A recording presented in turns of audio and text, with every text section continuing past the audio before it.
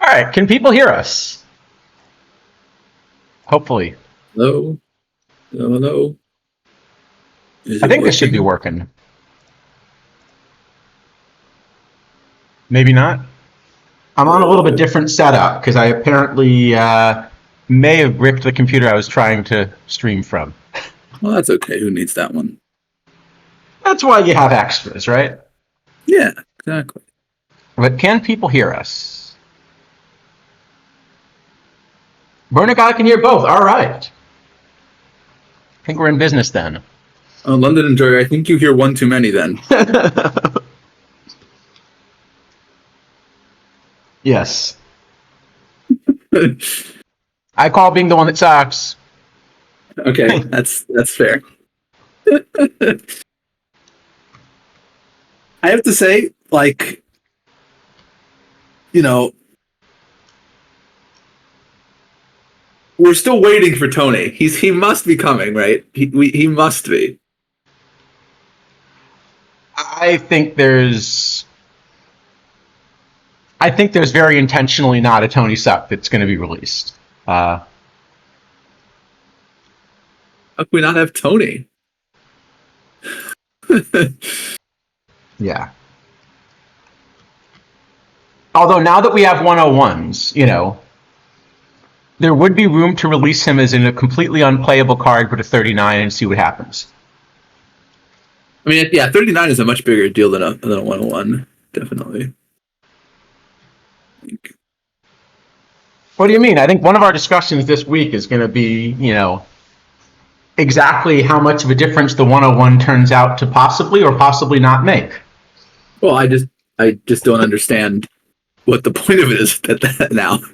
But anyway, hold on. Is Nightbot? No, Nightbot has done a good job this time. This is someone who is we should get rid of this. It's actually a link we're supposed to block. Yes. Ban. Get out of here. Is that the first person we ever banned in chat? No, I've banned a couple similar ones. Okay. I've never banned a real person. Just that stuff. I think we banned one real person out of solidarity. There was someone that was behaving badly toward several streamers in the community. Oh, that was, I think, but that was a couple years ago. Yeah. Yeah, it was before my time, I guess. Anyway, good. How's everything going this week? Yeah, it's well, nothing has really happened in the past few days.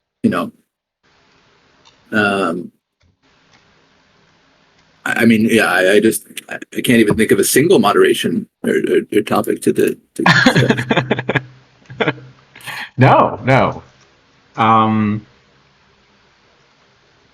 All right, where should we start this week? Oh boy.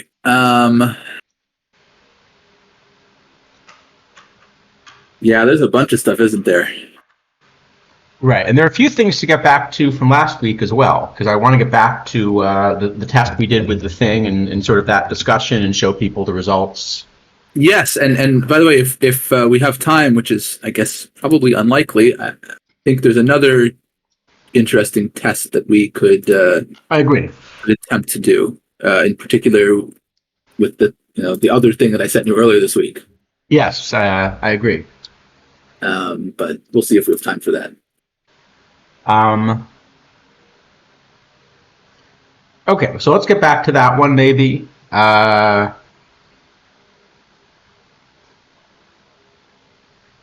And I guess there is some other news this week.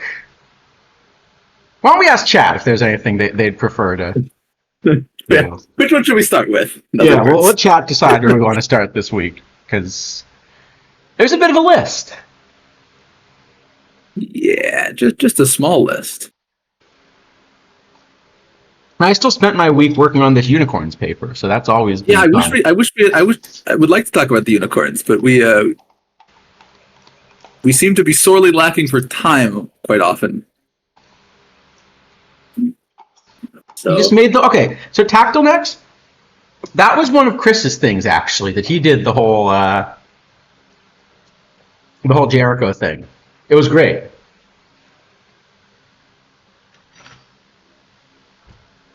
Um, all right.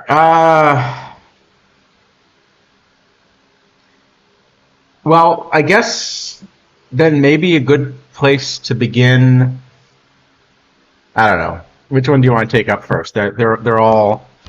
oh boy, none of them are particularly pleasant. Um,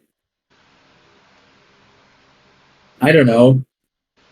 I guess we should just go for the big one first. I guess. Sure. We can jump right in. So I guess last week we had a whole discussion, and actually I remember kind of Spore was sort of making the case that really the censorship thing was overblown, and people should feel to say anything they want to in the OOTP developments chat. I have a different view.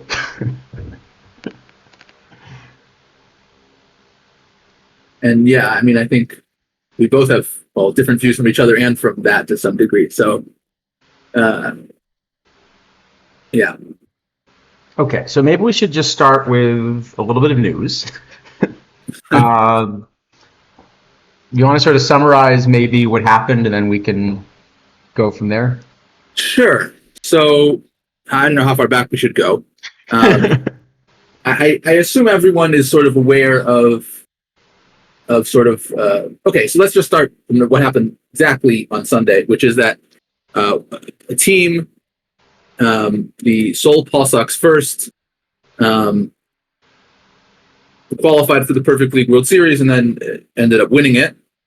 Congratulations! So congratulations to them, of course. They get their piece of plastic. They get the piece of plastic. I do want to point out along the way that they did beat me in the semifinal, in the conference finals of our league. Nothing I'm going to say has anything to do with that. No matter if this team exists, doesn't exist, spends $10 million, spends nothing, doesn't matter. I'm going to play a good team. We had a 50-50 series. I'm going to have a 50-50 series against someone. But what it does mean is that this whole mess is really your fault. Yes. I mean, because if you had just won one more game, none of this would have happened. Really, the fault lies with my batters who just absolutely refused to hit with runners in scoring position in game one. I think I started like 15 runners on base and lost by 1 run or something. So that was a bit unfortunate. So I don't remember which batters were the worst offenders, but we can blame them. Yeah, my team in the playoffs seems to specialize in like stranding the population of a small village on the bases each week. Yes, yeah, it's a little bit frustrating when that happens, certainly. For me though, I just assume it's because we rely on walks instead of hits. Yeah, I mean certainly the more walks, the more like you are going to be just stranding runners on base. I mean, no, that's definitely true. Yeah. But in any case, so for those people who aren't aware, about, I guess it was 3 or 4 weeks ago now, there was some, let's say, suspicious activity regarding the Takashi Saito card. So I'll just kind of summarize the facts as I'm aware of them. At some point, the day after TV1 released, after only 3 tournaments had finished, which had the possibility of awarding a Takashi Saito sold for $21,000. Or 20,000, right? 20,001, I think. No, it was 21,000. Okay. There's 21,000. Now, I should say there was an L10 of 21,000 for Takashi Saito. That's the thing we know for certain. Then there could have been multiple sales. Later on in the day, there was an L10 of 360,500 for Takashi Saito. Okay. Now, the most, the sort of cleanest explanation is there was a sale at 20,000, 21,000, and there was a subsequent sale at exactly 700,000, right? That would make the L10 come out properly, but okay, there could have been a number of sales. We don't really know. Subsequent to the L10 update, the second L10 update that day, a Takashi Saito card was spotted on the roster of Seoul Paw Sox first in the tournament. At some point during the week that followed that, Sol Pawsox First was no longer searchable in the list of managers for some period of time, and at this point they are again searchable in that list, and they're actively, entering tournaments and managing their roster and otherwise playing the game. So, okay, when people saw this this sale, they looked and saw sort of which there'd only be three possibilities, which teams won the three tournaments, which were awarded. One of them was won by, I believe it was Maple Madness. They took a Dickey and had on their roster. So that one was out. One of the other tournaments was won by, I forget actually which account, another account that appeared to be sort of about a month old, and there was no obvious link from that account to anyone. It seemed like a sort of month-old account that was otherwise pretty normal. And then there was another account. The one team that won the third tournament was the Uido Woo Sox. I think it's Youido, I believe, who had a username which is very similar to the username of Sol Pawsox First. Sol Pawsox First username 17, just like numeral 1, numeral 7. And this Woo Sox let's do a little soul searching while we're at it.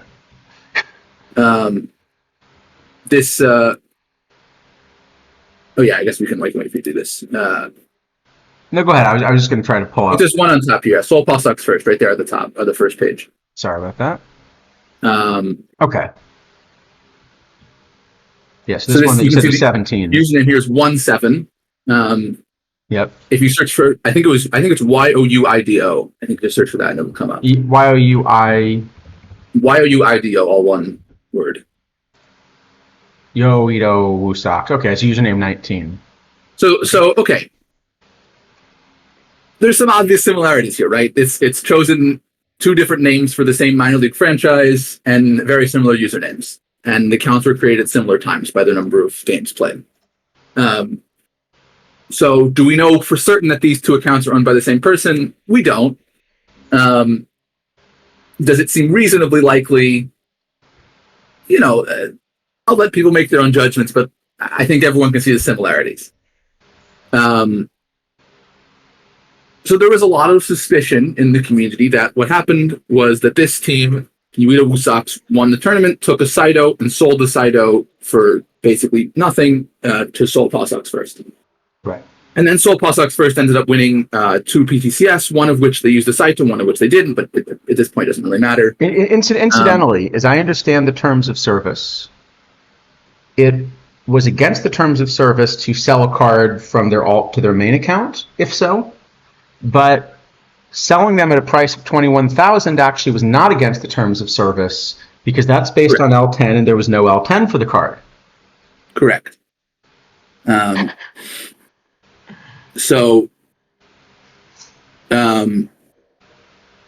many people have said, is there sort of absolute 100% irrefutable proof that this happened? Of course not. But I think that's also not actually, a standard. I disagree with that.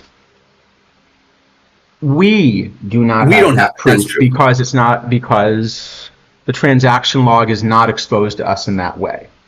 Someone should have it. However, the developers will be able to answer the question of whether they're the same account and what the transactions were. So the developers do have information. Whatever actually happened, the developers have that information. That is true. Yes.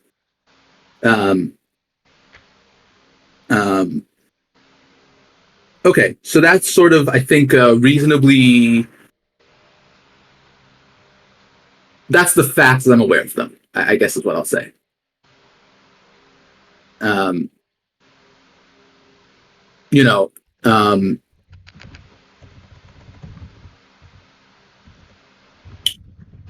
on the stream on Sunday, there was sort of, at the first part of it, there were, well, I don't know what the best way to say this is. There was a lot of people expressing their sentiment that there was a competitive integrity issue here.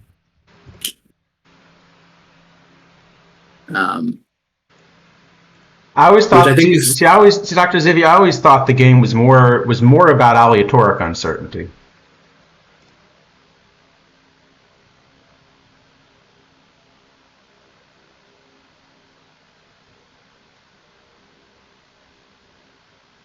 Anyway, um,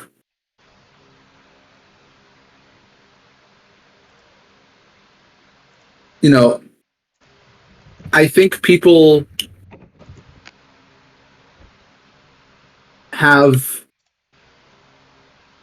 I don't think I think people should be, generally allowed to express their sentiment in that regard. Um, you know, um, whether any particular person believes or doesn't believe there is a competitive integrity issue, people are certainly allowed to feel that there is for sort of any reason and to say that. That apparently was not looked kindly upon, let's say, and eventually the stream was turned into emote only mode for some period, and then that was eventually turned off, and things sort of cooled down a bit, but not entirely by the end of the stream. Yeah, I don't know if there's anything else you want to say about that aspect of it, Charles. Probably. No, just next week's tie-in will be sponsored by Chinua Achebe. Okay. I think that's kind so. Anyway. Yeah. I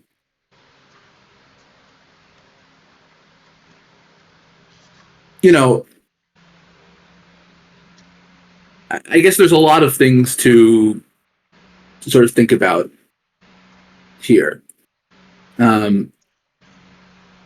Okay, I think the first question maybe is like,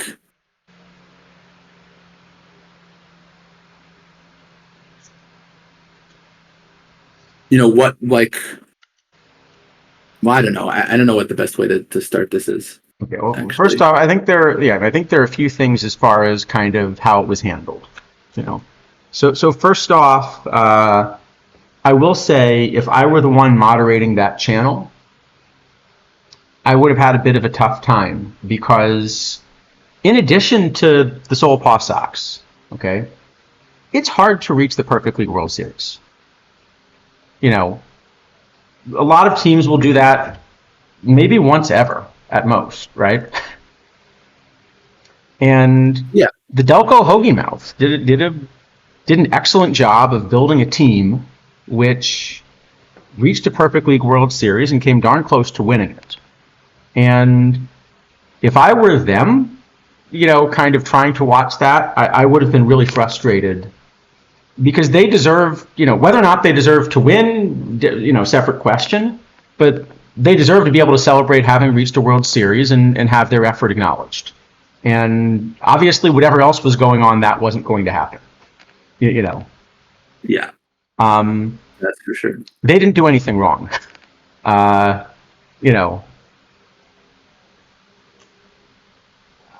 will also say that if there is no issue with the Seoul Paw Sox account, I really would expect OOTP to come out and say so.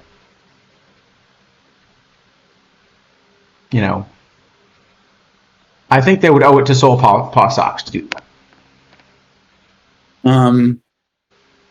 I mean, I think it would be a good idea, certainly, to do that.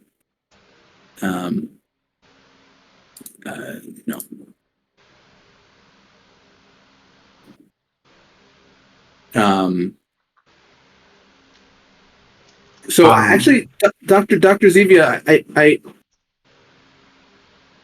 I think I don't agree that we know what happened. I think actually one of the things which is creating as many problems as anything else is that we don't know what happened.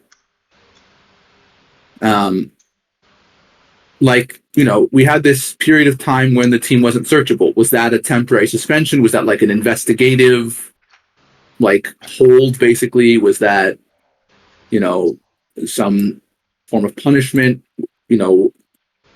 Right. We don't really know what this thing was. We don't know why the card is on the account. We don't know if any investigation was undertaken. We don't know if there's any kind of action of any sort. We know nothing. Right. But for example, but I will say one of the possible actions, just based on things I've heard that were done in the past, it could be that there was a temporary ban followed by essentially making the account pay the price for the card. And that's actually an issue because with a lot of these tournament edition cards, it's not simply a question of the price of the card, but the availability. Yeah, I mean, certainly by this point, there is no availability issue for Saito. No, but there was at the time. But there was at the time. As you said, there had been a total of 3 weekly tournaments with TB1 at that point. So there were a total of 3 TB1 cards, not all of which were Saito. In fact, the truth is, if you had most TB1 packs, Saito probably wouldn't have been the card you should pick. Well, I think actually now Saito probably is the card you should pick. But yeah, yes. But at that point, it wasn't. Yeah.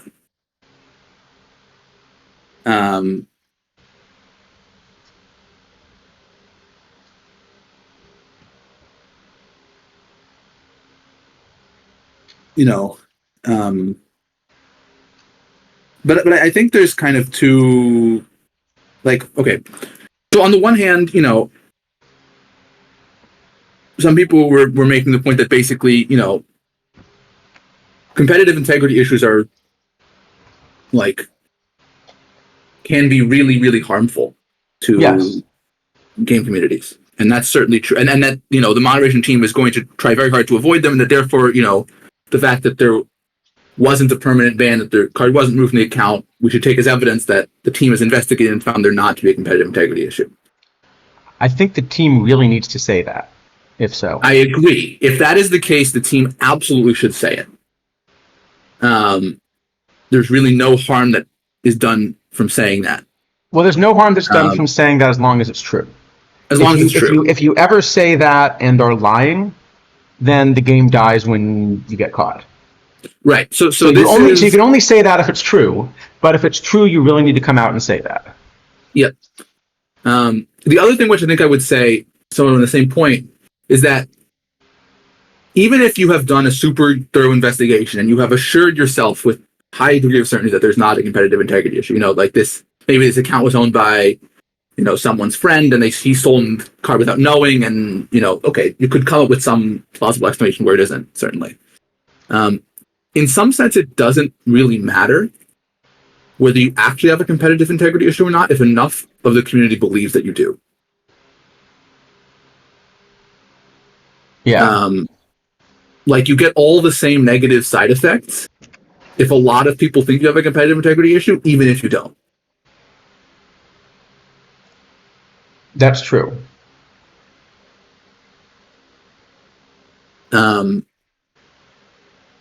And so I think this is the point, for me at least, where the only place I can go is a place that I think the only topic which I very actively try to avoid discussing on this stream, which is sort of the only other time in PT where there has been a sort of similar kind of situation, which was an incident back in PT 21, which is mostly referred to as Mattgate.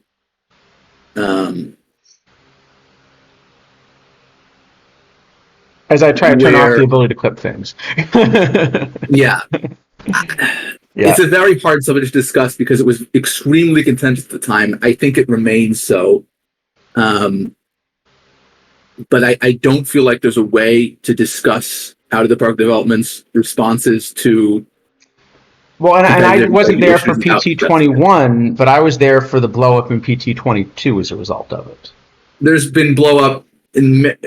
There probably still is to some degree blow up over Mattgate. I would imagine. Right. But there were 12 million more reasons in PT 22. Yeah. That part I still want to stay away from, to be honest.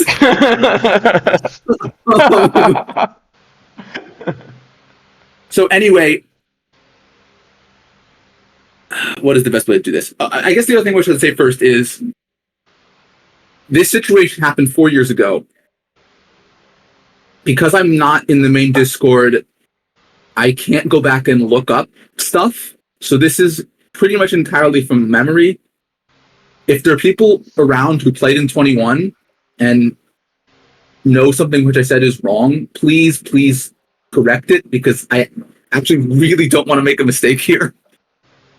Right, and I also should not. I can't comment on this because I wasn't playing in PT21, so everything that I've heard on it is secondhand. Okay, so here's my understanding of what happened, basically. Back in PT21,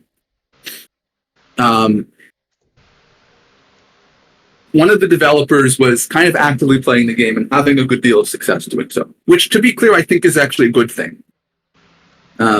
Like, I fully in support of developers playing the game. And in fact, now that I think about it, actually, Matt got brought up last year when Spore was starting to play a lot because people were still a little sketched out by it. Like, it's very much still around in the community. But anyway, one of the things when you're a developer is that some information about what's going to happen in the game, before it happens, right? Like, that's you kind of need to. And so it was eventually determined that this person had taken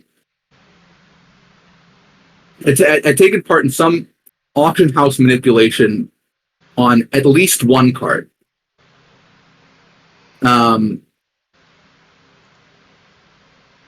Based on effectively inside information.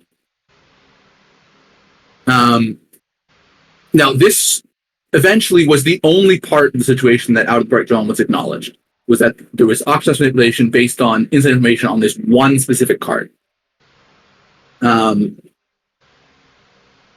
Well, eventually acknowledged. Originally, as far as I remember, they sort of said that it wasn't possible, and then eventually, as people produced more and more evidence, there was kind of no way around it. But then there was further allegations, basically, that this person was not only doing that, but was also sort of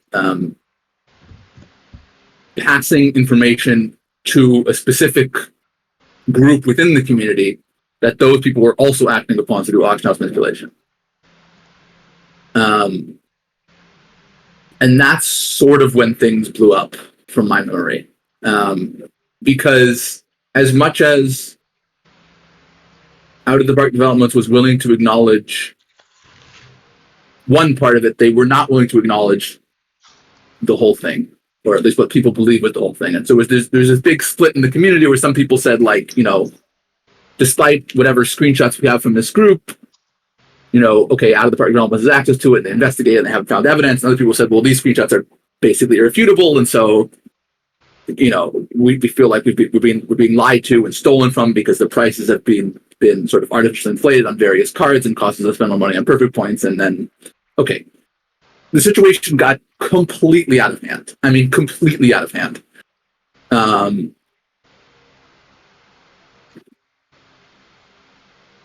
But I think it remains kind of the only time where Out of the Dark Developments has actually both acknowledged competitive integrity issue which existed and also issued specific punishment for it. And I think that's the thing which is the most relevant to this discussion, is that Out of the Dark Developments is aware, at least, I mean, generally the community opinion was that they didn't handle it particularly well, the punishment which they issued, and that it was sort of blown off a bit.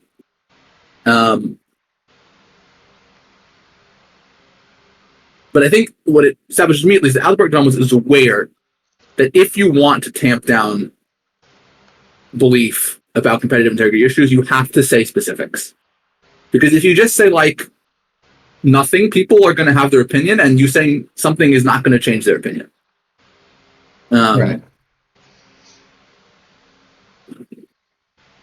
So I think that's to say that, like, Out of the Dark Developments, I think, either is or ought to be aware of what to do with issues like this, because they have experience. I mean, this has happened. Eventually it mostly blew over. I mean, again, like, remnants still exist, certainly. But Well, I think part of the problem is the way they ended up handling that didn't work for them. It didn't. And I'm happy to not discuss on air the other things they did as a result of it. But the ramifications of how they handled that for PT22, for example, blew up again. Yes, well, but it blew up in a different fashion. I mean, I think in a fashion that would not be applicable here, let's say, right? Well, maybe not. I think there. No, I think there could be a similar Maybe, issue because right? if you've spent a lot of money on the game to compete with these Maybe. teams, you have a similar issue. Yeah, and I mean, from that point of view, I definitely it's a tough position for them to be in because, like, no, worse than 3 points. Yeah, a Um, little worse than that, Dr. Zedin. um, yeah, it's no, I think that part of it. I mean, I'm not going to stop you, Charles, if you want to talk about it, but I don't know that it's super relevant. The No, I think specifics of that part of that's, it. as much as we're happy to discuss kind of stuff openly, I actually don't go out of my way to take gratuitous shots at OTP. you No, know, no, I mean, and one of the things about Mapgate in particular was that at the time, basically the main forward facing team consisted of Chris, who was the content director and kind of just the general like overlord for back left back perfect team, and Rich. And they were handling the situation, I think, at the beginning not great, and then at some point it seemed like people started to come around that they were handling the situation okay. And then Marcus eventually came in and set it on fire again because he said some things which just were sort of not really in keeping with the community's general feeling about the severity of the situation. well, I think this is the biggest lesson I learned as a game designer is there are, in various ways, games rely on trust between the players and the game designers. As a player, you're sort of trusting the game designer with your time, and you're trusting that they're going to take you in an interesting direction. In a game like this, you're sort of trusting that there's going to be some kind of competition and so forth. And so that's why it becomes a problem when you lose that trust and you stop giving game designers the benefit of the doubt. It's very difficult because now, especially because one of the things you learn pretty quickly as a game designer is that the community most of the time is wrong. The community almost always wants sort of the short-term thing instead of the long-term thing. But doing that consistently will break your game. I mean, it's actually the equivalent of the spotlight packs, right? The spotlight packs last cycle were essentially, everybody wanted their sugar rush immediately. Yep. But when you give people a sugar rush every week and they get addicted to it, you both lose the benefit and you've now broken other things about the game. Yeah. And now we have this kind of funny setup this year where we have some spotlight packs, but it's not as many and the timing's different. But then also we have sort of some mission designs that seem to require them, except maybe they're not coordinated with the spotlight packs. And so I think they're still trying to figure out how that system should work. But basically, as a game designer, sometimes you have to do things that in the short term will not make your player base happy because it's better for the long-term health of the game, or because you're seeing information that individual players aren't. But also, sometimes the game designer, you're going to get it wrong. You're going to try something and you're going to discover, you know what, that wasn't the right way to go.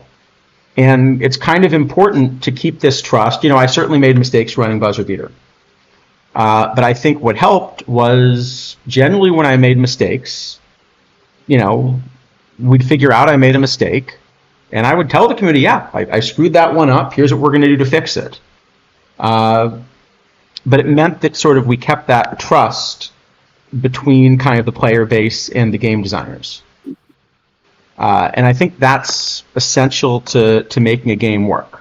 I don't expect every decision OOTP makes to be good. That's an impossible standard to hold any game designer to.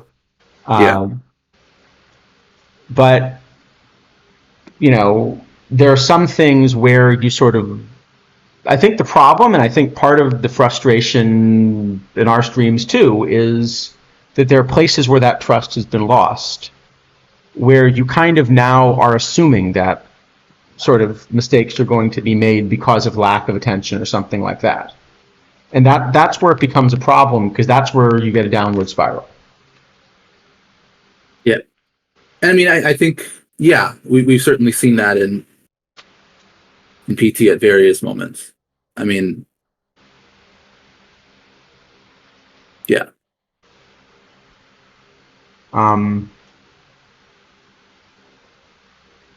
So, I mean, for example, I think if there were a really good relationship between the game designers and the community, I think they could I mean, I would still would like to have thought they could have figured out what combinators were going to be doing and why not to do it. But I think it would have been much easier for them to release it, figure out the direction things were going, because if you're going to release a feature like that, you should see what's happening. They might have thought that they weren't going to see teams of 26 combinators very quickly, but they certainly could have seen that was coming, right? I mean, they see what people were buying. Yeah, and as soon as you see it happening, as soon as you see it happening, you then go back to the community and say, you know what? We didn't think people were going to use the feature this way. We were incorrect.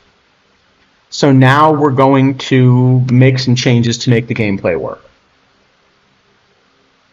And I think kind of doing that would have, done a better job of kind of keeping and building trust. Like I said, you do want the game design to always be trying new things. Otherwise, the game gets stale. So, when developers try new things, some of them are going to work better than others. But as long as you kind of keep communicating and keep showing that you're, evaluating it, I think you can make that work. And I think that's the problem here is, so what exacerbates this is that there's a potential competitive balance issue, but there's also this understanding that none of the people who is involved in game design, and sort of making those decisions are really looking at the competitive balance because they're not part of the competitive community, right?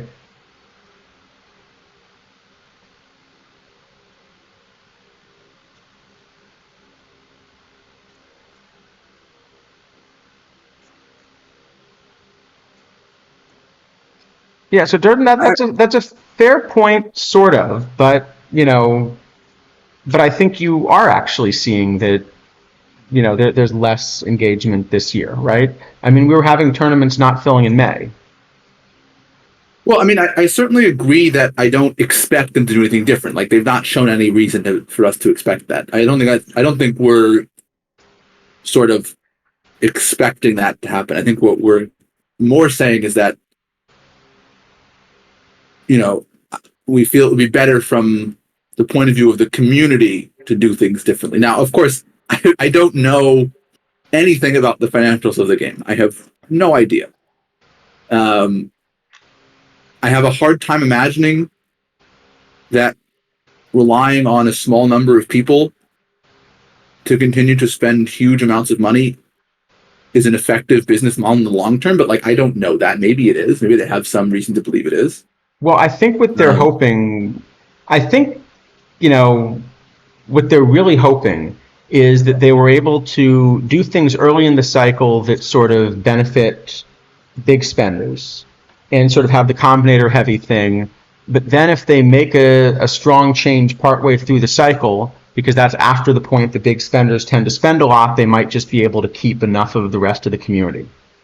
Maybe. So I think the difference about the way the other gacha games operate is the scale. Because, these sort of bigger gacha games, yes, they're operating on that too, but, but when everything is scaled up by 20 times, losing one person not spending is not the end of the world. When you're relying on 5 of them, losing one is a big problem. Yes. But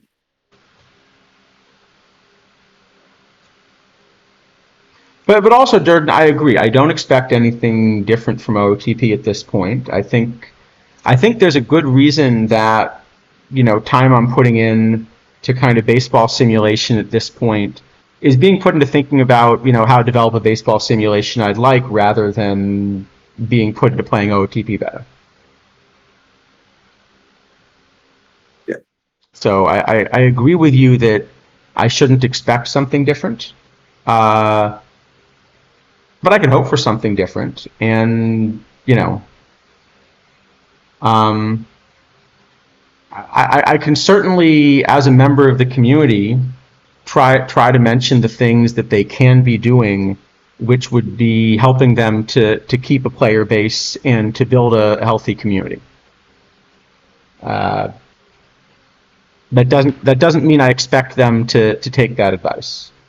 But it also doesn't mean that we're right. I mean, certainly we're missing some amount of data. No, we're missing data, and I mean, I think, as I said before, often players of a game don't actually have a good idea of what the right way is to steer that game. Certainly, yeah.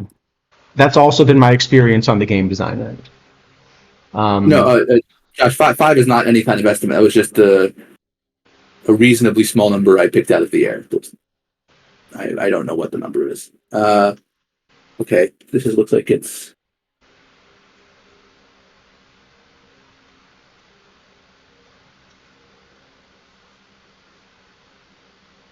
Yes, but so I think this is so. What BJM is saying here is the part of Mattgate that was like everyone agreed on. This is the part that OOTP acknowledged, and then there was another part which was extremely contentious, which was this whole sharing information with a group of people within the community, but not everyone. This part, I think, is the most similar to what happened here. I agree, because this is the part that was like everyone agreed this was a problem.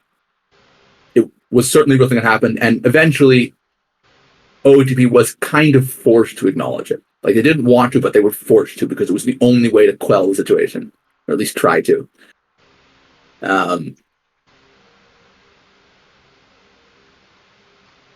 So, yeah, I think that's a fair summary of Mapgate as it relates to this Soul situation. Right. Like BGM is there. And I think there's a second issue, so we just had a whole discussion on the stream last week where Spore kind of had come in chat and sort of felt that we were incorrect in saying that, people shouldn't feel free to say anything they wanted to in the OOTP developments chat. So I think it's now clear why we said that. Yeah, I mean, and certainly we have somewhat different views on that subject. I mean, I think people have noticed, I'm more willing to give some opinions about cards in OOTP's chats than you are. I absolutely will not do so. Yeah. And I think it's perfectly reasonable for Spore kind of to say that in his opinion it would be fine for me to do so. I don't feel comfortable doing so based on the past history. And sure, and that you're certainly.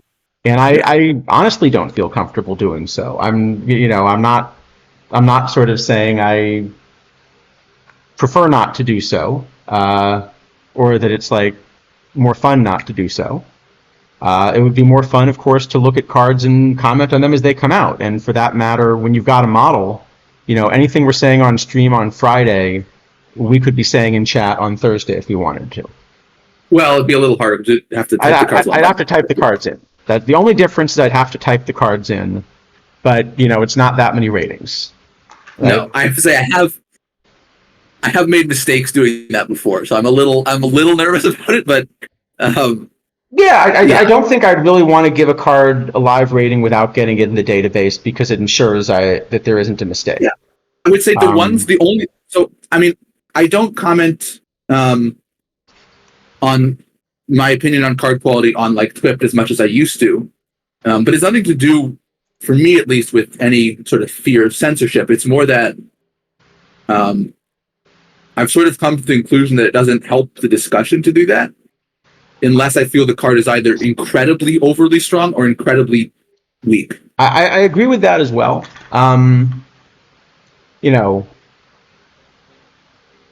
But look, I think this is just also part of the background, right? The fact is, there was a point that this was an affiliate stream, and based on things we said about decisions made in the game, we were banned from the main Discord and we were removed as an affiliate stream. Well, that's on the affiliate. I mean, that's the speculation, at least. We of course haven't been told actually in either case. Yeah, that's true. There has been no communication. In fact, we have not even been told that we're not affiliates. So, in principle, it's possible that the drops simply aren't working. Yeah, they've been very broken for the last year. It must be a tech issue at our end. So, I apologize for that. But, you know, we were banned from the Discord and removed as an affiliate without explanation or direct contact. And this is something that not only is the community aware of, but like frankly, it's sort of part of our branding at this point, right? So, you know, if OOTP wants to explain what they did and argue it's justified, that would be an improvement, I think, over no communication. But the perception of anything we say is kind of going to be colored by that, you know. So when I say something with that background, it's going to be perceived as different than when somebody else says it without that background. And that's just part of the backstory. You know, and so one of the things that means is, with that combination, I feel that I should keep most of my opinions to my own channel and to non-OOTP Discords. And I try pretty hard to make sure I'm doing that. I have appeared on affiliate streams, and when I do, there are some topics that I just won't get into. And, you know, that's kind of the way I've handled it. But I don't think it's healthy. You know, I think, you know, I was sort of talking about this trust with the community, and if as a game you're basically telling the players that you're only willing to receive certain kinds of feedback, it's very hard then to also build trust there. Because then what it means is, in the places where only some feedback is allowed, even if you get a positive reaction to something, that's going to be treated with skepticism. Right? It has to be. And that's unfortunate, because there are a lot of very positive things that OOTP does as well. You know. And again, isidafo and I have different takes on this, right? So, you know, you very much do feel comfortable saying a lot more things in the, you know, in the official channel than I do, right? Yeah. I mean, I will say for my part, you know, I like, you know, sort of last cycle you appeared on the post clip shows a lot, and I only so a few times, but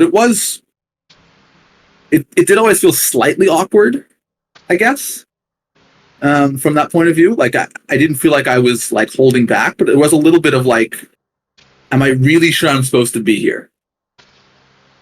Yeah, you may have noticed I was very careful with what I said on Lap Stream.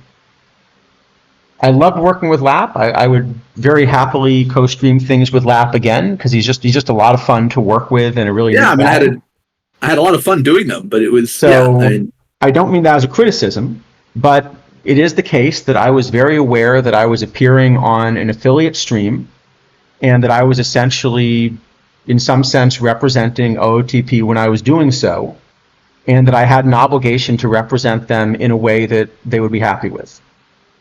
I mean, at least from my point of view, that did not, you know, I was still happy to, you know, give my legitimate opinion on a card. I thought the card wasn't very good, right? I had no problem saying that, or, you know, to criticize particular things about the game. But like, yeah, there certainly is some, you know, at least to me, it felt like, you know, I was comfortable doing that, but even there, I think I would try to put a more positive spin on it. You know, in other words, if Lap just, you know, Lap also is, you know, good enough at evaluating cards that he figured out there were some cards that, you know, he figured out there were some cards that he shouldn't ask me about, right?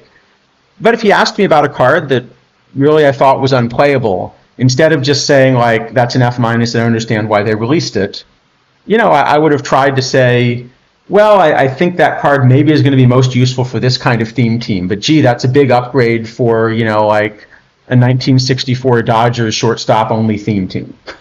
Right, I mean, like I You guess the guy know, I'm thinking of from last week is like Brandon Webb. I mean, that's a card I think was definitely supposed to be a lot better than it was. I mean, it's sort of a completely unplayable card. yeah. Actually, So it's so I think if Lap asked me funny. about that card, I think what I would have said on his stream would have been something like, yeah, I don't think I'm likely to want to play that on a top end league team given the other options out there, but it's probably an upgrade for, most, and it is probably an upgrade for most rotations in Gold and Diamond leagues.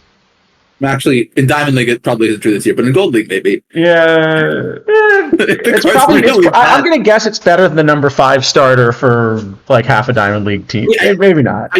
I do have kind of a funny, interesting question on Webb. Maybe you have an idea. So this week in Perfect League, at least as of last night, Brandon Webb was the third most played pitcher by batters faced. Number one was Martinez. Number two, Tanana.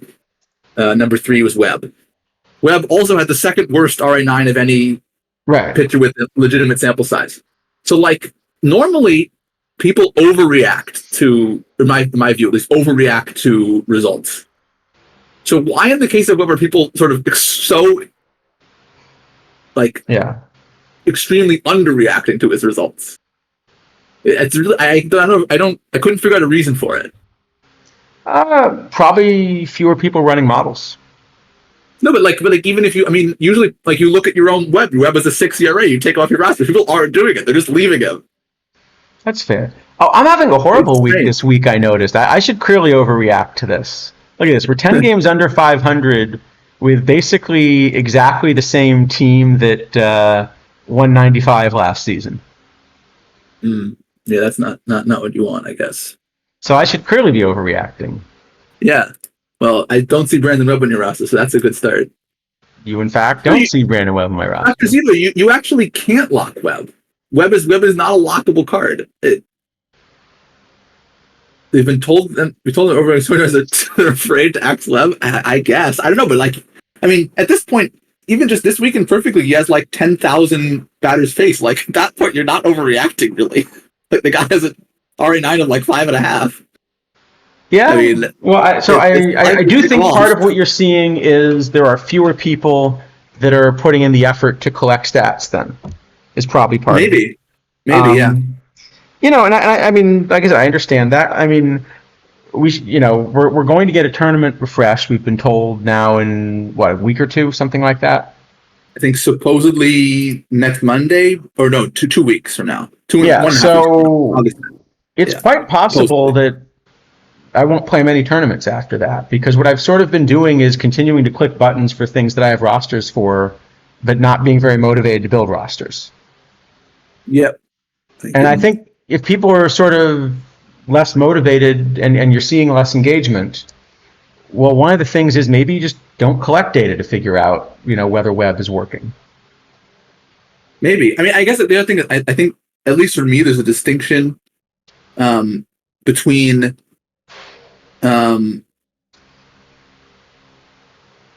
like actual rebuilds and just like replacing single cards with the new better one. Like I haven't done a real rebuild of a tournament in weeks. I've done things like, okay, I acquired. Yeah, no, Chipper neither Jones. have I. If I get a new combinator, I'll stick it in the roster. Right, Chipper And Jones. Chipper and Jones if is I better have than to Joe actually Tinkers rebuild the twice. cap to do it, I probably won't stick it in the roster. Right. Yes. Pretty much. Yeah, I'm not really playing the game the way I was before. I'm just not, I'm less motivated. Yeah. And that's, but that doesn't mean everybody feels that way. That's where I'm at myself at the moment. No, I mean, I'm basically still trying to do well in league. My plan basically, once I inevitably get demoted from Perfect League at some point, or I win the thing, that's probably the point at which I'm sort of, just gonna stop even doing the button clicking, most likely. But Yeah, I'm more excited about kind of this other development at the moment, but that that's where I'm at the moment. That may not be where I'm at in a month, in either direction. Sure. You know, we're all playing games to have fun and so forth, right? In theory, that's what I've heard at least.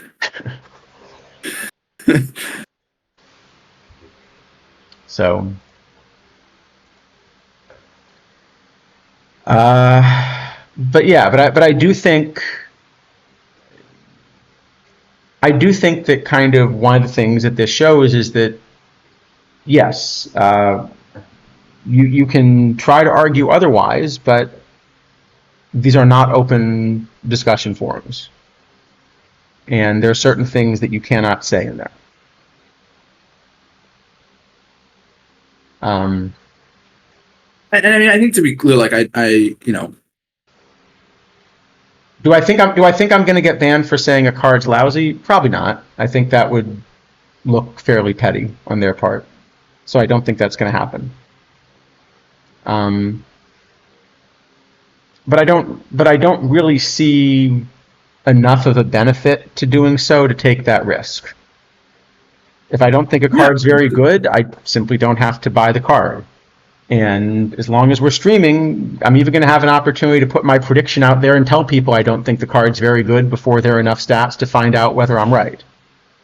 Because we're also kind of nailing our colors to the mast in that sense, right? When we come out and say like Brandon Webb is an F- and completely unplayable, etc.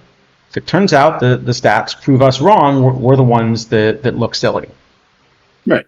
Yeah. So we're willing to do so, and that doesn't guarantee we're always going to be right, but um, We do our best. we do our best. We do our best, and you know, we think we're right enough of the time that it's useful to keep doing it. But that doesn't mean we're going to be right 100% of the time. And given the number of cards we disagree on, we can't be right 100% of the time, because every time we disagree, at least one of us has to be wrong logically, and often we're both wrong. It's sort of somewhere in the middle. Yep. Yes, the treasure trove will have not F minuses. I mean, Larry Jansen in particular is an incredibly strong card.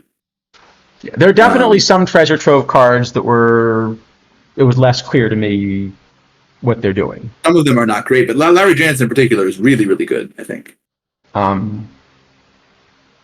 I looked at a few of them by eye, but I haven't actually run any models, because what I spent most of this week doing was both working on the unicorns thing and then trying to figure out how to get the pitching thing to work for the Tony Suckball stuff. Which actually I think I may have finally had some ideas for how to do. Oh, nice. Well, that's good. It's kind of a mess, but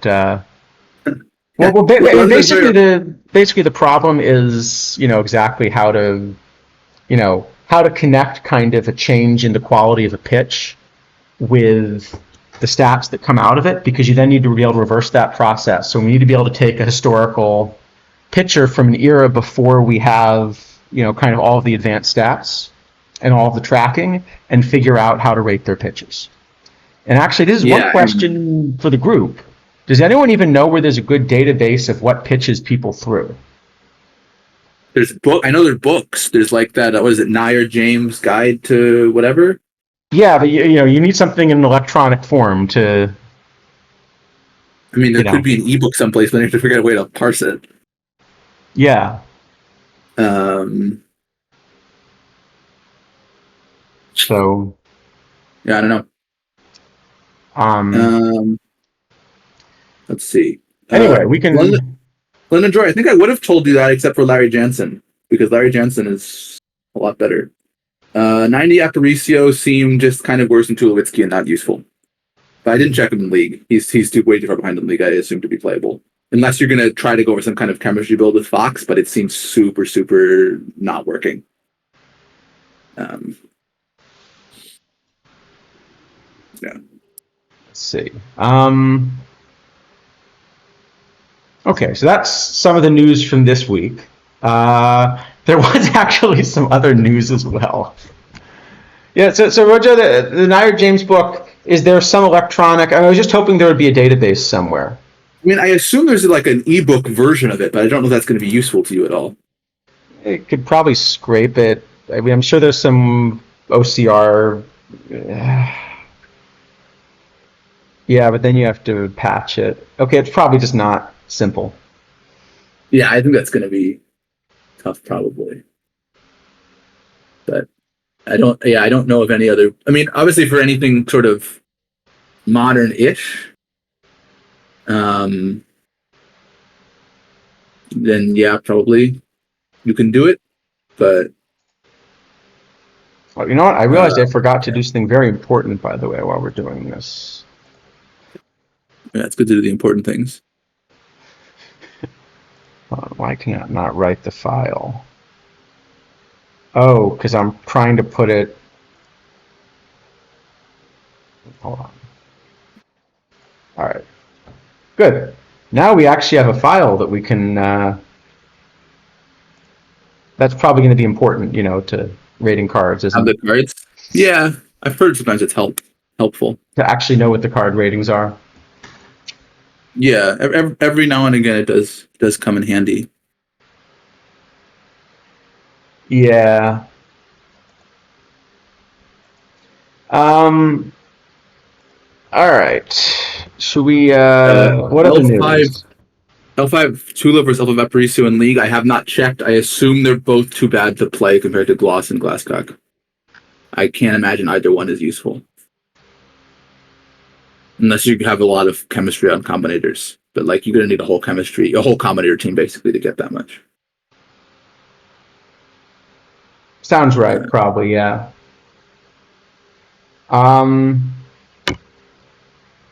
right. What else do we got? Oh, well, it turns out that the fact that a card is 101 is important now, possibly, or maybe not. Yeah, that's a sort of weird thing. So we have two. Are they still available? Yeah, we have 2 spotlight packs you can buy. And whether or not these spotlight packs are at all useful, kind of is a little tricky. So if you look at, first, let me find the list of spotlights exactly.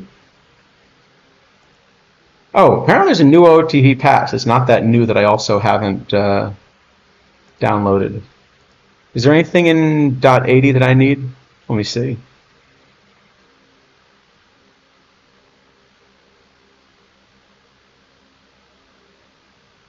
Doesn't look like anything critical, but I should probably download it.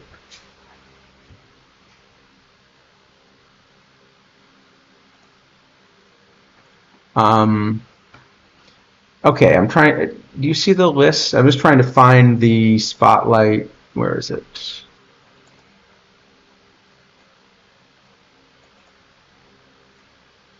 Here it is. Okay, I found the thread. I found the thread. I think there are 2 things with 101. So the first is Here. beyond the spotlight odds thing. I just don't understand what the point is at the moment. Like, okay, the first couple 101s we got were Tulowitzki, Morgan, Williams, Martinez. Okay, those are all like big jumps over the available stuff. So okay, I can understand giving them an extra point. Then we got Helton and Mauer that were big jumps, and Beltre, which is like a small jump, but probably was supposed to be a big jump and just came in a little bit light. And then this week we got Spawn, who's a big jump, Jackson's a little jump, and Mordecai Brown, who's like barely in the meta on release. Wait, so weren't we being bribed to say he was worth $1.5 million? Oh yeah, someone should have paid me more. No, I mean it's just weird. I don't. There doesn't seem to be any different than 101 and 100. I guess it's kind of the same, like 70 for 71. It doesn't, sometimes a better card gets a worse rating, but it just seems to be kind of random at this point. Like I don't see the plan. I guess is what I'm saying. Yeah. So anyway. Okay, but there's actually an enormous difference. So if you look at the odds that I posted there, just scroll down. Look at the last post there, which has the odds for Spotlight Packs 11 and 12. And if you want to know whether these packs are valuable, well,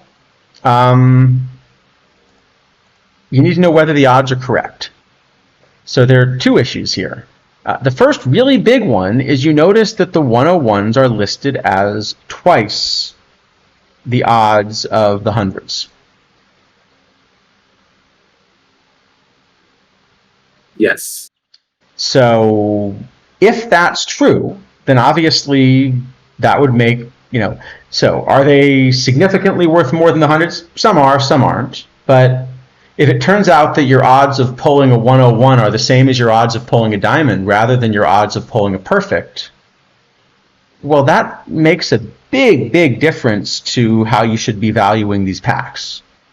Yes. And my guess as to what happened is for these particular packs, they are, and this will be a bug this is a bug that's going to get fixed in, short order. So for two reasons, I think that. So the first is, if you look at Spotlight Pack 10. Okay. So you just scroll up there and look at the other. Yeah. So you'll see that Mike Hegan is not included in Spotlight Pack 10. He could have been. He was part of Baseball Reference 4, but he was just, it's a mistake. It happens. But the important thing is that on that pack, the odds add up to 100%. Like the printed odds add up to 100%. Or, it's rounded slightly, but, close enough. Spotlight Pack 11 also doesn't include Mike Hegan, or at least it says doesn't include Mike Hegan, but if you add up the odds, they add up to basically one silver less than 100%. Yeah, I was going to mention that. I couldn't get them to add up. I got slightly different odds. It seems like what happened, basically, is that Mike Hegan actually is part of Spotlight Pack 11 and wasn't listed due to probably, basically, bad practice, bad programming practice. Well, there are several in there. So the one that's most frustrating to me is that they haven't figured out, if you're just printing something from pandas, they have to add one little tag that gets rid of the dot so you can actually see the full name of the card. Because I had to write a completely different matching thing to value Spotlight packs because they couldn't output the thing correctly. Dumb. It's so dumb. But yeah, okay. So I think almost certainly what happened with the 2x multiplier is there's some piece of logic which is something along the lines of if overall equals 100, multiplier equals 1, if overall greater than equal to 90, or else if overall greater than equal to 90, multiplier equals 2, and all you just do is make the 100 greater than equal to 100 equals 100, and the problem is solved. Okay, I've written bugs like that before. It happens. Normally you catch them before things go live because you have a test suite and your test. A what? Yeah, I know, crazy. The basically the sanity test is going to catch that one. Did something break horribly test will tell you that. And also probably when you learn as a developer that you're adding a new overall, probably the first thing that you do is you go search your code base for any time you're checking whether things are equal to 100. That would make sense, yes. So, okay, it should be caught. It's a mistake. It's a bug, whatever. I'm not so concerned about that. Other than that, I think it's really bad that there's apparently no testing going on here. The Hegan thing, I think, is really, really a lot worse because with the Hegan, the only way to explain the Hegan thing is that there are, two files or database tables or whatever that this thing is pulling from, and they're not updated in the same way. Right. And so they can get out of sync very easily, and in fact, they have.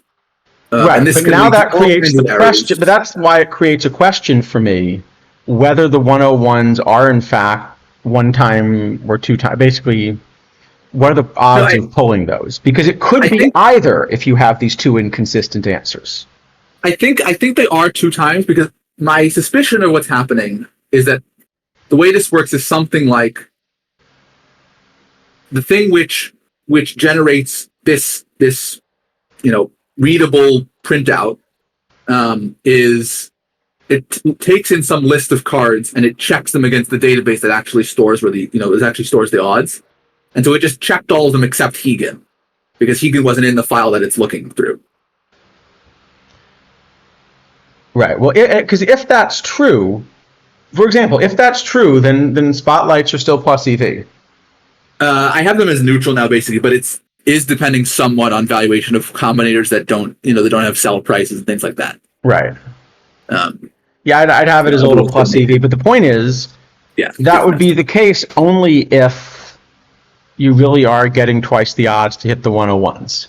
Yeah, I was finding the difference in value from this was about 7,500 for the Spotlight 11s and about 20,000 for the Spotlight 12s. Yeah, I've got it about that. Hold on, I must have it exactly that because I think I'm using the code you sent me at one point. Oh, well, I've changed some assumptions since then. You probably have too, so it was close enough. Yeah, I've also made a couple, but it's pretty much your code.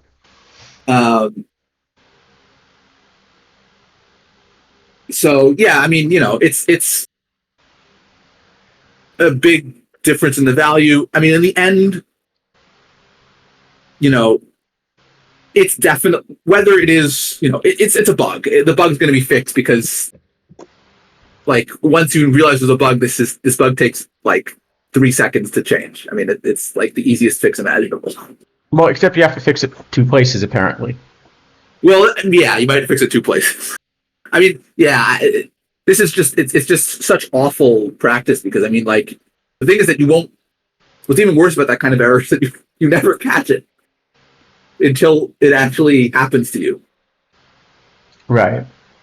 Like, there's no way to catch it in advance because it only happens once you actually make a change someplace, and otherwise you won't ever find it because there's no actual bug until then. Like it, so it's yeah, horrible. Yes. That sort of coding sucks, and not in that good Tony sort of way. No, it's just, yeah. And I mean, we've certainly, I think, been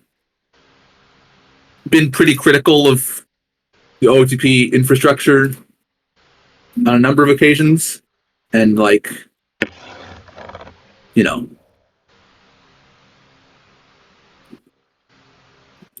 I'm still not, in any way convinced that there's, generally good software development going on there, let's say. Yeah. But yeah.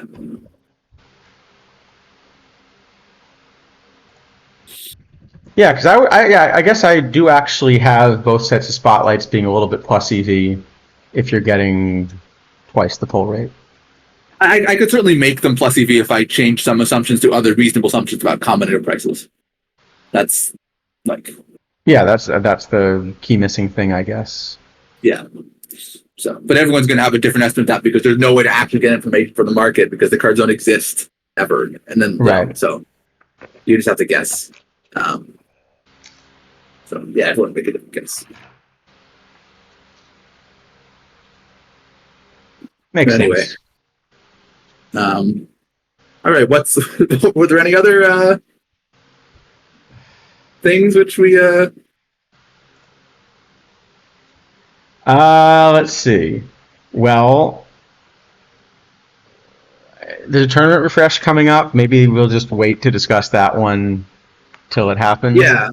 I mean, I'm really glad we're getting it. I still wish that we didn't constantly get like PTCS and refresh and new tournament cards all at once, and instead we kind of spread them out so people didn't burn out like crazy and we could like spread engagement over the cycle. I do worry that there's already an engagement issue, and this makes some of it trickier because you do have to rebuild rosters in order to, do refresh tournaments.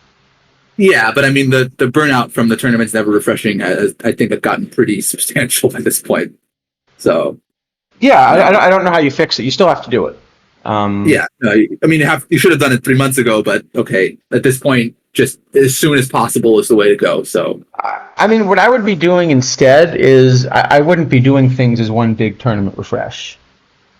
But I think this is true for tournament batches as well. I think just as there's kind of new content every week, you can kind of update the tournament cards each week too. Yeah. I don't see why they have to be discrete batches like that. Yeah, that's an interesting point. And maybe a good example of that is Jimmy Collins, actually. of how that ends up being can be a problem. Because like I think when Jimmy Collins came out, we both kind of thought he was the best third baseman, like the best league or open third baseman. Yeah. And like none have sold ever. Not because it's not a useful card, but because Garciaparra and Dickey were better, and so no one ever took Collins. Yeah, and then by the time he got the point you would take him, yep. And and then Gloss and Beltre and whatever, and they're just dead. So yeah, the batch is definitely. I mean, it basically means that like actually for a while it was like almost working exactly as you would have predicted. Like out of the 10 TB1 cards, 5 of them hadn't sold. Which is like that's exactly what you'd expect to happen. Yep. But I thought we promised not to talk about TB1 cards being sold. Oh, it looks like a Collins finally sold for 200K. There wasn't a sale yesterday. Okay. Well, I guess there's now the only cards which have no sales are Scales, Donlin, and Gossage. How is Gossage no sales? Gossage is probably the second card I'd take at this point. Yeah. I think at this point my order would be Saito, Gossage, Garciaparra, Sutton, Dickey, and everything else is useless. I think depending on the tournament refresh, I could see Cott going somewhere. Maybe Cott. Yeah, maybe Cott.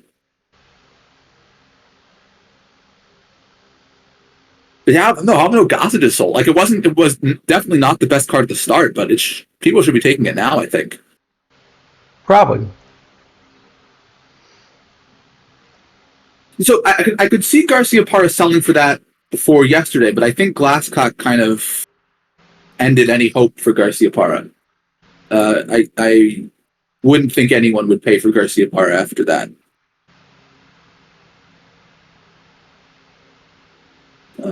Probably depends on the price. I guess maybe you could argue there's some kind of chemistry build with Garciaparra and Martinez, but it seems and Williams to make work. But Williams isn't that much though with them. I mean, Helton is the same year, but there's no teammate overlap. Yeah. It probably doesn't get enough. Okay. Yeah. All right. But yeah, L10 stickiness is definitely a real thing. People will probably still pay too much for Garciaparra and Dickey. Let's see. I guess there was a discussion that came up today about engagement. Maybe we can just leave that one be for another week. Yeah, I think we said enough about that. Oh, you were going to mention something about how nice it would be if they changed the league year. Oh, boy. Yeah, I mean, it was very vague what was mentioned. There was some mention that at some point in the sort of intermediate future that the team was considering changing the league year to 1969 for a week, the league run environment, I should say. Which I'm not going to say can't work. I think it probably can. But especially given the sort of, let's say, lack of testing that we've seen this week with the spotlights, I think that is an unbelievably dangerous thing to do for an extremely minimal upside. For a few reasons. So the first one is just that I think the way that changing the run environment in league will interact with the way that league works, and the way that changing the run environment in tournaments interacts with that is going to be quite different. Mm-hmm. And I am not at all convinced that I or the development team or anyone else really has the resources to actually make an accurate prediction of what it will look like. And I don't know that anyone can without actually testing it first. Wait. Test first? Yes, testing it first. I know this is crazy. Okay? So what I would suggest to the development team, if they're really convinced that they want to do this, to do two things. First, to create a parallel environment of Perfect League and run a lot of games, or run a lot of scenes in 1969 against it. And then once you've done that and become confident in what's happening, to sort of intentionally create a league in like Rookie or whatever with a bunch of teams that haven't logged in since launch and actually run it for a week on those teams. Because we've definitely noticed some weird stuff in the live environment. Like, for example, last year, there was this Diamond League that, for whatever reason, the number of home runs in it just doubled. No one really knows why. It happened for 1 week in one Diamond League. Yep. There was a lot of speculation, particularly in PT23, that some portions of League Evolution were still on, even though the team said they turned off, because people sort of tried to turn everything off in base game and couldn't do it. Like, there were some parts of the thing that just, like, you couldn't disable. But the second thing, which I think is maybe even more damaging, is it's very, or more, not damaging, more scary to me, is it's very clear that there's some aspect of memory in League from one season to the next. So we can see that, for example, in Perfect League, every week one conference's playoff games go first, and it alternates every week. So, like, there has to be something which is being remembered about the previous week. And as soon as you do that, you can get all kinds of weirdness with, like, running normalization on the wrong set of cards, or having the auto calc settings be weird, or running at the wrong times, and just any number of bizarre things can happen that will make the thing look very much not like intended. And if it happens, you have no way to undo it midway through.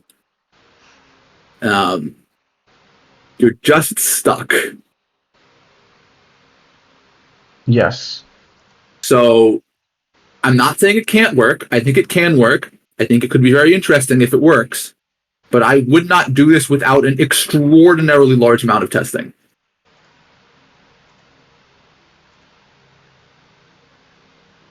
Sounds reasonable.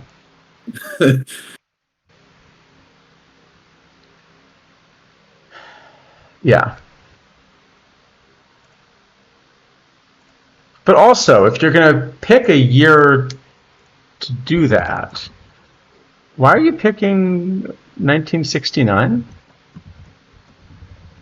Yeah, I don't know. I mean, apparently, based on PTCS and PTMS and this stuff this year, the only time frames that exist are 1960s and early 2000s. We've had, like, now 61 and 69, and the PTCS were like 2004, 2011, 2009. Those are the only 2 eras in baseball history we've learned. Yeah. It's true. But even there, like, it's sort of a weird year to pick. Yeah, it is. I mean, I think it would be definitely, I think, a bad idea to pick a year in the 3 starting pitcher earlier setup, because then you're kind of just incentivizing, like, there's no building to incentivize. You just get the best starters and you run them, and you don't have to actually do any good thought about roster building, because you'd have a million roster spots. Right. So that, I think, would be a big mistake. Especially because you can rotate cards, so you would be less roster spot concerned.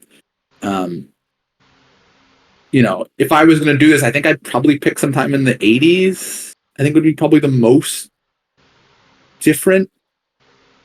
But I don't know. In all honesty, I don't know that it will end up being any different. Well, I don't know what they're trying to get out of it, I guess. But if you're trying to sort of force people to rethink their league rosters, yeah, I would pick something a bit earlier. Well, depends. I mean, yeah, it's true. It depends what you're trying to do, because the thing is that, like, if you pick 1940, let's say, you'll have to change your league roster a lot, but it's also very easy to figure out what you have to do, assuming that it looks like 1940 does, which, again, is a big assumption without testing. What, London Enjoyer? I'm going to just choose not to quote that one on air, because I'd have to agree with it too strongly. That's very true. But well done, yeah. Because, like, especially when you can rotate cards and you only need to carry, like, 8 pitchers, there's no crunch or roster spots. You just jam on every position you can find, and you don't have to think. So I don't love that idea. I think it creates interesting micro possibilities. Well, except it's hard to do it, because you can't opener, you can't, like, you're very restricted in what you can actually do in terms of micro. You think you can't? Yeah, you think you can't opener? Well, okay, you can, but it doesn't. It doesn't really work so great. Yeah, that depends how it's implemented, doesn't it? Sure. I mean, you can do stuff. I mean, I will say, like, back in the days of pseudo or stuff, something like that, it would have been very interesting. But without like real pseudo, it's a lot less you can do, I think. Can I just point out that you said real pseudo as a thing? Okay, yeah, fair enough. And we all understood what you meant, too. Yes, I mean, well, people who played in 21 and 22 at least did. Yes.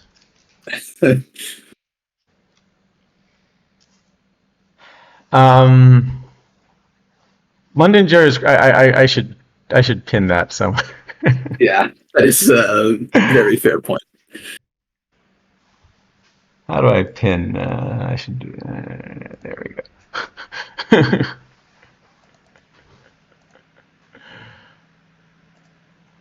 Yeah, that's a good point.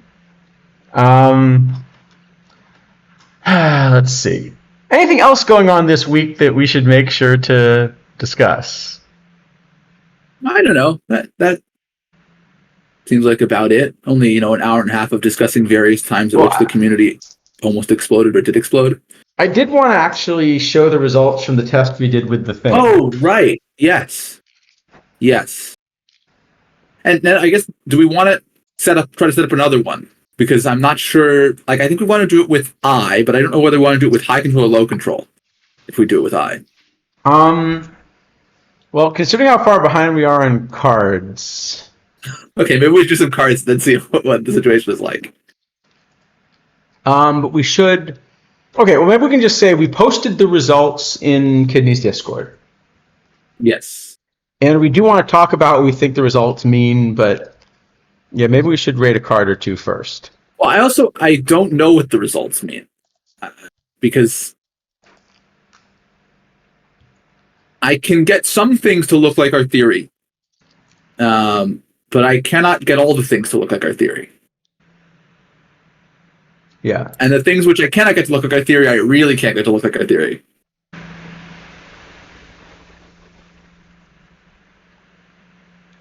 So I'm confused. Right. Oh, apparently. Well, I'm gonna send you something quickly on Discord as well. But maybe we should look at a card or two. A card? What are those?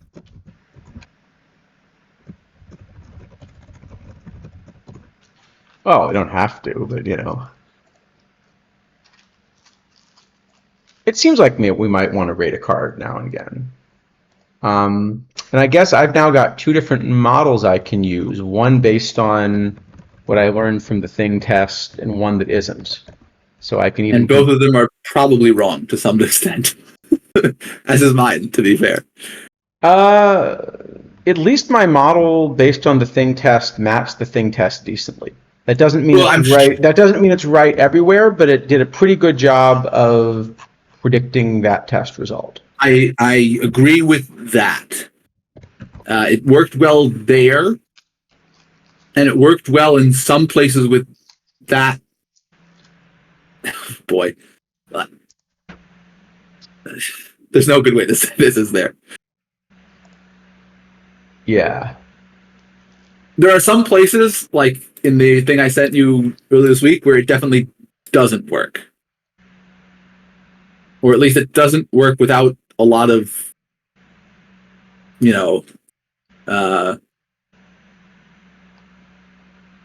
fudging, let's say. Right.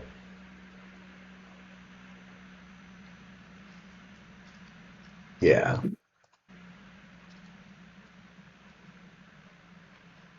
Anyway, point is we've got two different models we can compare.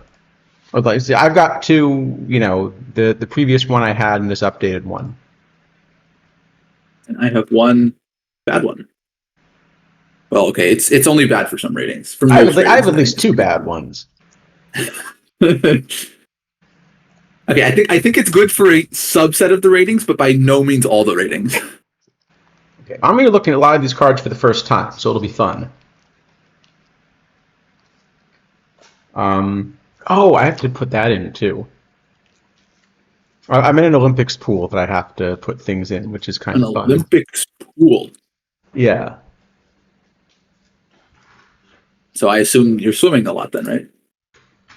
No.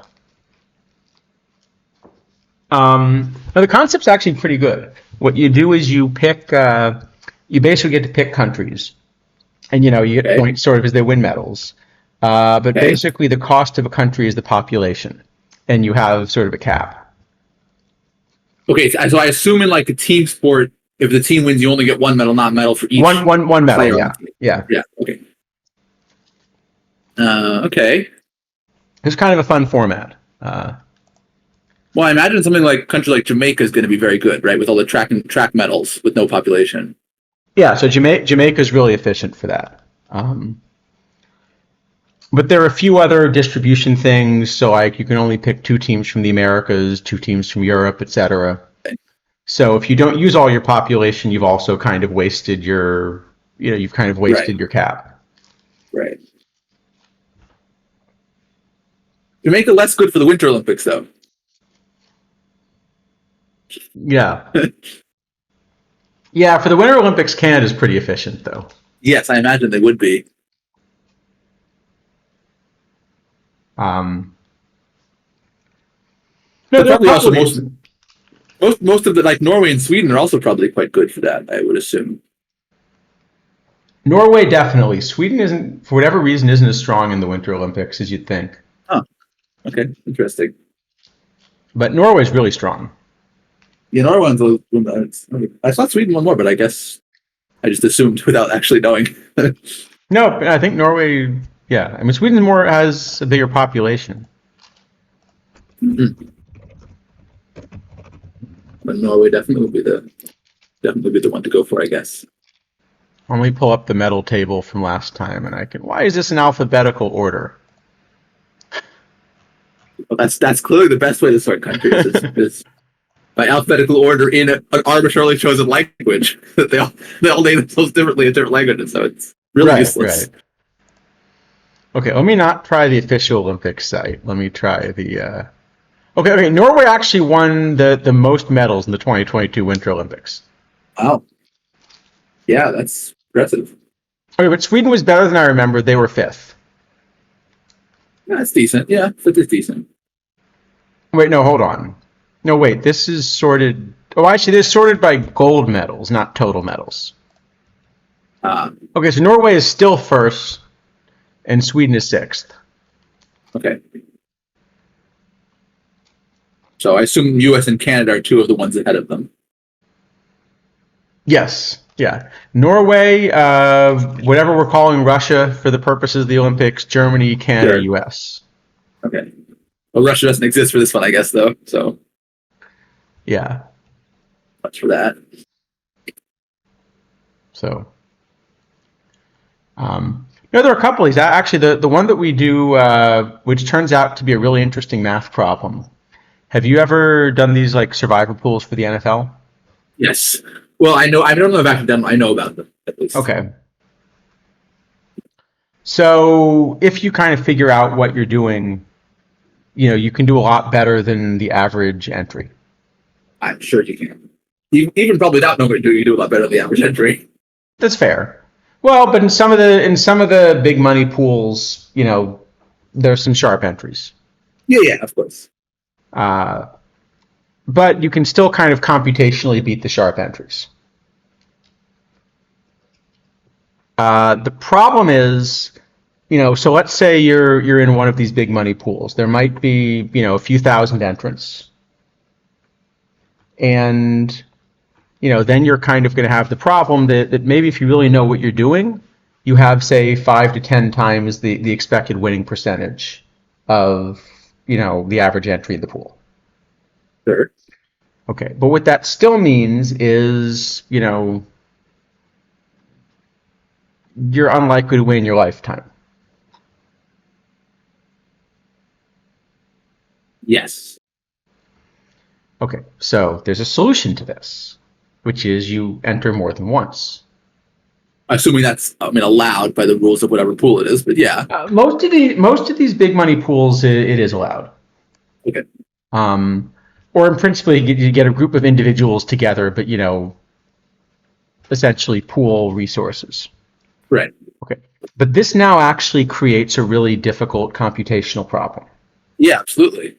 Because it's one thing to ask, what is the single best entry? Let's assume that you have handicapped things and you kind of know what the line should be in all the games. And obviously that might change, by week 10, the line on the game might be different than it was, than you thought it would be week 1.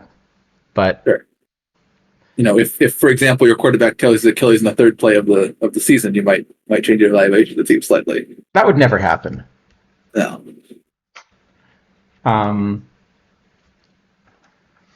Maybe the fourth play actually, but whatever. Yes. So the problem is, let's say I want to have, 100 entries. Well, if I just put my best entry in 100 times, I actually have just wasted a bunch of money. Yeah, that's just pointless. You need to try to insulate yourself basically from the yeah. So the question is, how do you sort of build 100 entries where sort of the union of the 100 entries does as well as possible? Right. And that is actually an open problem.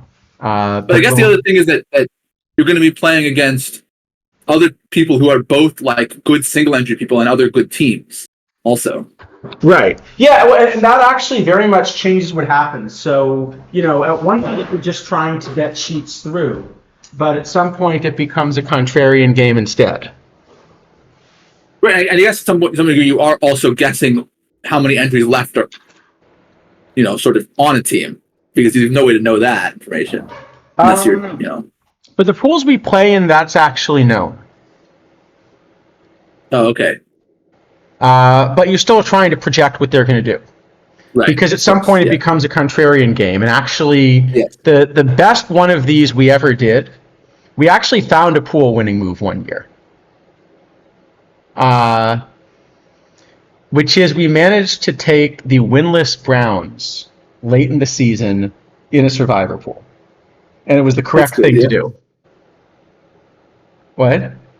Yeah, I mean, I assume it was some kind of like very out of every team which was likely to win, or the other people were going to pick them. So you need to pick something else. Basically, there were about 30 entries left, and every single one, it was a difficult week for everyone late in the season where you're out of options. Right. And basically, every single entry had like the 6 and 8 Chargers available. Playing like an 0-14 team. Right. Yeah. And so it just seemed clear that basically everyone was going to pick it. And, if everybody else is picking the Chargers, your odds of just taking the Browns to try to win the pool are so much better than taking the Chargers and, continuing to chop. It's just the correct thing to do. Yeah, I mean, I guess there should be some equilibrium, right? Like where some percentage of people should pick there's a correct number that should pick the Chargers and numbers pick the Browns. Assuming that's the only option. Right, but most people sort of won't do that, Yes. People are bad at game theory and practice generally. Yeah, well, it's a hard decision to make that you've kind of been trying to do this for a season and there's a bunch of money on the line and, Right. Yeah, you picked the winless Browns who were, I think they were also winless the year before that. I don't think it was something pretty bad. Yeah, I was trying to find the. They won that. That was the one they won, I think, against the Chargers, right? I think it was, yeah. Properly. And it was an ugly game too. It was worse. I'm sorry, it was worse than that. The Chargers were actually 5-9 coming into that game. Okay. And it was, the Chargers. I will say one of the things you get when you play survivor pools is you watch a lot of bad football. I just watch Red Zone now. I barely watch full games at this point. Yeah, but even with that, you're paying attention to a lot of really bad. Well, there's some. Well, that's. I mean, it's the reason I generally have a very hard time watching college sports after watching so much professional sports because all I see is like. I mean, not that I can do them better, but like you notice the things that everyone's doing badly all the time. Yeah. Like, I mean, okay, they're still better than the average person, but like it's a lot. You can tell it's a lot worse than the professional play. The biggest difference if you start watching it is like the lines. Like the difference between Yes. sort of pro level offensive lines and college level ones is ridiculous. I'm sure. Yeah. No, it's yeah. Um, but it depends on the sport. Like college baseball is actually pretty watchable. Yeah, I mean, there's a funny like an NBA play. You always like I've seen those like people who watch a lot of college basketball and they watch NBA games and they're like, why don't any teams play a zone ever? And there's a play earlier this year where someone tried to play a zone against the Nuggets on like some kind of like inbounds play, Yeah. and the Nuggets just basically pass the ball up the court without dribbling and dunk. And then it's like, yeah, if anyone ever asks, like, to show them that's why. There's this hilarious YouTube channel with like this New Yorker that just screams at bad coaches and like tears apart defense. And half of what he's tearing apart is probably reasonable, but half of it is just, the lack of effort that you get in the middle of a regular season game occasionally. Sure. Yeah.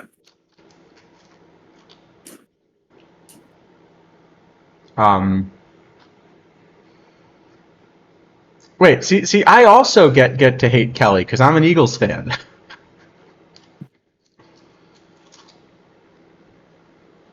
Yeah, that was not a good time for either the Eagles or the Niners. I mean, he was better with the Eagles, I guess, than the Niners. At least his records were better, right? But I mean, I sort of It was thought it was still going to not work great. because he had kind of this interesting system in college, and he never could get the players to buy in, it seemed like. I don't know. I had LaShawn McCoy in one of the years that he was there, and he sure let him score a lot of touchdowns, and I was very happy with that. I didn't really care if the Eagles were good or not, but LaShawn McCoy scored a lot of touchdowns. Well, Sean McCoy drove me nuts because he had this thing where if you watch him, like anytime he breaks into the open field for a moment, Oh yeah, the ball's just hanging out. he will just like start waving the ball around and just like daring anybody to strip it. I mean, he was hard to tackle, but yeah, it was. Yeah, it was a little. He was, infuriating but to watch. he would just like taunt you waving the ball around, like here's the football, you know. Yeah, no, it was. I don't. I mean, I guess it worked for him because he was. I mean, he was an effective running back, but it was a bit infuriating to watch. I agree.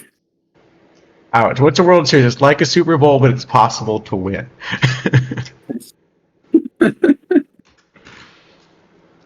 Oh. I got to figure this out now. Actually, if I'm moving to Missouri, am I supposed to become a Chiefs fan? I feel like that's not. It can't be right. They may not be in Missouri for much longer.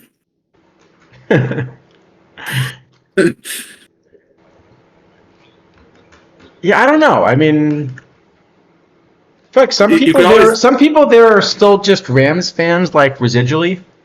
Yeah, I say you can always root for the Rams. That they're definitely a Missouri team, right? Kinda. Yeah, like you know.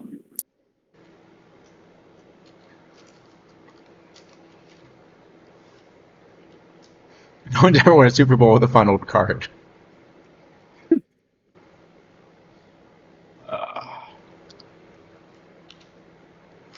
Does John Elway count?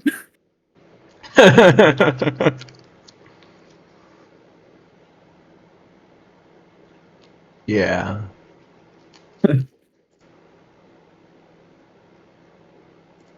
All right, we were going to rate Mac Wheat, weren't we? Well, we Wait. we can go quickly, or we can do Wheat and Berg together. Where are Only one of them can be useful at most. first of all, where are the points on this card? Zach stole them all. I think that's the only explanation. No, I mean, Berg I think is okay. Like Berg, I have Kemmler better in some places and Berg better in other places. So I think Berg is fine. Wheat just is worse in like every case that I could find than Berg or Kemmler. So yeah, Berg. Moberg. Here's Moberg. Wow, that's a lousy bat. Yeah, it's a lousy bat, but it's a slightly better glove. It's a slightly better lousy bat. I agree. Which is also a slightly better glove than Kemmler. So like the further up you go, Berg gets a little bit better relative to Kemmler, and the further down you go, Kemmler's a bit better because he actually hits and Berg doesn't. Yeah. So the thing is that with combinators, like you should never buy two of them. Like you should buy one, and if you already own Kemmler, buying Berg is pointless because you're just spending like a lot for this tiny little upgrade. So okay, if you already own Kemmler, you shouldn't buy Berg. If you don't own Kemmler, then you should buy either Berg or Kemmler. But you shouldn't ever buy wheat. True. But on the other hand, you know, Berg is a Princeton alum, so I can't give him an F. No, Berg, I think so. Wheat, I think, is definitely an F, right? I think we can agree on that one. You might even be an F minus. Might be an F minus, but it's hard to give a yeah, maybe. I mean, it's a really bad card. It's a really bad card. Yeah, I don't hate it. It is really bad. I don't think you can even draft it, even though it's a new card. Okay, yeah, then F minus. Sure, I'm fine with that. Berg is probably like a C. Like in some places you'd rather Kemmler, in some places you'd rather Berg. So that feels like a C-ish. You're going to want one of them in really tight cap. I will say though, you know, since we are allowed to talk about the card art, this card art does not fit Moberg.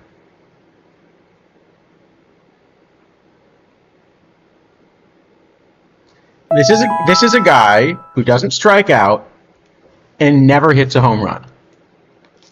Oh, that's true. Yeah, it does look like a bit more of a power swing than you would have associated with Mr. Berg. That is not a Moberg. I'm sorry. Yeah. Oh, I guess we should mention the shortstop. I don't think is useful though. Like it exists, but I don't really ever see it being used or anything. No, he doesn't even hit if he doesn't hit as a catcher, he doesn't even hit as a shortstop.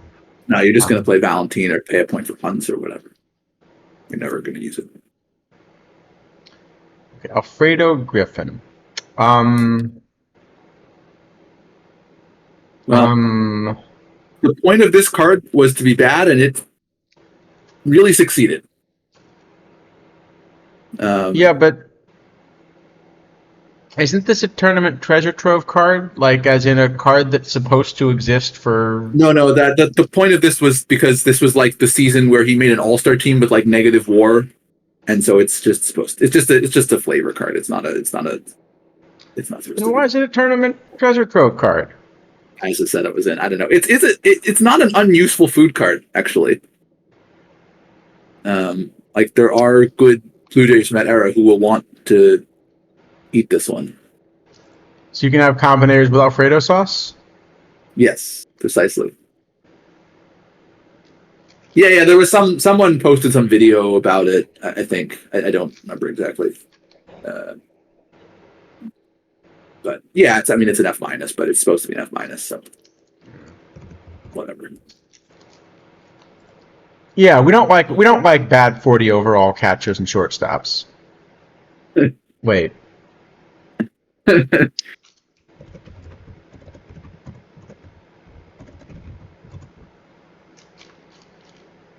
Never mind. Moving on. We have Dick Newsom. Dick Newsom. Well, there's not a lot of points, but I guess they're in the right place. Yeah, I just still don't really have it working all that well. Like there are other 40. I mean, I have it like I just prefer cards like Cox or Kooks, or I don't know how you say that, or Manny Parra, or even some of the 40s, Frank Bork. I assume my new model does on this.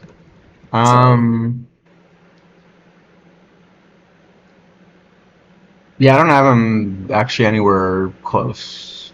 Yeah, so I don't really see. Also, for one more point, you can have Ryerson, who's really good. You know. Yep. No, at 42, there's Ryerson, York, and Welsh are all really good for 42, and there's Trinkle at 43. So like, you know, that's usually what people are going for. All right, so this is also not an F minus, but it's not a tournament card. Yeah. All right. Tack Summers. check this one. I think I remember it. Doesn't Let's look see. like a card I want. Again, Yeah, it seems to be missing points. I don't have this one anywhere useful. I mean, even for caps, there's Maxwell and Daniels and, there probably various other stuff too, but in particular those two guys. Yeah, and that for the outfield, and It's kind of obviously going like down. Hunt's for the infield. Yeah, Hunt's is very good. Um, yeah, I don't really see use for this. Would this get play as a 40? Maybe. Well, maybe not. I don't think so, actually. Yeah. I mean, the 40 outfielders are really bad in general. There's like John Coleman, but he's really hard to boost, and that's kind of it. Would you play Woody Jensen over this? I think you might. Let's see. Yeah, I think I would play Woody Jensen over this. Well, I wouldn't play Woody Jensen, but I would play Pete Incaviglia because the bat's better, even though his defense is abysmal. But yeah, probably that and Coleman. Yeah, it's probably enough to make it minus. All right, it probably is an F minus. All right, Bob Fisher.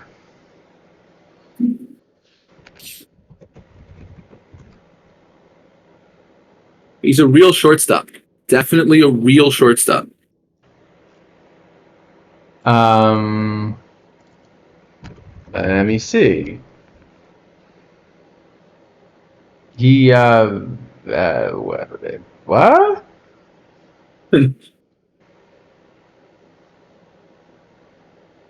Okay, but he also doesn't have a bat. I mean, it's not a horrendous bat if you had defense. He doesn't have defense. But he doesn't have defense, so It's a worse bat than Curry Foley. Certainly. But like, and Foley's cheaper. Yeah. I mean, I don't think even if you give him Curry Foley's bat, I don't know if maybe he gets to be playable if you give him Curry Foley's bat. Maybe it's good enough. No, I'm just talking about him as a DH. Oh yeah, the DH is never happening. Yeah. Okay, so I do actually have him the third best low iron DH bat there. The problem is he's behind Foley, who really probably should be a DH anyway, a lot of the time. I don't even have him third. I just have him nowhere at all as a DH. I guess I'm not looking as a DH eligible at shortstop, but it's short. I don't have him close because the glove. No, as a DH, I have 10 cards ahead of him. Not really close at all. So, all right, it's probably just an F then. Yeah. I think it does play as a 40, just as a bat. Yeah, probably as a bat. Yeah. Still not a shortstop though. No. Marty Kia.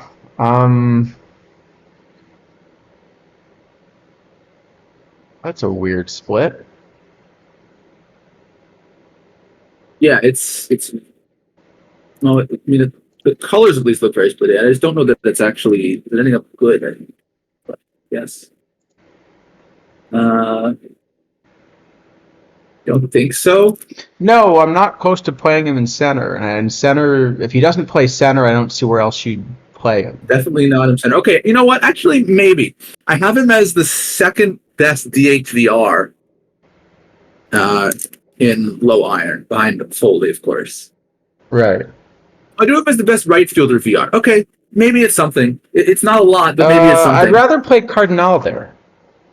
I have Cardinal. Well, I have Cardinal better as a two-way, but I have Keogh better in VR.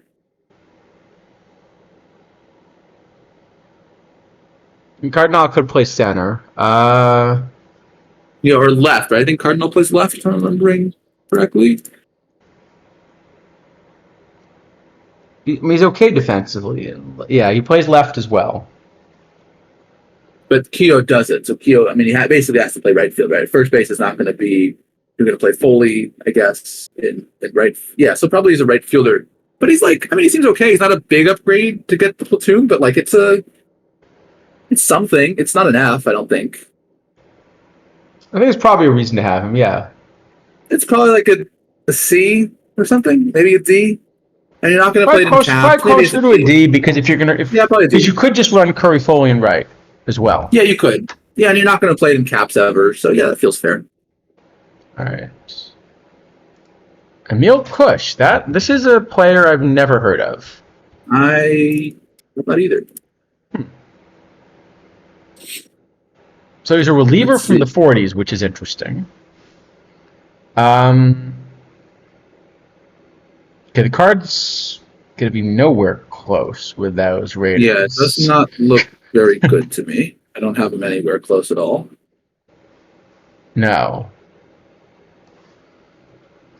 No, I've got him behind a bunch of lives, and then also, actually, there's another reliever we're going to talk about in a moment that I've got way ahead of him, too, in low iron. Yeah, PJ is great. But also, I mean, like Ichiro, Oberg, York. Yeah. You know. It probably beats the 40s, so it's probably just an F. Yeah, I think that's fair. But, yeah. All right. Bill Rigney. Not Topper Rigney, that's the mission reward. I guess he's got to be a third baseman if you're. Yeah, got to be a VL third baseman. Looks like the only hope, I guess. Okay, I do have him as the best low iron VL third baseman. I do too. I mean, thing is not by a huge amount over Field, and Field is a lot better VR. Maybe you play him at second. Actually, what's second look like? Just try to get the bats in. Actually, I don't hate that. I don't hate playing him at second and playing Hans at short. Yeah, the other card I'd look at second is Bloodworth, but yeah. I think probably I like this shape a little better than Bloodworth.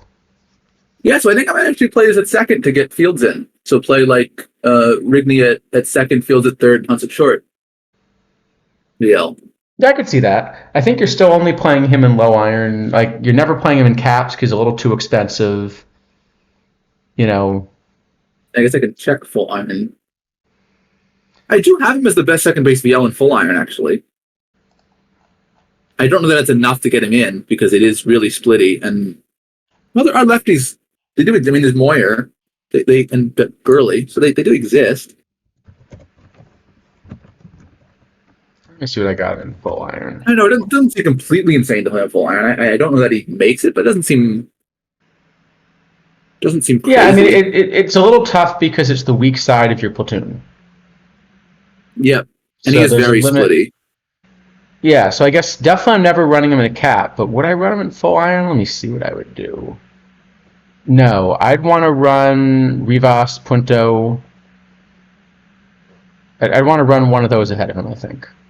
Well, two ways certainly, but like the thing is that Punto is really like Punto's going to play both ways for sure, right? Like he's the best infielder. But even VL, I have them slightly ahead. But then they're more useful. But then they're more useful on the other side.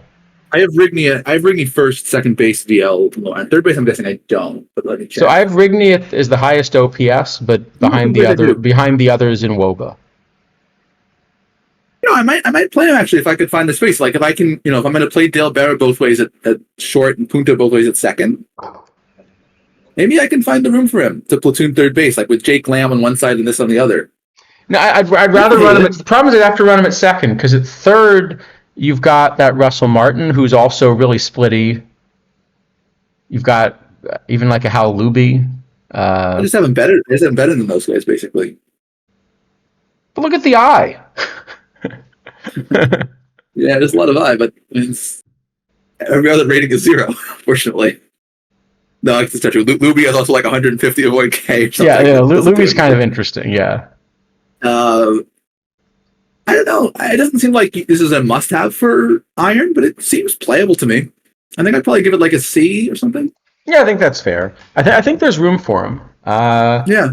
He'd be weird. I don't think he's a card I'd invest in if I'm kind of building iron, because usually when I'm building like low iron cards, I'm thinking about them as cap options as well to invest in them. Yeah, I mean, unfortunately, Hunt is just absurdly difficult to boost. It's so painful. But which cards aren't painful to boost? Well, Hunt's in particular is painful. Actually, we'll say that the Nelly Fox that I bought was pretty good because there's 1,000-point gold. Nice. He was teammates for 12 seasons with Sherm Lawler. Yeah. And yeah, PJ looks great though.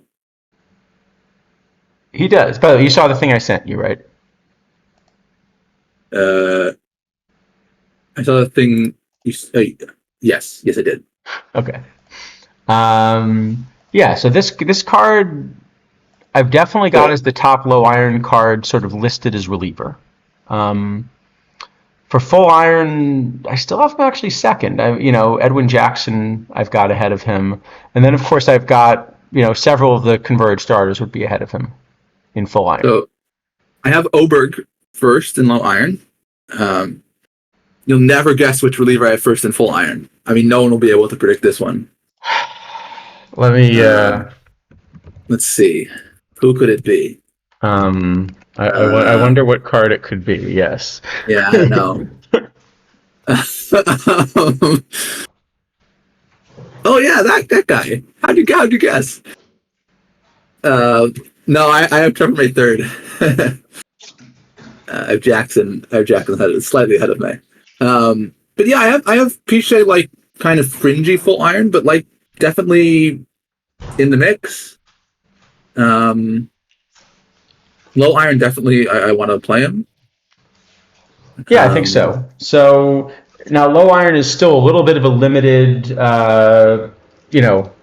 tournament pool, right? It's one daily, and I don't think you're paying 8 points in a cap. Well, so normally I'd agree with that, but actually this year I don't know that's always true. Like I've certainly, because the thing is with the combinators, very often you end up with a lot of points left over, because like the combinators you happen to own don't line up nicely, and you end up with like some points, and then you might actually put this in occasionally. I don't think I will, because I kind of invested in like Ryerson, Constanti, etc. So that means I have a few different options in the low 40s. I mean, I have them like, I don't know. The thing is that like, I mean, basically, I think the best example maybe is with Steve O'Neill and Wes Westrum, which I think in caps are kind of the only two like low cards you should be considering starting. I mean, there's Needham, but Needham is basically just worse O'Neill. So yeah, I boosted O'Neill, and then I got a Needham, but never boosted him, just as my second. Right. Yeah. But the thing is that like it makes sense to buy one of Westrum and O'Neill, but it doesn't really make sense to buy and boost the other one. I think the same is true here. So I think this is a card where, if I hadn't already invested in Ryerson, Constanti, this is reasonable. Because I did, it's not enough of an upgrade to want to boost. And how hard is he going to be to boost? Because it's a reliever from that era. I'm guessing I don't know how long hard. he played for. Let me see. Know how long he played for.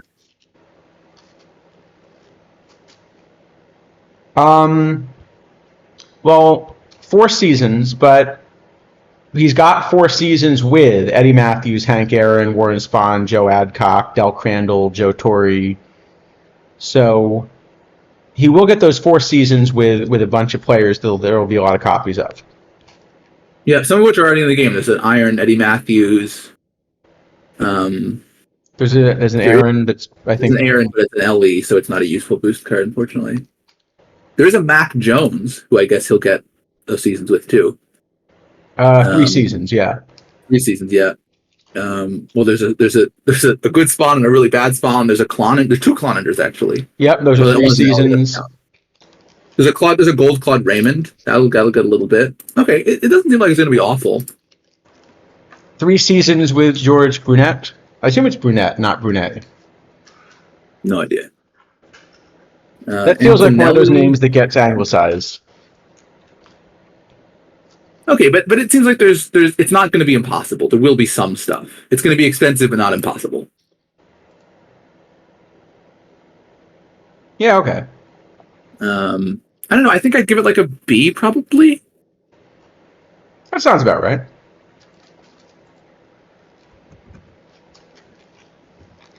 I mean, the splits are really weird. If you can figure out a way to like get the perfect matchups, you can get it to be a lot better than that, right? If you can get it against big home run lefties and big I righties, or low avoid K righties, then you're going to do amazingly. But it's going to be really hard to get the AI to do that. Yep. Okay, Greasy Neil. There's a misprint, right? I mean, by you mean the price, right?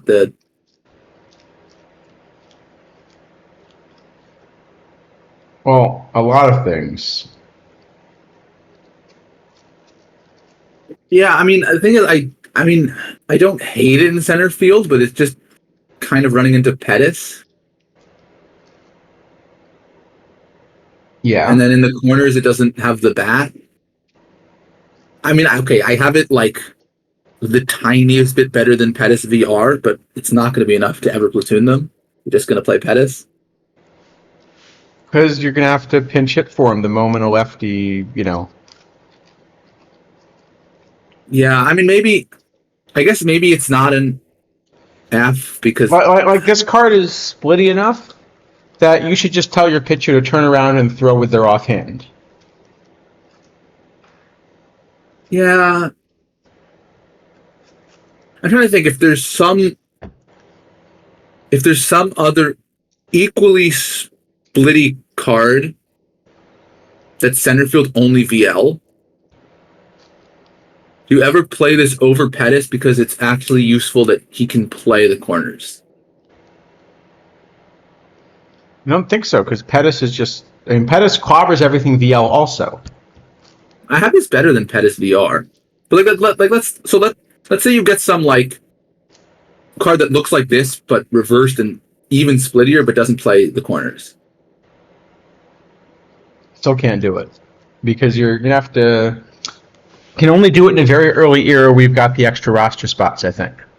Because you're going to be pinch hitting every game. No, but I mean, the problem is that like Pettis is actually now a roster construction issue, and this is not a roster construction issue. You just run Pettis both ways if you have to. Yeah, you can do that. That is probably what you do, I guess.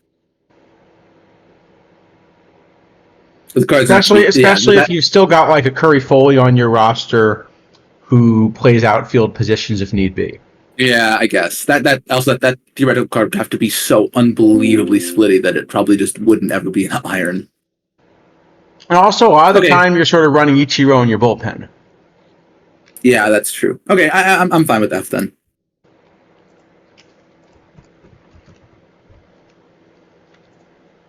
Bobby Adams.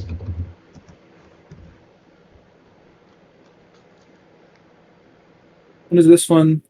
Oh, that's the second baseman, third baseman.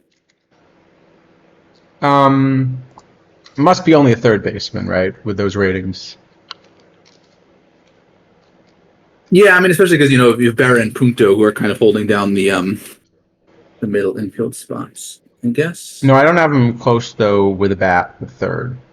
No, I don't either. I still like Lamb better VR, or the two-way Woody held, or I just don't quite see it. Even Fields I liked better.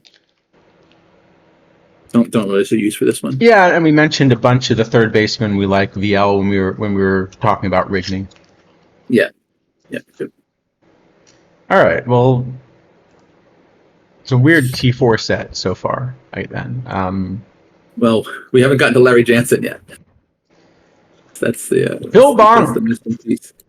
who's apparently not as big as Tiny Bonham. Yeah, exactly. Phil Bonham.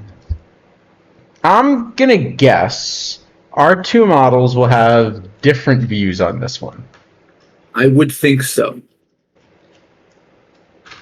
Because if you cover up the P-BABIP, this is a really good card. Yeah, and I still have him only number 2 as a starter in Iron because my model thinks Larry Jansen is really silly.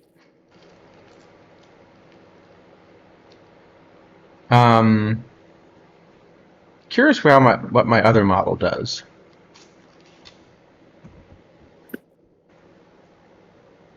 Let me see what my other model does on this.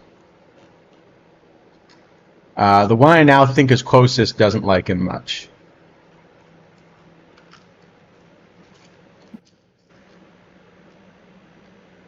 No, they both don't really think the card's going to work.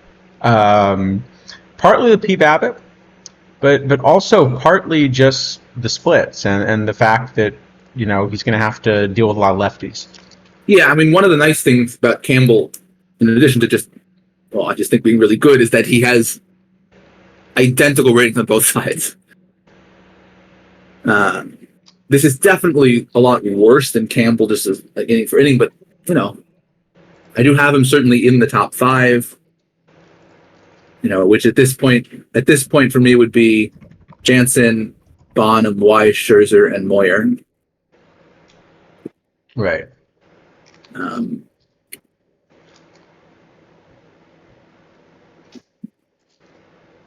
So I'd probably give him like a B, but I'm guessing you're going to want to give him an F.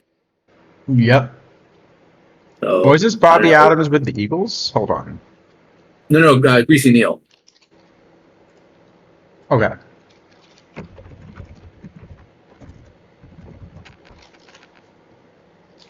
I don't know what I want to do for Bonham. Just put him someplace in the middle, I guess. Yeah, I think he's going to end up being unplayable, but you want to give him an asterisk, or do you want to put him in the middle? What do you prefer? I was going to put him in the middle, like we give him a C- or something. All right.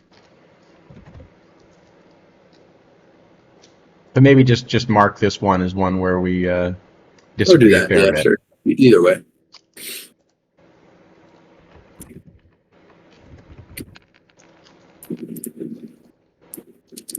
Sam Dente. No.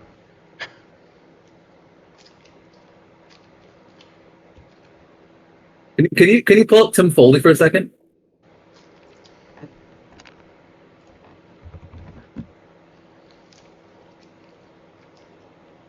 Okay. Similar shape, yeah. I think the launch deck had some issues. Mm-hmm. If this was a gold, and Sam Dente is an unplayable iron. Mm-hmm. He has too much avoid K. Yeah, I mean, this card just doesn't hit. I mean, that's it. It has worse defense than Barry and Punto and doesn't hit. So I don't know what's going on here. You giving him a minus or just an F? I guess I should look. I assumed it would be a minus, but I didn't bother looking. I would assume so, yeah.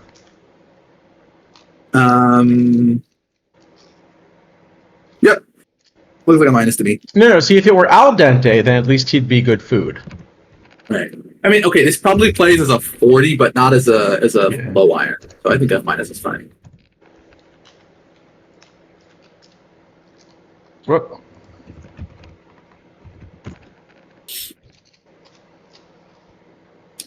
Okay, Larry Jansen.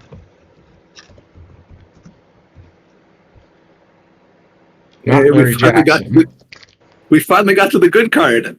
At least my model thinks it's a good card. That's a weird set of splits.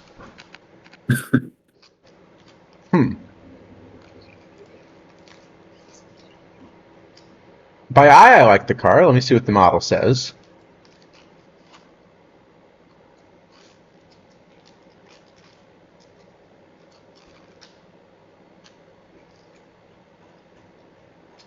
Why doesn't my model like this card? Do you have him in your list of cards? I'm looking. Oh. Okay. I see why my model doesn't like this card. I was comparing him with my list of combinators. Uh-huh. He's not as good as my combinators. I'm sure his L5 is, though. His L5 would be more competitive, yes. Okay. I don't have him as good as you do. I still do think the PBAB hurts him a little. But the reverse splits really help this card. Yeah, I mean, I have this as pretty close to playing in bronze. I just think he's great. I don't know. I don't have him there. I do have him in my iron rotation, but I don't have him like clobbering everything. Yeah, I have him. But he's by far the best VL righty. Certainly. So I could imagine playing him in bronze out of the pen for that reason. I mean, I don't think I quite had him as a starter in bronze, but he was like reasonably close for me. Like, this is the kind of card where, you know, if you play a lot of iron and you invest in the combinator for this, I think probably it's just not worth it to buy one of the good bronzes. And you just like say, okay, well, he's close enough, and I don't think. I noticed we just got an extra buy order as we were talking. Oh, look at that! Someone, nice, good for us. I'm curious where this goes now. I don't think I'm that interested at this price, but I'll throw it on the list.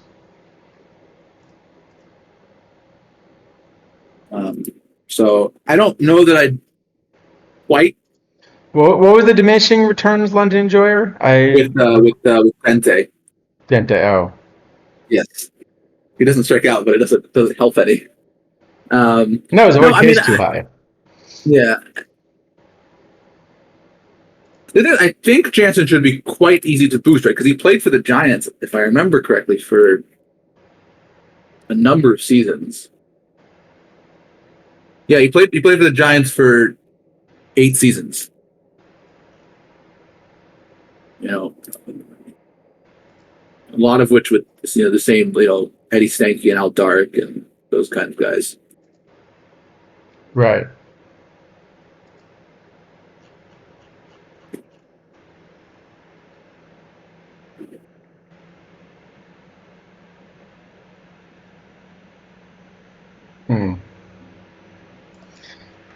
All right. So I think he's he's definitely somewhere playable. I actually don't think he's a must-have even for an iron rotation, but I think he's in there and may get better the more as he gets moved to the pen where he starts facing more lefties. That's sort of where I have him. Yeah, I mean, I have him. I mean, it's hard to say that any card is a necessity for any particular tier because, like, once you've invested in the combinators, they have to be really a lot better. That's true as well. Yeah, invest in the new one. But I do have him as like pretty substantially ahead of the other iron starters. I think him not quite getting to bronze playability. I don't think I get to an S in him, but I think at least an A, maybe like an A plus. That's what I'd give him. And I have him more like a B. Okay, so you want to give him like an A minus? Sure, let's give him like an A minus. All right, that sounds fair. I don't think we're way off on him. No, I don't think so. It's again the PBAB. That's yeah. George Burns. And actually, that's a good experiment to do later. All right, now this card, all right, I have to check, but I suspect I'm going to like this one a lot more than you will. Well, if you like it at all, you like it more than me. I do like it at all.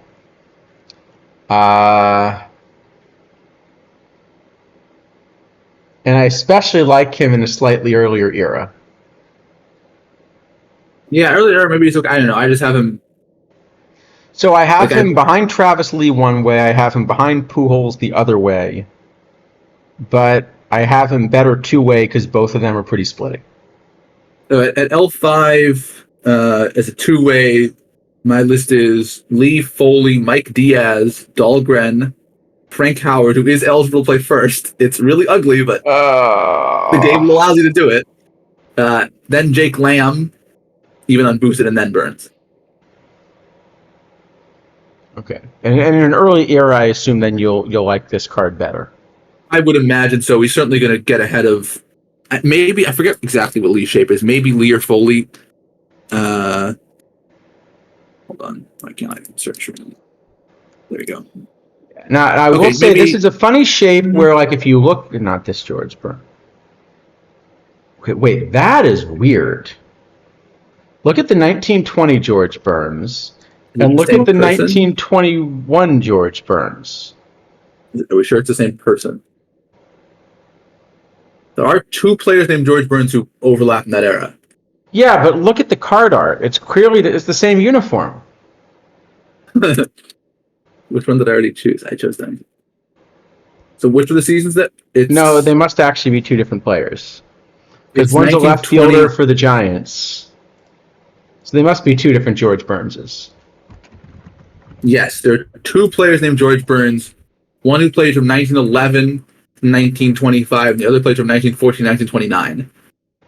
So they overlap for almost their entire careers. Okay. Uh, Interesting.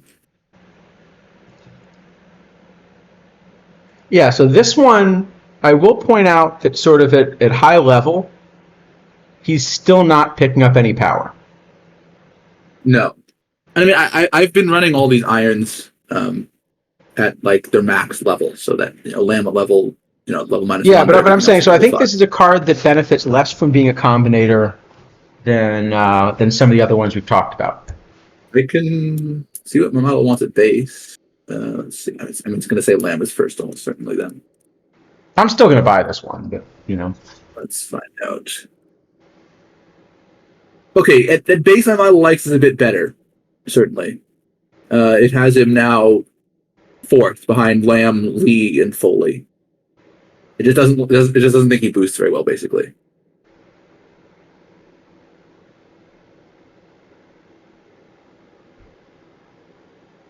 okay. Yeah, I think Probably that's got right. it. I don't think this card boosts so well, but I like the base version quite a bit. So maybe that still makes him like a D in the end just because he doesn't boost well. Yeah, I'm okay with a D because the shape is unique and maybe it's some early era, but I think for modern, I'm not really interested at all. So the reason I'm going to buy this card is because I think at some point we might have a PTCS that realizes that baseball existed prior to 1969. What? That's crazy. And if so, this is going to be an interesting card. Yeah, certainly.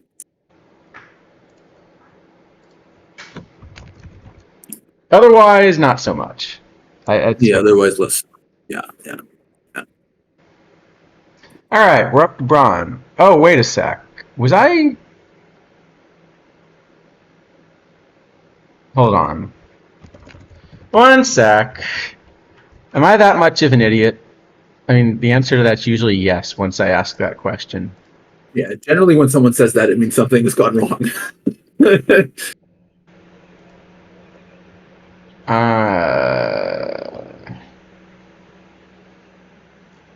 Okay, I don't like this card quite as much as I did a moment ago. Okay, I think D probably still is what I would give it because of the little bit of weird profile and potentially late era stuff. I may have been accidentally running the card in 1944. That would help him. Yeah, that would Or help. if I may have, I mean was. that would really assist in his usefulness. Okay, I still have him like top 5 both ways, but in early eras he gets pretty good. Yeah, sure. I think we arrived at the right grade in any case. All right, then we are on to bronze. On to bronze. Yeah, I also may have been running him in the Baker Bowl. Well, that would hurt him, so that probably cancels out to some degree, I suppose. Yep.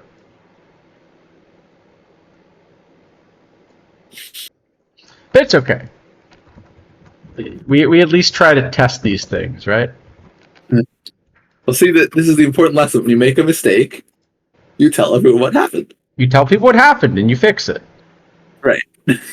But now I've lost all credibility on, all right, Mickey Lolich. Oh, it's a tiger. Well, I am very excited for this card because it might actually get my Tiger's chemistry thing to 25,000 points. Oh, that's true. Yeah, because he has a lot of overlap. A lot of overlap. Other than that, is he? I'm less excited about the cards ratings. Playable? I don't think so, but let me check. He plays 9. I have him as second best 60, but I don't think there's a bronze. It's an F, but I think he plays an iron. I mean, yeah, I think it's. I agree. That's where I'd give it. Yeah. No, there is a bronze only, but it's not a cap. Yeah, but it's not a floor cap, so it's stupid. It's pointless. I guess it keeps Bruce Benedict out, but that's about it. All right.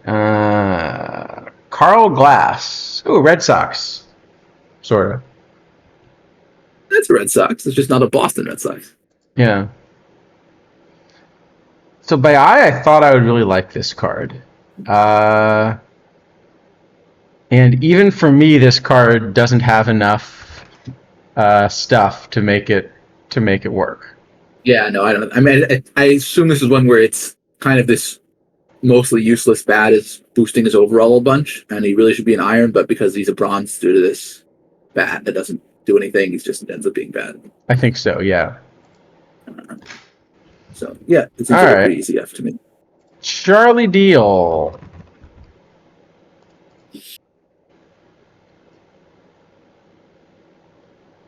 Just don't print cards with this shape. If you're going to have a lot of avoid K, you should do something the times you don't strike out. Well, especially not in the lower levels. I mean, the higher levels, I kind of get more interested in this sort of shape. Because, I mean, not, with 10i, it's going to be hard, whatever it is, it's going to be hard to make it work. But I do get more interested in the big avoid K shapes, the higher up it gets for the most part. But, yeah, and bronze. Bronze is yeah. Oh, that reminds me. Do you know what the criteria are for unsung heroes? No clue. No one wrote a song about them. Well, the reason I'm asking is this is an unsung heroes card. Yes. Now, this is pretty much the definition of like an overly sung hero, right? Well, sort of. I mean, he was unsung for a while, and now he's sung about a lot. So maybe I don't know. I don't know if there's any particular rule for determining it.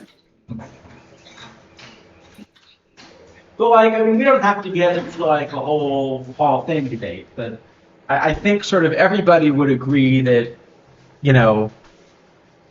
it's a borderline case, right? It was a difficult case. So yeah, I mean, I don't know what the qualification is. So I mean, it's just another card type. Like, I understand all-star means it has to be an all-star, and that's, future legend. Okay, that would make sense. The other ones are just kind of random, I guess. I mean, rookie sensation, I guess, also was a specific definition. No, rookie sensation, right? Rookie sensation, I know what that is. Those are rookie cards, right? One-hit wonders is always funny. Who was it? Was it Semyon? There was someone that had a one-hit wonder, like relatively modern, and then came back and just, Yeah, I think it made sense to get rid of that one. That card type didn't make a lot of sense to me, so that was fine. I think the thing which I've complained more about card types is not so much what the names that they're called, but like, why in the world are we stuck at 10 of them and we keep jamming everything at the special edition for no reason? Like, we do have an 11. We do have an 11 for this week, right? We do. I mean, isn't that one also just? That one's just also jammed at a special edition. Like, is that also a special edition? It's not a new card type? No, it's just well, I guess I could check the card list to see what exactly subtype it is, but no, it's just another random. Like, it's basically the card types. Yeah, you're right. It's a special edition perfect game. Yeah, like, special edition has just become basically a dumping ground for whatever didn't have a type back in, PT21, whenever they made the list was. Like, we just need to start making more card types so that not everything is a special edition. Yeah, because special edition used to be basically non-packable. Special edition used to be, any card which wasn't acquirable from a pack, like through a mission, through a tournament. Right. But now, sometimes there are cards that are special editions that are packable, and sometimes there are cards that are not packable that aren't special editions. Like it's just everywhere. So yeah, I don't know why we're stuck at 10. I don't understand. Seems like we should be able to go over 10. Because then the programmers would have to take off their shoes to count. That's a tough ask. Yeah. I like it. Perfect game is just an excuse to get 102 Colorado.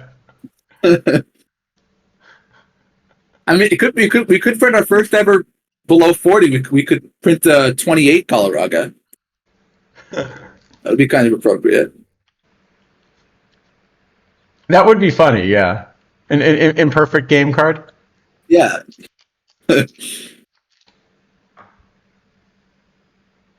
Yeah, I could see that working. I was looking up perfect games yesterday because I was sort of curious. Some of these ones are pretty amazing. I think it was it Jim Bunning who had 10 strikeouts in a perfect game on 90 pitches or something like that, which is just, I mean, that's a pretty, you got to be basically throwing no balls ever to do that. Yeah, that makes sense.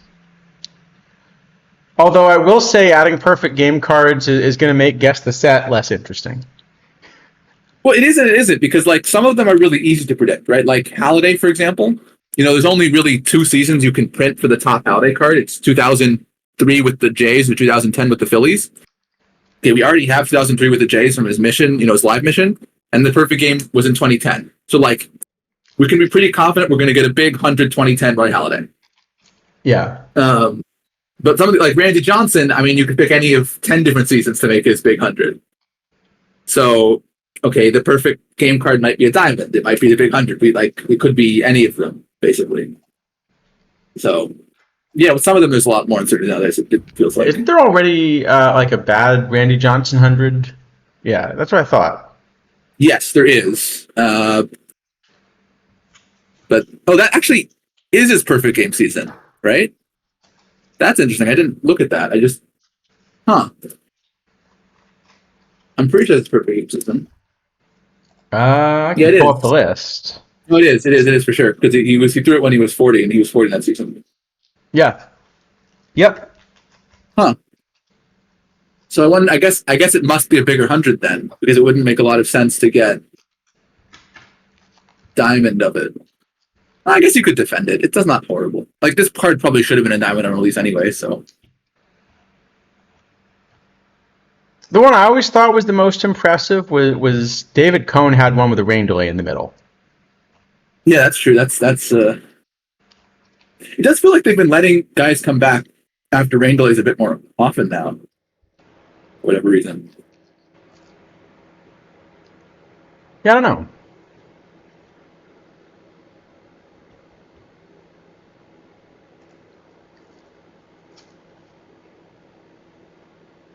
So, wasn't he hungover that game too? That I don't know. I remember someone was. I don't remember if it was. I don't remember who, but it could be. I sort of mentioned on stream that Randy Johnson, he was going to cut or not, because I had misremembered this. He had a game in 2001 where he struck out 20 Reds in 9 innings, but because the game went into extra innings, it doesn't count for the 9-inning record, even though he only pitched 9 innings. Yeah, that was like the one where a guy came in and threw 27 consecutive outs. That's the Ernie Shore one, right? The Ernie Shore, exactly. Yeah. But it doesn't count as a perfect game because Ruth got himself ejected first. Right. There's the Haddix one, obviously. There's a Pedro Martinez game where he threw 9 perfect innings, but then got removed for a reliever. There's actually a really interesting one that I found from a card we got in last week's Treasure Trove. Ed Carger, who threw a perfect game in the doubleheader that was prearranged as a 7-inning game. Huh. So he threw 7 innings, 7 perfect innings, and the game was just over. Oh, yeah, I'm trying to remember. All right. I'm blanking on the name now. Maybe someone in chat can help me. It's on the tip of my tongue. There was a Red Sox call-up who threw a 5-inning no-hitter And I think would end up being the only start of his career even, but basically, game 162, it was raining, and just as soon as they got through 5 games, they were just calling the thing. Yeah, I don't know. I think Um, Buchholz's was pretty early in his career, right? But probably that wasn't the one you're thinking of as some random call up because he pitched for a while. no, his name begins with like Devon. All right, I'm gonna have to find this. Devon Hansack. There you go. Everett Hansack. I cannot say that's a player I remember. I don't think he's ever been a perfect team. Well, he only had three career starts. Well, that's probably why I don't remember him. I doubt I even knew about him in the first place. Actually, looking at his numbers, I'm not quite sure why. Like, he only had 3 career starts, but he was actually kind of effective in in the 24 innings he pitched in his major league career. So actually, I wonder what happened to him. I don't know. He got injured or something. I mean, okay, he was pretty old. Right, Bismarck was saying he was 28 in his debut, and he was 30 in his last game. So maybe the Red Sox just thought he was too old and weren't willing to give him more innings. Yeah, let me see. Yeah,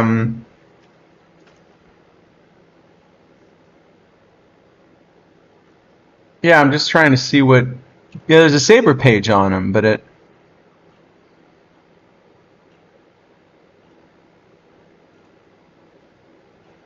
Trying to see what it says at the end of his career. Okay, so apparently, actually, his minor league stats are just not very good. So he would get starts, and he'd get a couple like spot call-ups, and it would be okay. But I guess they figured they trusted the minor league stats more than. Right. Yeah, I guess it makes sense. I mean, it's a bigger sample. They basically thought he was old and getting lucky. So yeah, Nightbot is still. I thought it's still nuking things. Well, that makes sense. So, like, he put up, ERA a little over 4 in Pawtucket the same season, in a full season, and they probably just saw him as depth. Yeah. See, I think what we need to do is we need to get another bot which just takes links that are deleted by Nightbot and reposts them. Because we don't seem to be able to get Nightbot to behave. Yep. Yeah, I know. It's it's a small team. We're working on other priorities. But don't worry. But don't worry. There's still plenty of engagement. Right. No. Oh, the guy that thought killed. I remember that story. Yeah. Oh right, yeah, that was really interesting. What's that guy's name? We found that guy last year, right? It was Dave Brown, right? Yes, I think that was it. To replay Baez already. Yeah, they're just I think what the Tigers may have decided is that if they just replay Baez's home run a lot of times, it will count as a new home run every time, and his contract would actually be worth it then. So that reminds me of because when I was a grad student, they used to let a few of us kind of go out when the Cape Cod players were just arriving, because they would just want some scrimmages and need warm bodies. Sure. And so there are a couple of legit college pitchers that you get to face, and I do remember one where I'm just going to guess fastball and just see what happens. Made good contact, ripped a double, and the guy gave me a look like, all right, I'm pitching to you next time. And then proceeded to just make me look silly the other 2 times I didn't come close to touching anything, right? But you can do it. You can walk into one if you just sort of guess, right? Yeah, I mean, I guess so. It also obviously depends how much experience or whatever, but he did it again. They weren't replaying it. It was actually a new one. One sec. No. Spore, I have to ask the important question. Did you pick him in PT Live? I have to say, I just checked the box of that game. I did pick both Byron Buxton and Trevor Larnach at PT Live today. So I feel like I gotta I'm trying to remember. I gotta take I can some check who I credit for that. picked. Here's who I picked. You can feel free to tell me how stupid I am with this, but here's who I picked.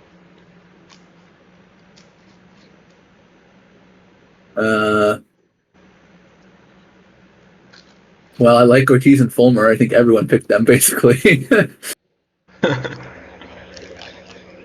I got two of I them right, played at least. today. I played some weird guys today. I keep playing Freddie Peralta, going for 10 strikeout games, and either he's like amazing or terrible. There's like no in between. So Yeah, he's in I Miami. can see that. Miami's pretty bad, at least in offense. So I wanted to play Bayo. I still think Bayo actually is gonna be good. I keep looking at kind of the pitch metrics and thinking he should be doing a lot better. I can't imagine it's a good idea on a day where there. No, it's definitely not a good idea. Bayo seems like the kind of guy you could play if it's like a good matchup and a short day. Yeah. But probably other than that, you're going to find better options, I would guess. Oh, the one I think this is the one I was willing to actually bring up in chat. See, because it's not rating a card. Which was when you mentioned Spawn. Spawn actually broke my import when I tried to because I was trying to check that I'd imported things correctly. So you put a bunch of assert statements in there, to make sure that you didn't break the import and have a column wrong. And of course, one of my imports was, one of my asserts, of course, is that, you can't have more complete games than like wins plus losses, right? How could you possibly? Yeah. So I want to show you something. What? Oh yes, that was when you posted. I didn't know it was Spawn. Yeah. So take a look here. I think I can put the link in chat. You look at his. So since we've got a Warren Spawn this week, take a look at Warren Spawn's 1942 record. Wait, what?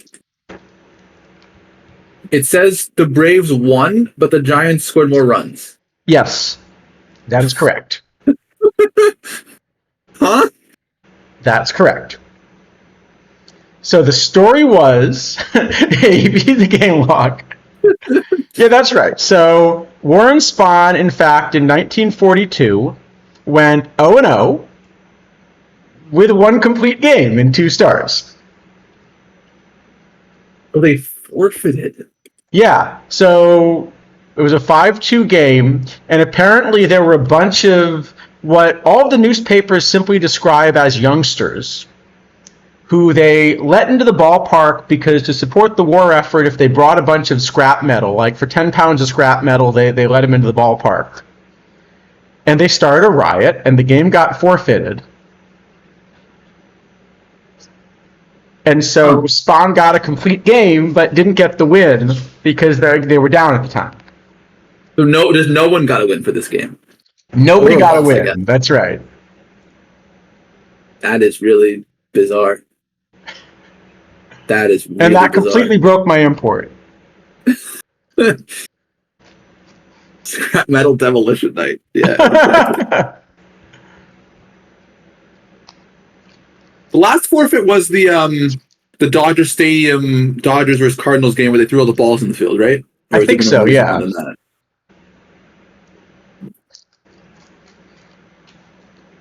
I like that scrap metal demolition night, though. What small samples?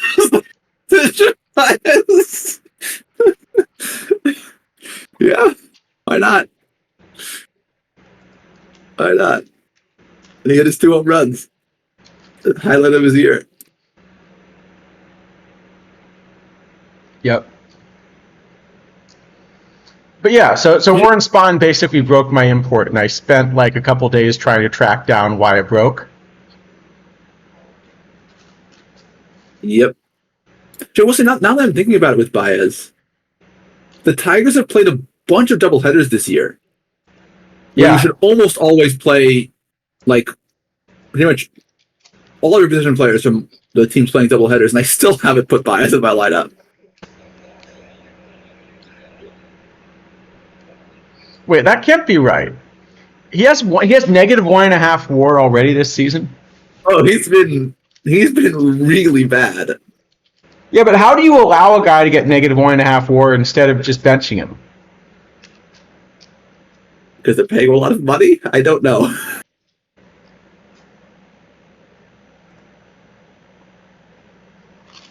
Maybe Fangraph's defense thinks he's better. So, No, because Okay, also, I mean, the Tigers are, I mean, I'm not probably favored to make the playoffs, but they're competitive, So it's not like they're just playing out the string and don't care, right? No, I mean, their odds of making the playoffs are really small. I mean, Fangraphs is giving them 1%.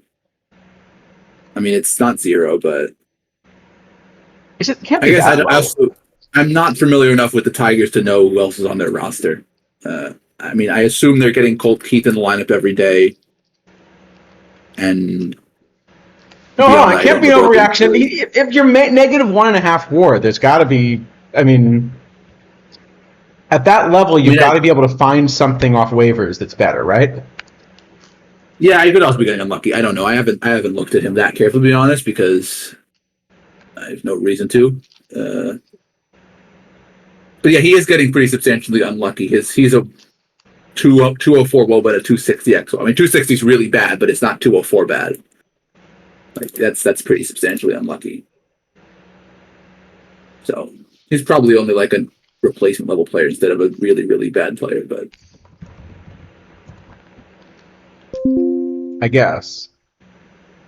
Malloy is playing third. Okay, so Keith is playing second. Malloy is playing third. I thought Vierling was playing good times. Vierling I did play in PT Live a couple of times. But maybe I'm. Oh no, he was just listed at third but playing center, I think. I don't know. I put Vierling in my lineup. Yeah, the positions for some of the live cards don't quite match up because the guys that play multiple positions, it's whatever position the card's listed at. Yeah.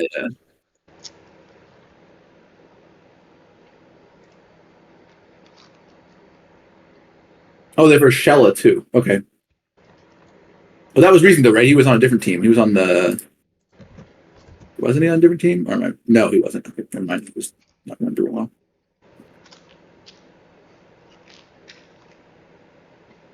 Yeah, I was also like, it's sort of funny. Like, I remember it was weird. Like earlier in the year, I was playing Jaron Duran a lot, and then at some point he got moved to center field, and I stopped playing him entirely because Judge was always playing there. And then now he's back in left field, so I'm playing again sometimes. Like it's. Yeah.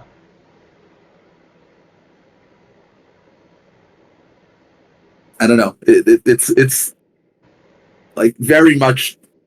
Sometimes some position randomly gets really weak. Sometimes one randomly gets really strong. Like, yeah, Brenton Doyle has been amazing. Yeah, I mean, so for PT Live, I mean, the positional flexibility I think is good enough because you essentially have 3 extra slots, right?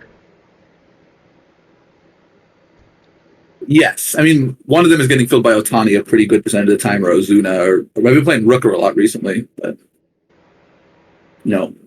those guys do get used there. Yeah. I think the thing that I wish maybe even more is that the relievers weren't quite so gambly. Like it's really just gambling on which guy is going to happen to get a save that particular day, which is, I mean, you could predict it a little bit because like the more okay, but I think that's also fantasy baseball, right? Yeah, I just feel somehow more like over the course of the season you're gambling less because like it's not like this single event. But maybe it's just me not playing fantasy baseball enough.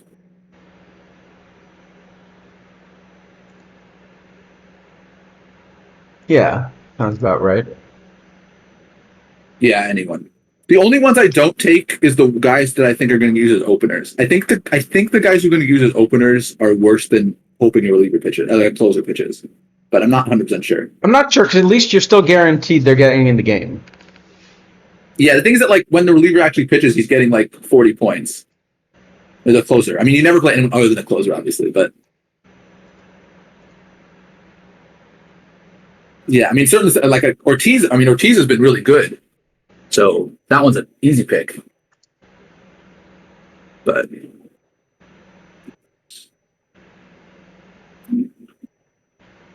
yeah, I think my cutoff is like if I think they're going to pitch 3 innings, I start them. I play them. If I think they're going to pitch 2 or fewer, I don't. That's usually my like rule. I don't know. I mean, I think it would be just too much work for me to try to figure out, which relievers didn't throw the last couple days and are probably going to get work, and you know. No, I don't really check that. Generally, I just play the closer that I think is in the match that's most likely to win. But I mean, I don't really know if I'm doing well or not on that front. That's I'm not tracking it or anything, so I could be doing badly very easily. Like I don't know if that's actually a good strategy. Yeah, I mean, I'm also like fantasy baseball isn't my thing. So for PT Live, I'm willing to give it, the minimal amount of time it takes to kind of throw a lineup in, but I just kind of don't enjoy it enough to really want to optimize it.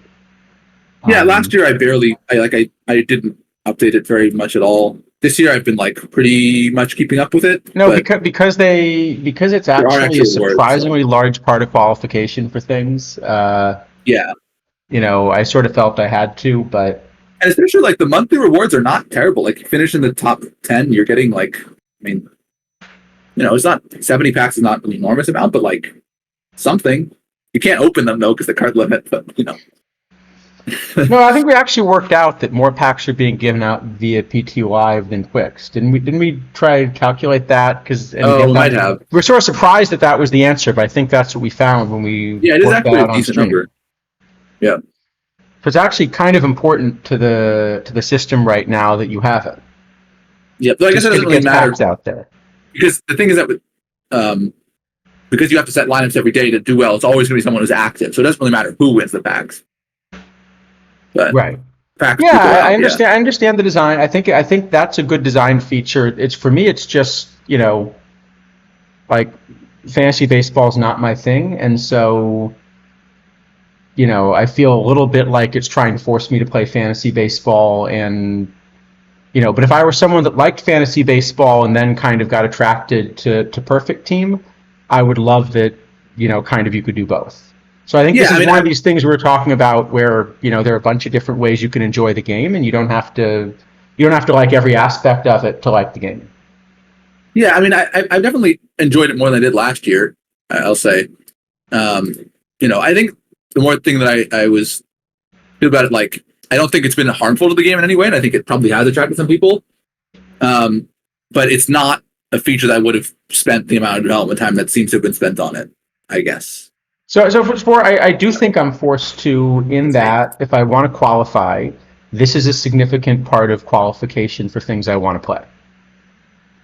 So that, if you're trying to qualify for things, you're trying to optimize for it. If the game tells you this is the thing that lets you qualify, you're going to sort of feel you have to, take advantage of every opportunity you get. Right? Yeah. So it's my choice, but it's my choice in the same sense that, I try to qualify for all the PTCS formats I can instead of just, playing the dailies that I enjoy the most, right? So it's a choice, but but I think the game design sort of forces me to do that if I'm optimizing for it. Well, I don't know that it forces, but it certainly pushes. Yeah. It certainly pushes. Yeah. Yeah, I don't know that it's forced, but it definitely does push people in the direction of playing, which I think is fine. I mean, I would have certainly made it less relevant. Like I would have divided by 200 maybe instead of 50. I think it's probably a bit much, but I mean, it's also weird because I only started playing it essentially after the first month, just because of card availability. Because in the first month, it's not actually about picking sort of making good fantasy baseball selections. It's about how quickly you acquire live cards. And then once you get to Right. the point that most people have most of the live cards, then it kind of transitions to being a fantasy baseball game. So it's also this kind of little bit of a hybrid. And that's also kind of part of the way it ends up playing out. Yeah, and certainly, especially like the first two games of the year, the Padres Dodgers games in Korea. I mean, at that point, we were pretty much 2 days after launch or something. So Yeah, like, so some either you people owned had all the cards that were cards, and a lot relevant of or people didn't, didn't. basically. Yeah. And so that, yeah, I mean, like, I'd be interested to see actually the standings if we just took those two games out, because like by the next week already you could field much more reasonable lineups than for those two Right, games. but even there, for the first month, kind of any diamond live card or above that I pulled was getting sold. Yes, for the most part. Yeah. So that just meant that I could put together the best roster I could from what I had, but there was a card availability thing where once we got a little bit later in the season and sort of everybody had all of the cards, you didn't have that issue, and then you were more Yeah. playing I daily mean, fantasy. it was also the case that earlier in the year, like Marcelo Zuna was a silver for 2 months or something, and he was like one of the best cards. So, that one wasn't really an obstacle, and then there were some that were obstacles. So yeah, I mean, it was a bit hit and miss. Yeah, but like if I had cards like Otani from the start of the season, I obviously would have had more points. So because I certainly would have played Otani if I had him, right? Right. Yeah. So that was also a choice, basically, that if you wanted to push for kind of a season long PT live, you actually have to invest in live cards at the start a little bit earlier than other people might. Which that one I really have no issue with in any way. I mean, No, I think that's fine. that's reasonable game design. Yeah. I'm just saying it's kind of this funny hybrid. Yeah. Mets acquire Ryan Stanek. Okay. But I guess they didn't give up much for that, probably. But So the Sox got Paxton back. hasn't he been really bad? I thought he was been bad for the Dodgers. Maybe I'm not remembering. I thought the idea was that he had really bad peripherals, but it's sort of somehow been okay. Oh, yeah, it could be. I don't remember exactly.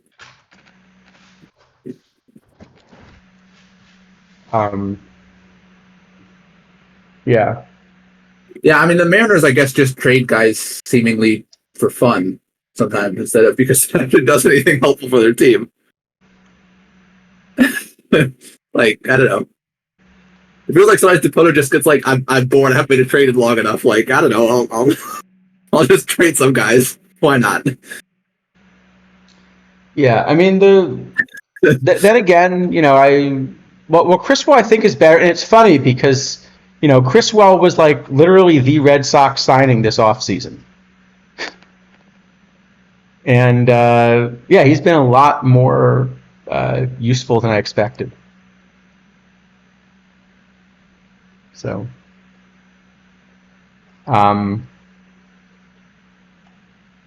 yeah. Oh, right. I forgot about that. Yeah, yeah. I mean, that's not their fault, though. That they had no way to know that.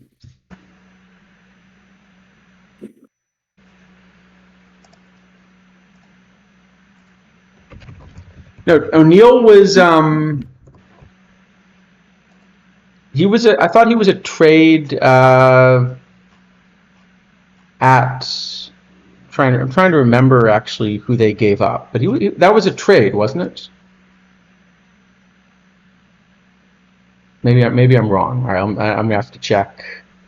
Okay, if you just like depth, then yeah, why not? I mean, I assume they traded nothing for him given that he got DFA'd, so okay, you might as well. Maybe you have some idea to fix the guy.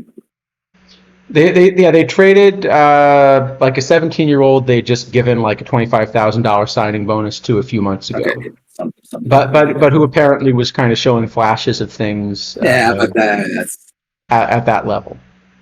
So. Yeah. I mean, certainly, like if it's someone like Paxton who has had good seasons, and like teams are always going to give up some random nothing to just try. Like it's not going to hurt. Well, yeah. I mean, you look at that diamond card, and you might as well try it, right? Yeah, Diamond's good. Oh, right, Yimi Garcia's been good, right? Yeah. Okay, so they just upgraded their bullpen a little bit. Probably at minimal Yeah, no, it cost, makes I sense that guess. someone would grab Paxton. I'm trying to No, see. no, someone should take him. I mean, whenever you've got someone with like actual track record of success in some stuff, like if he's getting DFA, then why not? I mean, it's also funny because just as a lefty, I mean, Fenway's probably wasn't a great park for him. But, all right, okay, he's traded for Moises Bolivar, who I didn't know anything about until I just started reading. Yeah, that's not someone I am aware of. But he's like 17, so you never know, Yeah, it's right? some nobody prospect, probably. Yeah, I mean, there's no way you're going to trade a real prospect for a guy who got DFA. Like, yeah. Yeah.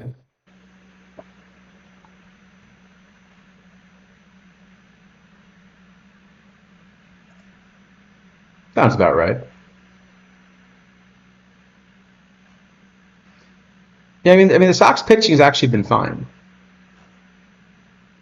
Well, it seems like that. I mean, they seem like a decent team. Like certainly in real contention. Yeah, I think they've just sort of had a bullpen that's a little bit burned out, and they need more pieces. So it Yeah, makes that's sense to 11. just pick up a few pieces. Yeah, all one words. That's pretty good. Yeah, 371. Yeah, you take that certainly, especially as a starter.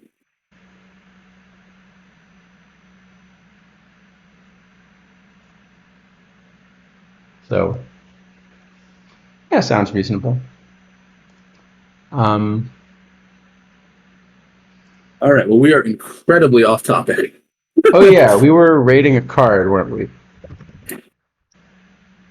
We were rating Yes. Well, Charlie Deal, I think we had mostly and discussed Deal, and then we got incredibly sidetracked. some flavor of F, but I think just a regular F, probably. all right. Let's do that, and let's go on to Jim Nash. Sure.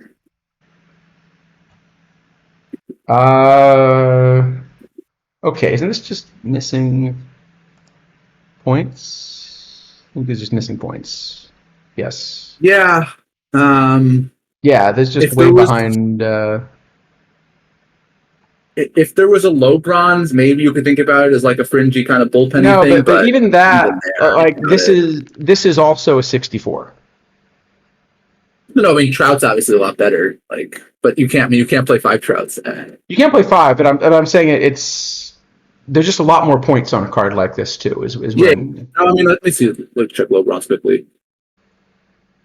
Okay, yeah, I have Nash like the 15th best pitcher in low bronze or something. okay. Yeah, so I think that's probably not going to work. Yeah. The real Billy Hamilton.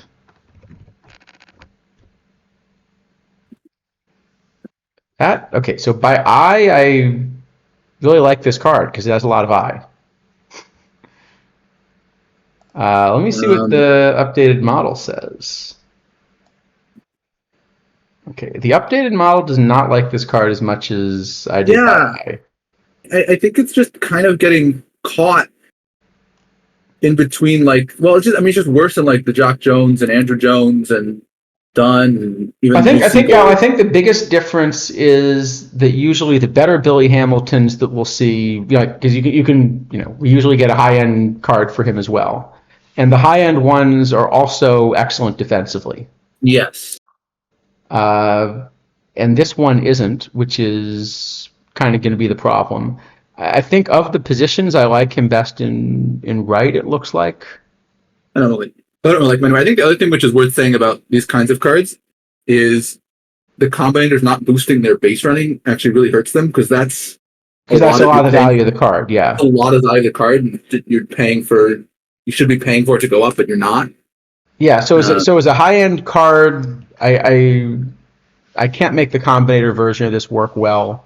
I mean, I guess I should have said, I do have him, at level 5. I have him as sort of a second best left field option. But even the level 5 version of this, I have behind the base Jack Jones. Yeah, I mean, I don't have the level 5 anywhere good compared to other level 5s. I just not anywhere at all. Yeah. So, it's a pretty clear F for me. All right. Oh, you know what? We've actually been going long enough on this. I got to do a draft real quick. Okay, can we get to the bronzes or We have 11 minutes to draft. how many bronzes do we have left? Like, I think we could do it because we have the 20 minutes too, right? Or is it already the 20 minutes? Oh no, we still have 20 minutes. Yeah, we have. Hold on. We have. Let me count. Let me scroll down. We have. We We have 12 bronzes. There's no way we can do that in 11 minutes. Yeah, we do one a minute. We can do it. There's no way we can do that in. Okay, that's actually going to be hard because Bill Fisher and Ray Caldwell actually interesting discussions. The other ones less so, but those are interesting. I think we'd probably better. All right. Okay, look, this is going to be better. Okay, would you believe the last draft we did on street? You remember how atrocious that TWIP draft was? That team won 3 games. It made round 4. Yeah, I saw. I was assuming that we played 3 Gym Unknown teams in a row. No, we played 3 actual teams. I have no clue how that happened. With cards on them and everything? Yeah. Wow. Real cards and yeah. All right, 1919. This is the dead ball one, right? Dead ballish, 1919. So starting to be a little liver ball, but mostly dead. Sure. All right. Let's see what we got here. Well, which Garinger do you want to pick? The good one. Let's pick the good Garinger. Yeah. Okay, this is actually about as good of a dead ball profile as we could get. Have you seen 101 in the draft? I don't know that I have actually. I'm thinking about it. I wonder if they're out of drafts. That's a good question. No, I haven't seen one. I'm trying to think how many drafts I've done and how unlikely that is. But no, I haven't seen one. And there are not so many of them, I guess, that are eligible. No, because Morgan is eligible for some now. All right, Spore. We'll show you the. All right, we'll pull up the TWIP team afterward because you got to see just how horrendous that team is. That was. Yeah, I think that's actually the worst draft we've done on stream. I think Bazan would be reasonable even against some slightly better cards because of the positions, but Garinger is just so much better. Especially. But also 1919, you're losing a lot of this power. Garinger's shape is like perfect for 1919. Yeah. Like I mean, giant eye and BABIP and good defense. So. I will say. There's a little bit of a thought to whether Greinke is better just because the pitcher throws so many innings here. But it's got to be Garinger. I mean, Garinger is so perfect. Yeah, it's definitely Garinger. Okay, well, that was fun while it lasted. I guess it must be Gentle. It must be, right? It's got it. Well, he loses all that power, but what else is it going to be? Live Brandon Marsh. That's the only other option. No. Although, the beard would not have been out of place on House of David. That's true. Actually, this is decent, right? He does have a lot of BABIP. I think this might be better.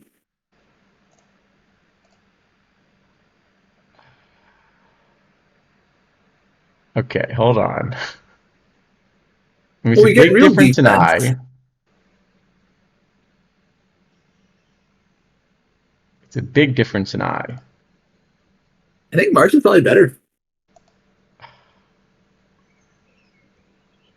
I feel like we're gonna get offered better first baseman than this. Like, isn't like a Jake Stahl in bronze is gonna be better than Gentile, for example. I mean, it's obviously the best bronze, but I mean, you're probably right. It just feels so bad to make that pick. I mean, Gentile does not feel great, I have to say. Okay, but Brandon Marsh does look like a player that could have played in 1919, doesn't he? Well, then let's take him. He's got better facial hair than Jim. Yeah. All right.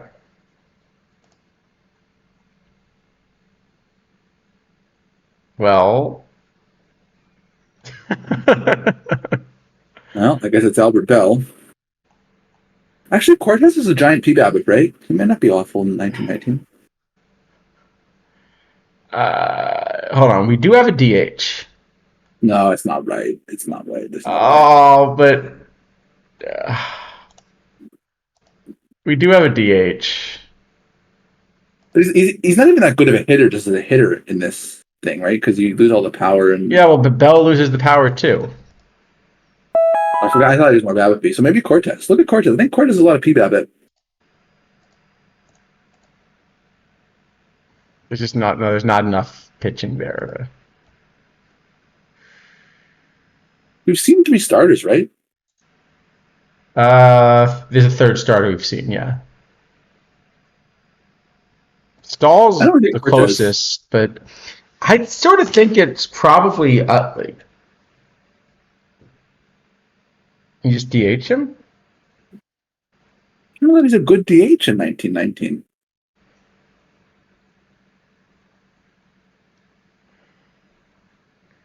Well, you can get more out of him than Bell, at least, right? No, Bell is wrong. I thought Bell was more Babbit. I think I misremembered his card from last cycle. And Stahl, I mean, I just don't think you're getting enough. I kind of want to take Cortez. I don't know. There's just no. There's not enough control or anything here, I feel right? like the thing that I've learned the most from doing all these 1919 drafts is like when you get a decent pitcher against a bad round, you just take them because you might not get another pitch until like the silver rounds. Yeah. But is this really a decent pitcher? I think it's better than a random silver. I don't know that it's better than a random gold, but I think it is better than a random silver. Probably. I don't You'd really pass on Utley, though. I don't hate Utley. I'm just not like in modern. I would slam Utley for sure, but like I think there's just got to be enough in Utley to just run him at DH, doesn't there? Yeah, we're losing all the defense. We're losing all the power. Like it feels like we're giving up a lot. Just a backup second. Yeah, it's probably not awful. I just say because Cortez Nestor's just not good. No, I mean he's not good, but like he's it's a pitcher which is not horrendous, and we might not see 3 more of those. I think we'll see 3 more. You have 11 more pitchers, right?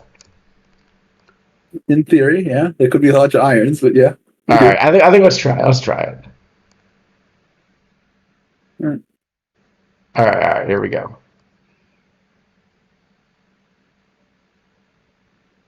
Okay, so this Ichiro. Ichiro is so good. It doesn't matter. I mean, he's avoided. It's not quite the perfect setup, but you still got to play him. He's still good. We got this new Zach Wheat. Oh, he's not awful. Who the only thing is he doesn't have a 1919 shape. Yeah, it's true. He's bad 1919 card. I like that card better in modern. Yeah. Ezra Sutton has a little more of a 1919 shape.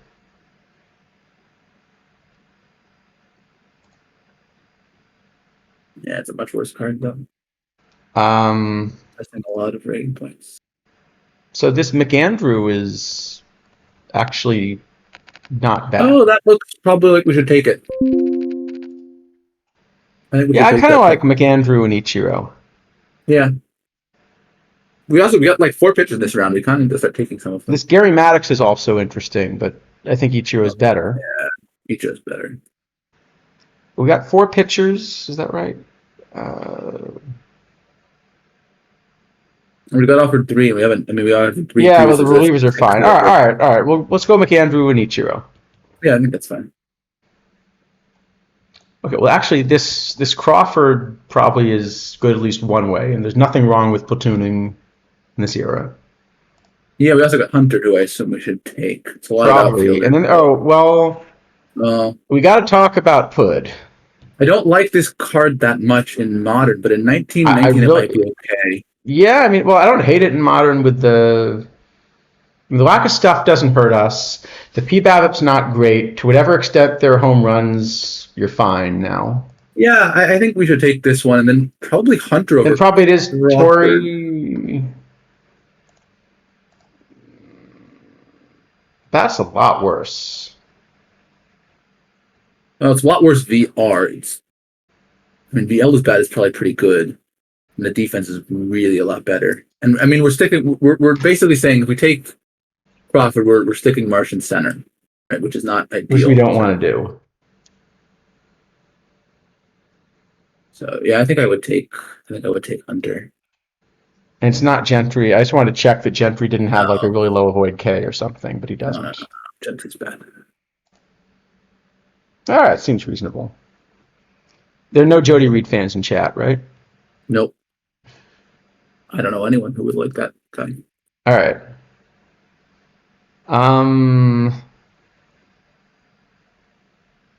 Well, we got some players I'm happy with in Modern.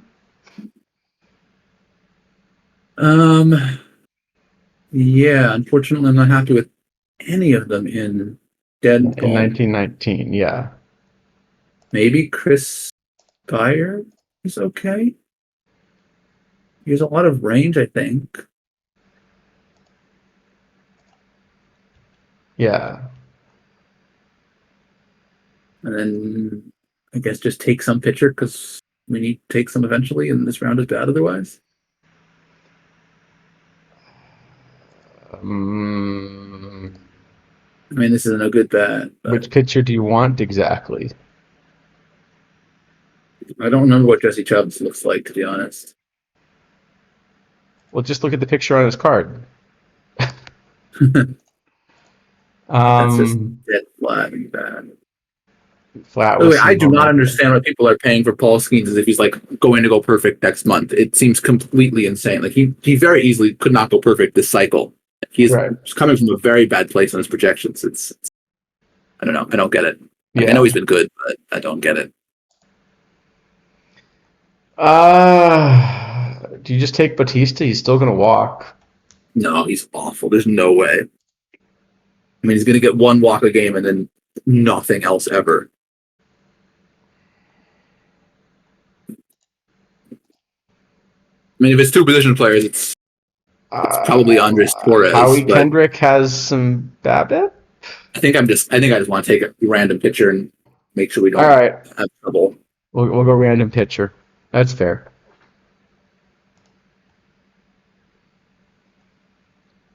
Okay, well, we're definitely taking Devannon.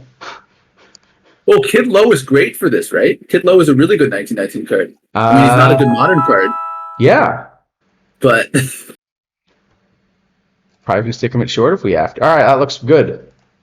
Easy decision. Yeah. And actually, Tony Phillips is going to be really good here too, right? No, not as good as I remember. Oh, Bobby Bonds is probably decent though, and maybe even Sano is okay. You're losing all the power with Sano. Oh wait, I forgot how low is it. Yeah, hold on, I forgot how good his avoid K is. Wait, no, Sano's like 10 avoid K. Yeah. We do kind of need a first baseman. All right, let's run Bonds, and not quite sure where we're running everybody now, but you know. I'm not either. We'll just take talent and figure it out later, right? It's all best player available. We only have 4 more starters coming, by the way. Okay, so we got to take some. Oh, but Tommy Sampson is also. We're taking Tommy Sampson. We're definitely taking Tommy Sampson, right? I mean.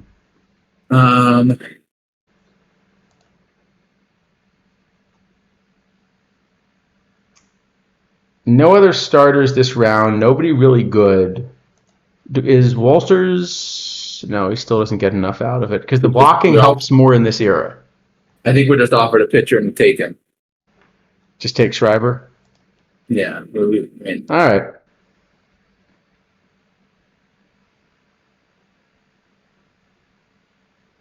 Well, Pavlitich is the wrong shape now.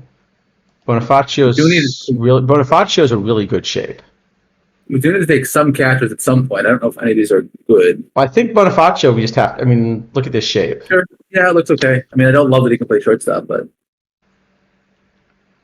probably fine. This is our 11th starter, and I still think we turn him down. All Yeah. right. Which catcher do you hate the least? I don't know what any of these catchers are. Just take whichever one. All I right. guess it's Fitzgerald, probably.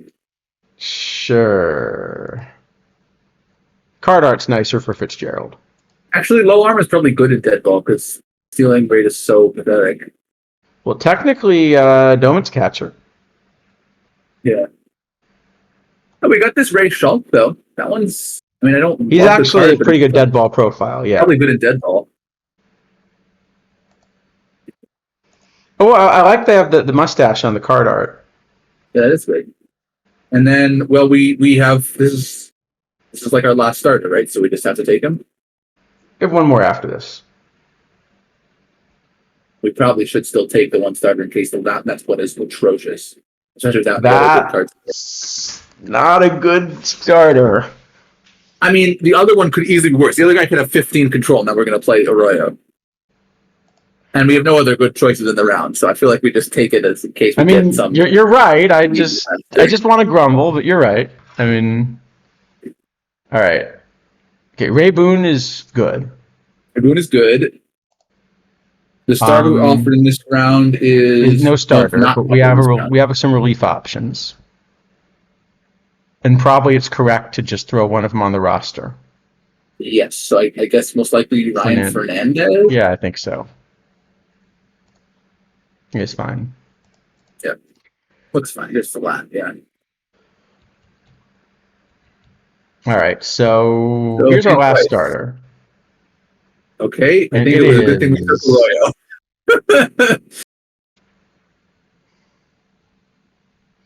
We can go 2 starters, right? It's 1919. It'll be fine. The Hank Weiss or Jamie Moyer we were hoping for did not materialize. No. Okay, so Billy Kloss is like a reasonable backup, right? He's fine. Yeah, and I don't think it matters too much because everyone else we pick is not really getting in a game. But Lawrence Butler has been really, really good in actual baseball. Not so much here. Yeah, less so. I don't know. I don't know any of these cards particularly. I mean, I have played Bohannon and stuff because he's a 40 and he's like the 6th or 7th best 40 or something. But yeah, in this format, he's going to be even worse. Yeah, he's going to be worse.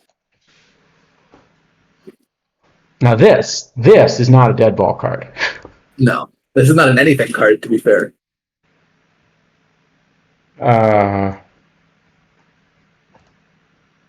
You've got rating points. You sort of had rating points. You play a bunch of positions.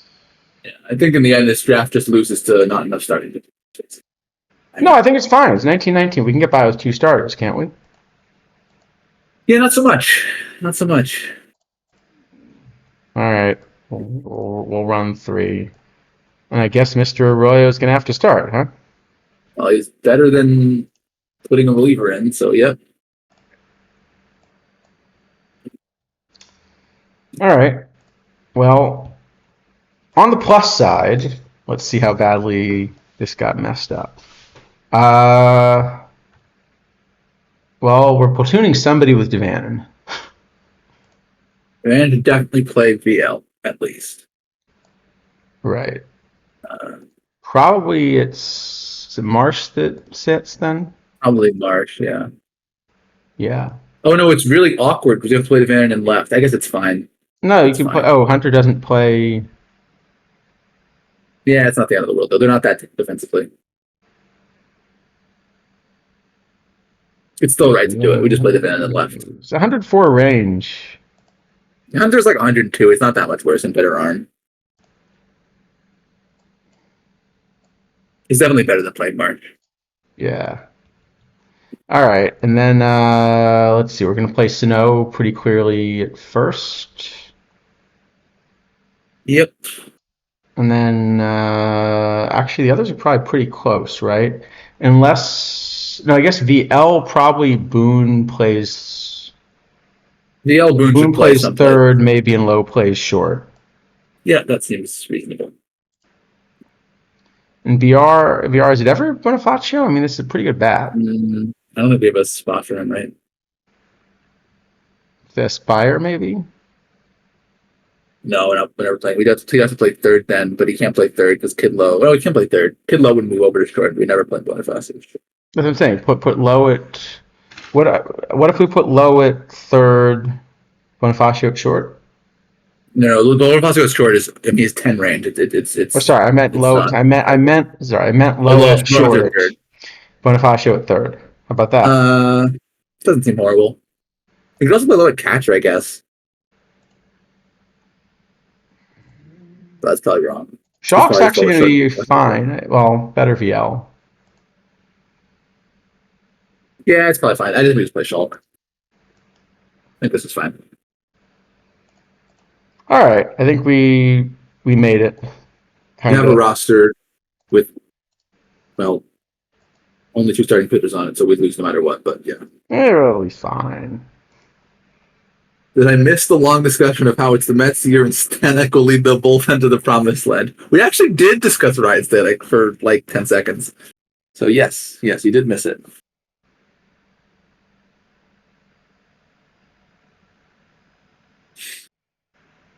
Yep. All right, back to cards. Oh, someone's asking for a quick. Let me find it. To show the Twip draft. Yeah, we could do that. Yeah, we can show that quickly. I should probably register for something, right? There we go. Now we can do it. We'll show quickly how bad that Twip one. Let's not actually do the next Twip draft yet. Maybe we can save that for getting massacred at the end of the night, right? Yep. But this, I think, of all the bad drafts you've done on stream, this is up there. Yeah, it was definitely on the list of the really worst ones. So, and we've had some bad ones.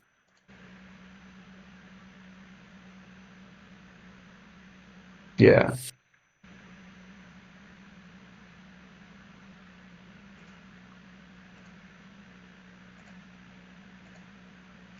So this was our team.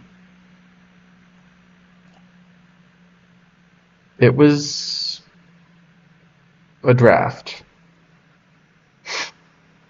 Yeah, we got one good card.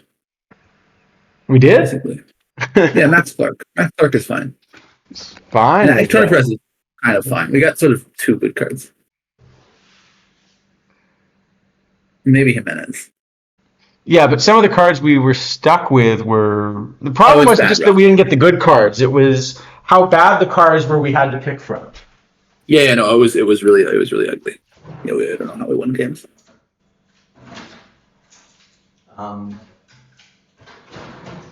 And yet, somehow this team won 3 games. Yep. I mean, yeah, in DoD you can always get some luck. Yeah, but against real teams, see? Yep. Like no Gym Unknowns. Yeah, I think he probably even won 4 packs for that. So, pretty good. Yeah. Well, that draft did not deserve 4 packs. No. But the most important thing we learned is that this is the best strategy. Yes. Max everything. Yeah, we did that. That was clearly the reason. Yeah, it was. We should run this strategy again. Yeah, I agree. But in the meantime, we have like 5 more cards to do. So. Oh, apparently we blew out our whole bullpen. Yes, when you have 5 bad starters. It's not shocking, I suppose. Wait, hold on. What? How do we blow out our bullpen when this guy never pitched? You have probably a split on.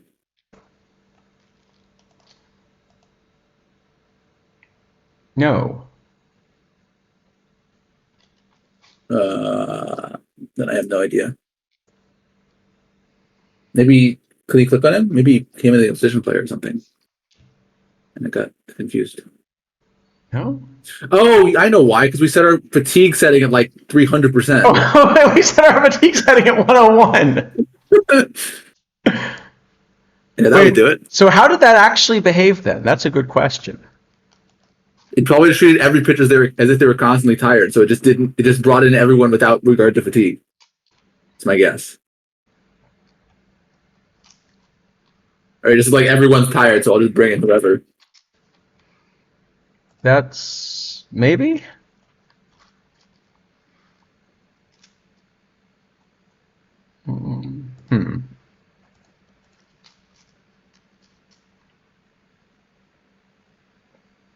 Yeah, no, it looks like I just let people go really deep into games as a result. Wait, actually. Right, because we didn't have, yeah. I mean, you could do this anyway if you just set a long hook or no pitch count, whatever, but like. No, but this is probably an even longer hook because Dollander's not a huge stamina guy. No, you can get Fleet Dollander in that long. You can do it. Like I've done it when I've been in like finals of tournaments and I don't care about fatigue. Like you can get the guys that throw 135 pitches this year. You can get them to throw a lot more this year than you could last year for whatever reason. Okay, because I wonder. Yeah, exactly. New meta. We figured out a way to like. No, you turn the hook up all the way and you turn off all your batter's face, pitch counts, whatever, and you don't set like closer or stopper, and you can get them to throw forever this year. Okay. It's not a good idea except in the last round of tournaments, but you could do it if you want to. Or in cases when you just have no playable cards. That also, yeah. Not that would ever happen to us. No. Speaking of playable cards, maybe we should look at a card or two, right? Yeah, this Bill Fisher's an interesting one. All right, Bill Fisher.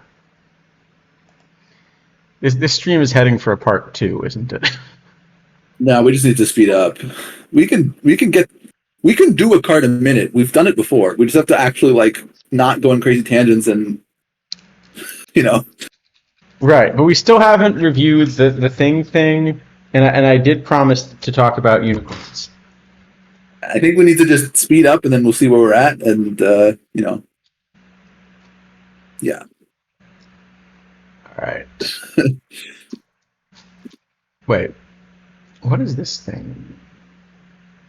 What is the thing in the middle here? Do you remember what that pack is? Oh, it's the live spotlight pack from the first okay. update. Yeah.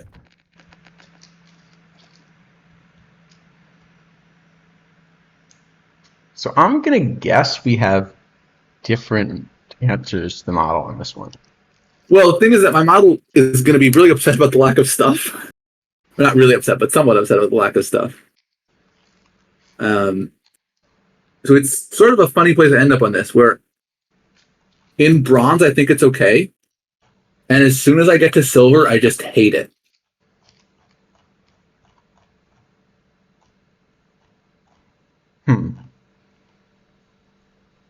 Which likely means that it has a very small lifespan, if that's correct.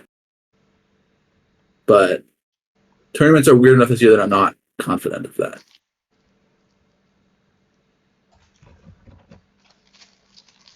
So my older model, like before adjusting for the thing, likes this card a little bit. But with the adjustment that kind of predicted what we got last week, then I don't want to play it.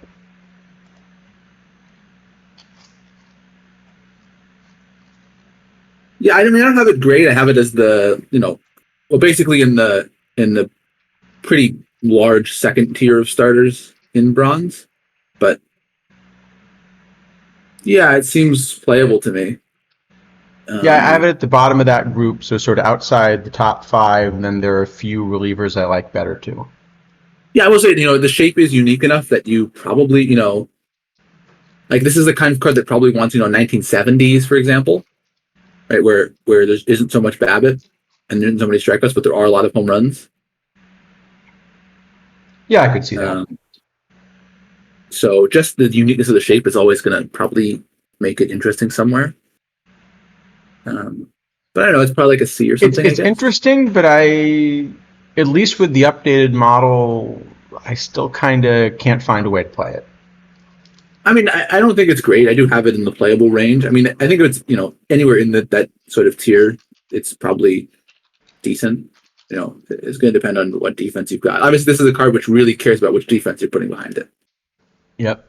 If you're playing bad defense, this is not going to be useful at all. What is it? New meta, just don't be yourselves. Yeah, I don't know. I think I'd probably give it like a C. It seems okay, but you have to actually get it to work, and it's not clear whether it will last for that long. Yeah, and I just end up with an F. I just can't find a way. It's just missing 2 things, and it's hard to work missing 2 things. Right, so However, but I will say, the other part of the problem here is if you look at the Combinator version,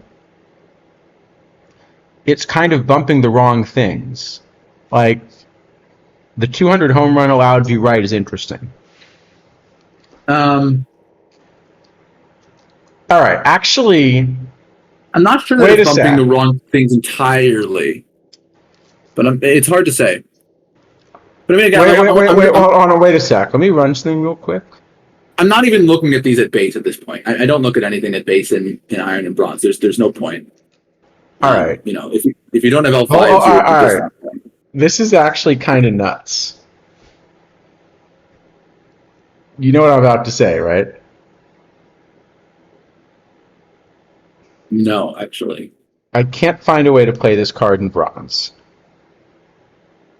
I think I can find a setup where I might want to play this card in League.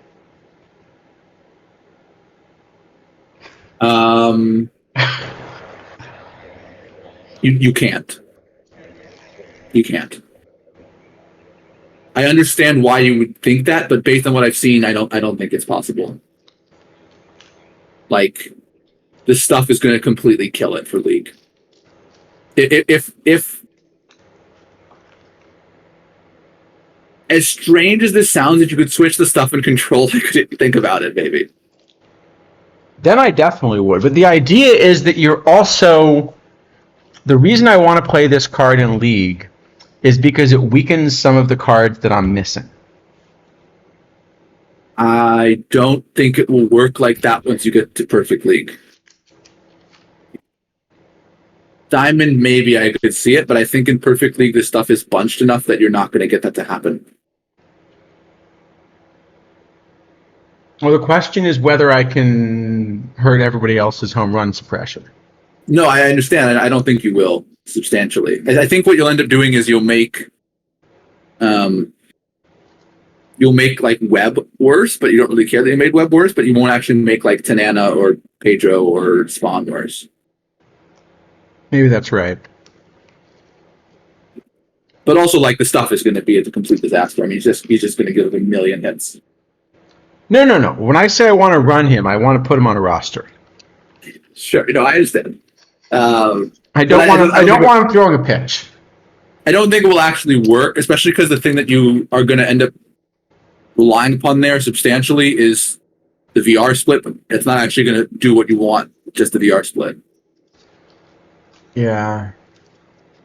But I'm still going to hit that 182, and that 182 is still... But it's not going to change. Right? It's not going to change the guys in the middle. Like, you're going to kill Webb, but like, okay, right? You might hurt Rixie, but Rixie is also really bad. So I mean, Okay, yeah. Okay, then I think it's an F, but it's an interesting F.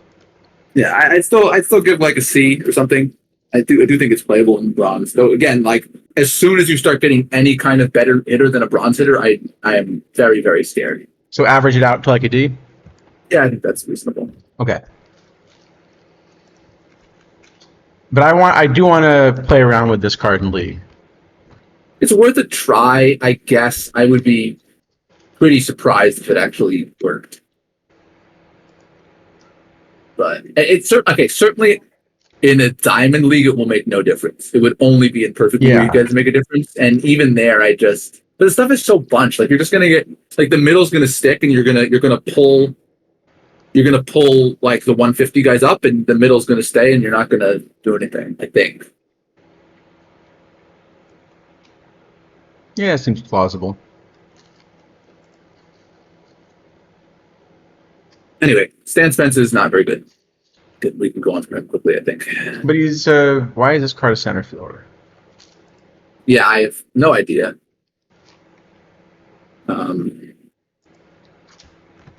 No idea.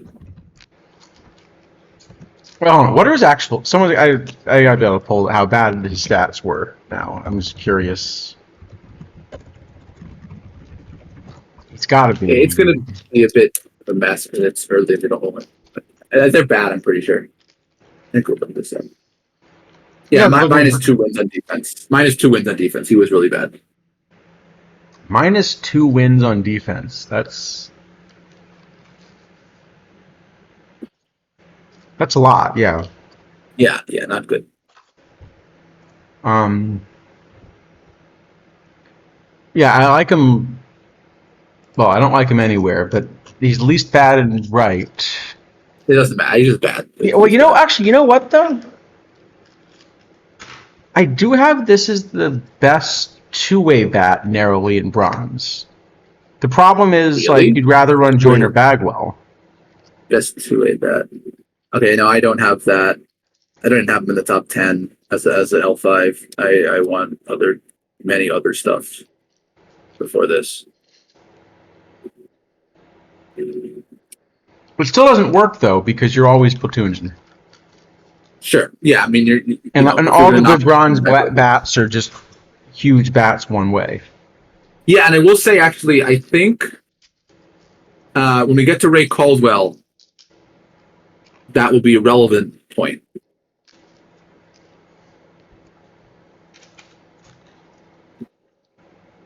Well, see, Tactile Next, part of this is that I've tried to make an adjustment for the thing that we worked out on Streamlabs. Yeah, but I mean, it's unclear at this moment, to me at least, what the thing is.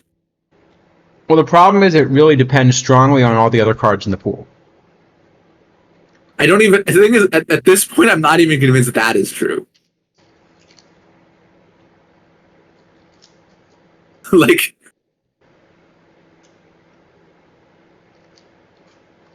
I think we need to do what we did last week with I. Otherwise, I'm going to be, unless I sort of hit upon it by luck, which is possible, but you know. Okay.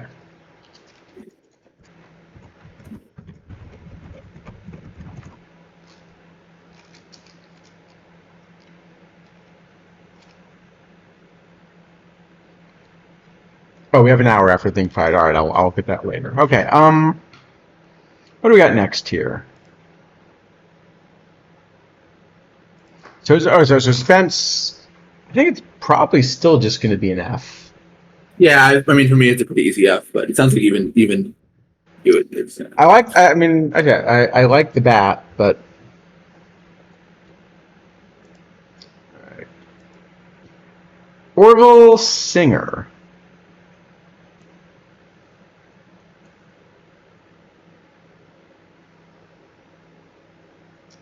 Pull the card up in a sec. All right, so this is also kind of a funny one. Because my model, again, sort of likes this as a two-way card, but I can't actually find a way to play it because I never want to run a two-way card. I have this, like, fifth at a bunch of spots, but fifth at a bunch of spots is not ever getting you in, really.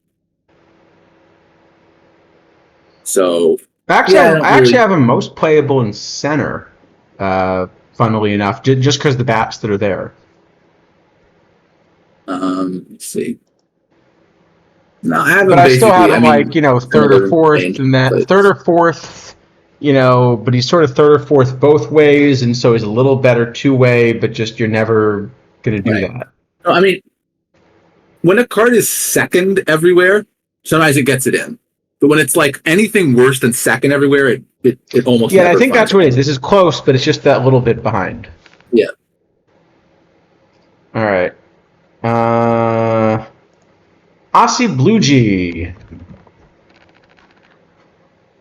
Pay no attention to the third base on the card. He's listed at third base, though. I mean, what else could he be? Well, I don't know. Maybe a shortstop. Could be.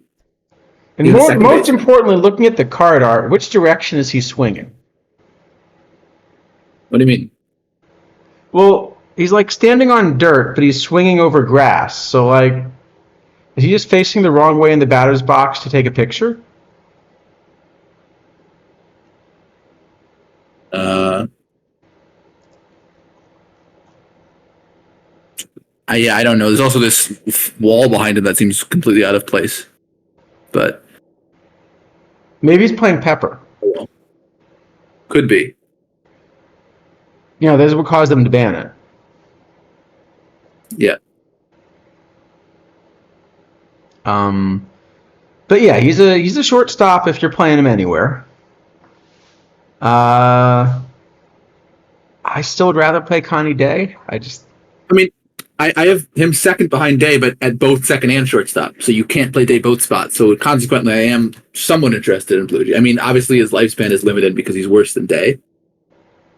But like the problem is, I think you get more offense there. So I think you can play Gardner. I think you can sort of play like a Hairston Young type combination. And I have him just a little bit behind those offensively to the point the defense doesn't make up for it. I do have him ahead of those kinds of guys, not by a ton. But also, like if you're going to try to do some Reynolds Harrison thing, you're actually going to start having trouble backing up shortstop. Potentially. True. Yeah, so I think there's probably some room for him, but I don't think he'd end up in my bronze build right now. I would put him in. I don't think he's super, super necessary. Like Connie Day is obviously the card that is the really strong middle infielder. So I think I'd probably give him like a D or something. He feels like the kind of card that that's fine. I would play right now, but expect to fall out in a couple weeks, maybe even 1 week.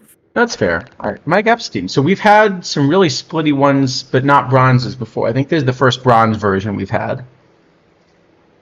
And it's actually not a splitty card, which is weird. All the versions of this card we've had before have been really splitty seasons, right? Usually, though, yeah, I mean, this one just kind of gets caught up in the Joyner, Joyner, Bagwell, Draco, and it's just not going to happen. Yeah. Yeah, but okay. All right, Dick Tidrow.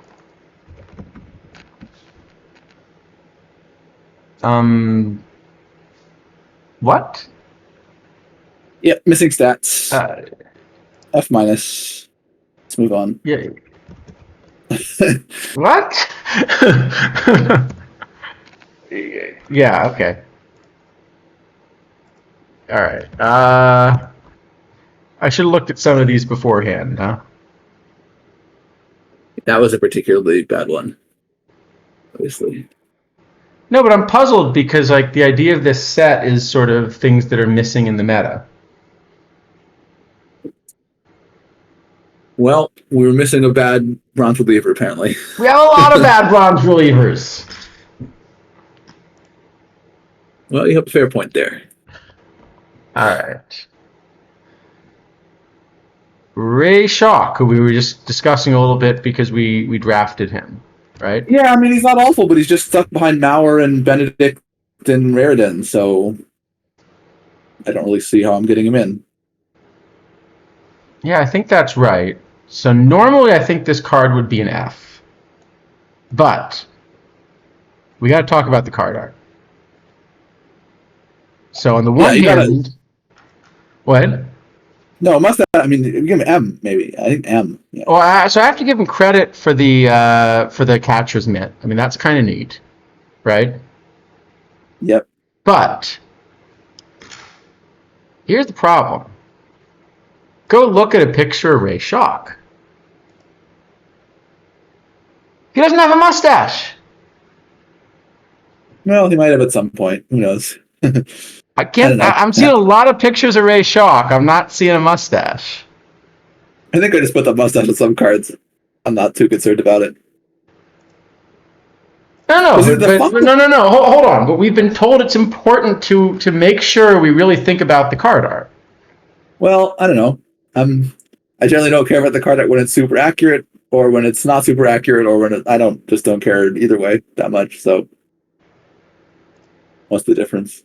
All right, we'll give him an F. All right, Otto Hess. The fungal bat though is actually, I think, reasonably accurate. That actually is reasonably accurate, especially the way he hit. Yeah. Especially the way he hit. All right, Otto Hess. All right. I just don't have this one anywhere really. Let me see. All right, Otto Hess. Yeah, I don't have many where he's. So it's like a similar shape. Let me find it. Actually, a similar shape to a card like Trout, but Trout has just a little bit more, right? Well, he's missing like 50 points of Trout's control or something. I mean, yeah, but otherwise it's that sort of shape.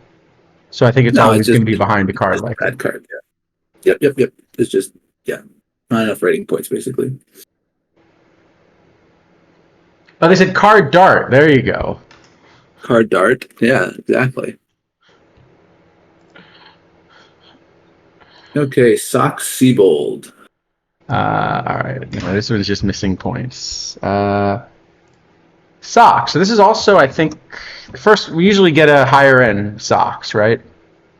Yeah, we've gotten some diamonds before, but they're usually not that great. So I don't mind printing him a bronze. No, sure. It's let me see this one.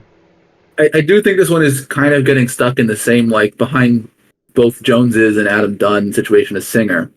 Well, yeah, I think the problem is that you've got sort of these like two good true outcomes cards, and this is sort of a one good one, and so it's just going to be behind those. And then he's still a one position outfielder. So I don't quite see. Yeah, I mean, I don't use it. I don't hate the card. I have him like fifth, but it's just getting stuck behind too much other stuff. And one position. I've got him third VL, but worse VR. And then but you sort of can't really build a roster that way. Yeah, it's just behind better cards, and so not finding a home. Yeah, or even just directly, I'd rather play Zisk where you're getting multiple positions and a little better bat. Sure, Zisk, Dunn, Andrew Jones if you're going to put him in right. Actually, I think I'd even prefer Singer as a two-way probably. Yep. Yeah, that's the other Sox. Yes, he just saw someone named Seabold and was like, yeah, that guy Sox too. That was a good one. Oh, wait, there are two different Sox Seabolds? Is that... The other one's spelled Seibold. But what happened is, Connie Mack managed this Sox Seabold. And then the other guy showed up with the last name Seabold. He's like, yep, you're Sox also. I see. Yeah, I think I found it when I was searching during Twipt, I think. I don't remember. But yeah, I remember seeing it. I remember it being discussed on Twipt, yeah. Nice. So that was kind of funny. All right. Sparky Lyle. So again, a card that we usually get some higher end. Yeah, and I think Spore mentioned that, we would likely get a higher end one that would have more of the kind of shape we used to with the big stamina and only 2 pitches. But this one has a lot more pitches, so you can't give it stamina. And then, yeah. Right, and this is also, again, less splitty, I think, than the high-end one we usually get. Yeah, we've usually gotten a lot of splitty ones. I have to say, I don't think this one is very good, though. The points are... The shape's better, but I think... the splittiness is better, but the shape, I just don't think is going to fit. Yeah, it kind of has have enough this points anywhere close. Like, I think there are enough points here. Like, if you switch the PBAB and the control, it's probably doing okay. Yeah, I think so. But yeah, Even the if you shape is switch just the I don't stuff in the really working. control, it's a little closer. It's better. I mean, the PVAP is really you're wasting a lot of points on it at this range. I think so. Feels Yeah. like so. Yeah, and Yeah, I'm not playing. the extra stamina is nice if he plays, but kind of if he's not a key part of the pen, it doesn't help. Yep. Yeah, I think it's just ends up as not really playing. Okay. All right. Roger Connor. Well, worse than Epstein was already stuck behind Joyner and Bagwell, so that's kind of it. I think so, yeah, because he only plays first. I guess you can make a version at a different point in his career that plays third a little bit, and then you get your lefty throwing Yeah, then you third get the lefty baseman. throwing business. Yeah, so that one, so it's really tough to make a version of this that properly plays third. Yep. Um, But yeah, I think that's right. The other funny thing is that this is actually a bad shape for early eras too. So this isn't one of these yeah, cards that'll get better. It just doesn't play. no, this actually wants a sort of mid era for the Yeah. shape to be good, but it's just still behind Joyner and Bagwell. Yep. All right. Ray Caldwell. Yeah, see this. Yeah, see this one doesn't have a mustache. Well, they should have grown one.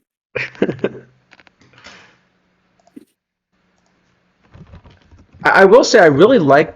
I forgot to install that this year, but I really like the face gen. That kind of Oh, works from this. I never used those. No, they came out nicely. I don't think I ended up installing that this year, but it kind of worked nicely. No, okay. There you go. Um, but there is a really good Ray Caldwell story. I didn't catch the stream. Did people tell the lightning story on stream? I think it was mentioned. I think so. Um, but yeah, he got hit by lightning during a game and still finished the game. Why not? Okay, he did tell the story. Okay, good. So, um, yeah. Caldwell's. That's the. This is actually not, you know, not one of those things you ever want on a graphic, like parentheses finished game after being revived. Well, it's better than not being revived. That's definitely true. Yeah. Yeah, this is I think a really interesting card. So as a pitcher, I have him kind of okay, not anything special, but like in the playable range. But the bat's interesting for early years. Well, no, not just that. I think this is actually a card that's really important in modern right now. And I think I'm going to argue for a pretty great for him, even though he has, is not a great pitcher. And the reason is because of all these really split outfielders we talked about. I see. So just because it gives you the extra platoon option, you mean? Yeah, it gives you an extra backup outfielder, so you don't have to expose Jock Jones or someone like that to lefties ever. It's a good point. Like, he's not a great outfielder, but he's like a 20th outfielder in bronze or something, 25th, something like that. And it saves you from all these bad platoon situations.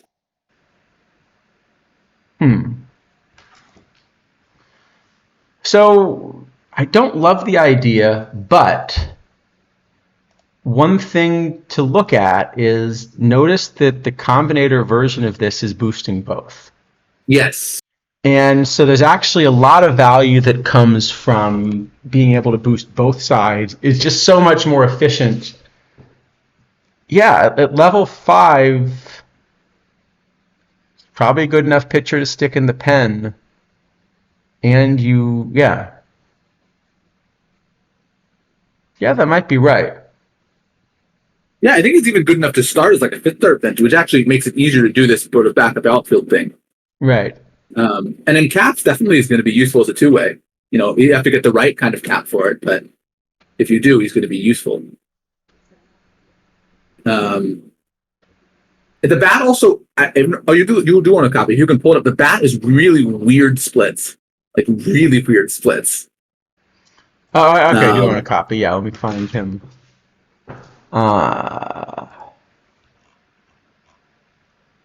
68, right? 69, I believe. 69. Sorry about that.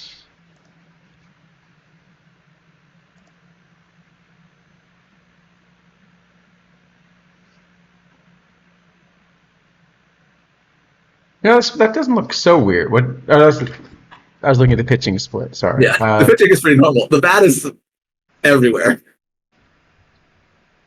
Well, I guess it makes sense because you're starting with a small sample and then you're kind of taking the splits to be meaningful, so you end up with just really small statistics. But I kind of end up with him okay on both sides, despite this really strange shape.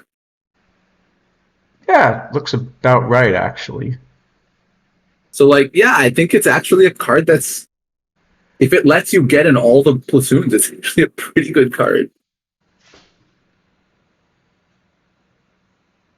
Yeah, I could see that. Now, I guess one problem, he didn't have a long career, right? So you're probably just going to have to pay up for Diamond Combinators to boost him. Let's see. He played for 10 seasons. 9 of them with the Yankees. He should be doable. Oh, you're right. Sorry, I was looking at just the Cleveland part. Yeah. Yeah. Okay, so who's he got? Well, so the funny thing is, though, I'm looking at the cards you need. Most of them are not cards that. I guess John Knight. So 8 seasons with Ray Fisher. I don't think we've ever had one. 7 with Frank Gilly. I don't think we've had. Les Nunemaker. Roger Peckinpah we might have, but we haven't yet. You usually get a good Peckinpah at some point, but we haven't. We'll get 6 seasons with Warhops. There's an Iron Warhop. Yeah, it was 9 Warhop. 4 seasons with the Gold Mogridge. Okay, so it's going to be enough to get into level 2 without trouble. Yeah, but it's going to be tough to get to 5. It's going to be tough to get him to 5. 6 seasons with Hartzell is okay. Russ Ford we sometimes gotten. We don't have one right now. So yeah, he's probably gonna be tough to get to 5. But he should be pretty easy to get to 2. Right, but the problem is if a card doesn't exist now, unless it's a real dud on launch, it's not going to be cheap enough to use as food. Yeah. So he is definitely going to be expensive to get up to 5. Even Alan Russell is an iron. Okay, so 2 is going to be not difficult then anyway. 2 you should be able to get, yeah. There's a Hal Chase. Is it a gold? Is there a Hal Chase? I don't remember there being a Hal Chase. Am I thinking of something else? You're right. There's no Hal Chase yet. We'll get one eventually, but at least we probably. I would think so. Yeah. So yeah, really the only options are these irons: Hartzell, Warhop, Russell. Right, but that's not going to be enough points to really. Not enough points to get them. Yeah.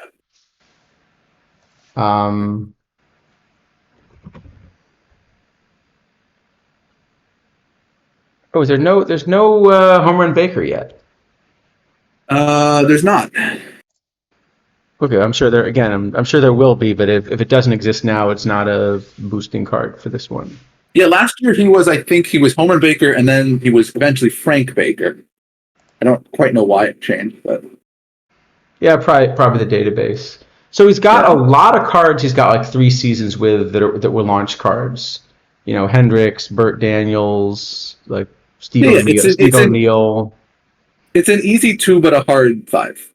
3 seasons with Pinch Thomas. That's probably not quite enough. No, it's going to be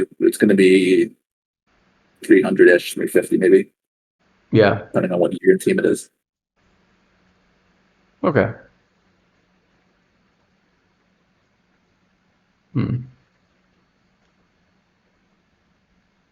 So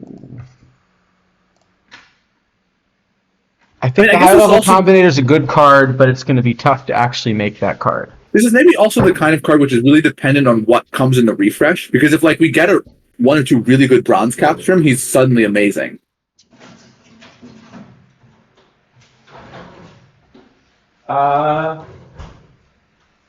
Funnily enough, unless they're early era. Yes. Well, especially if it's a combinator cap, bronze cap, then he's like really far ahead, right? Because you're basically getting two combinators for the price of one, in addition to the two players for the price of one. Right.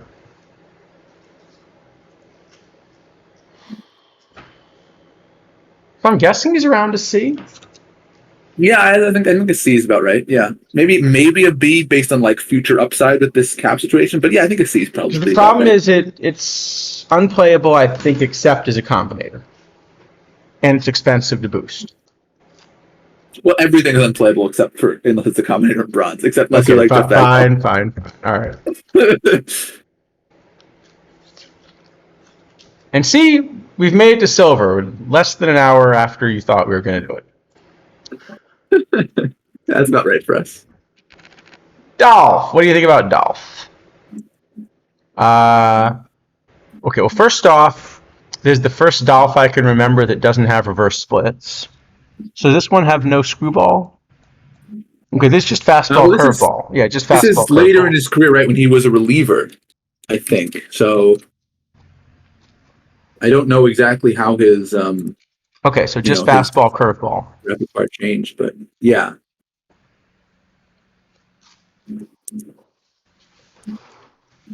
All right.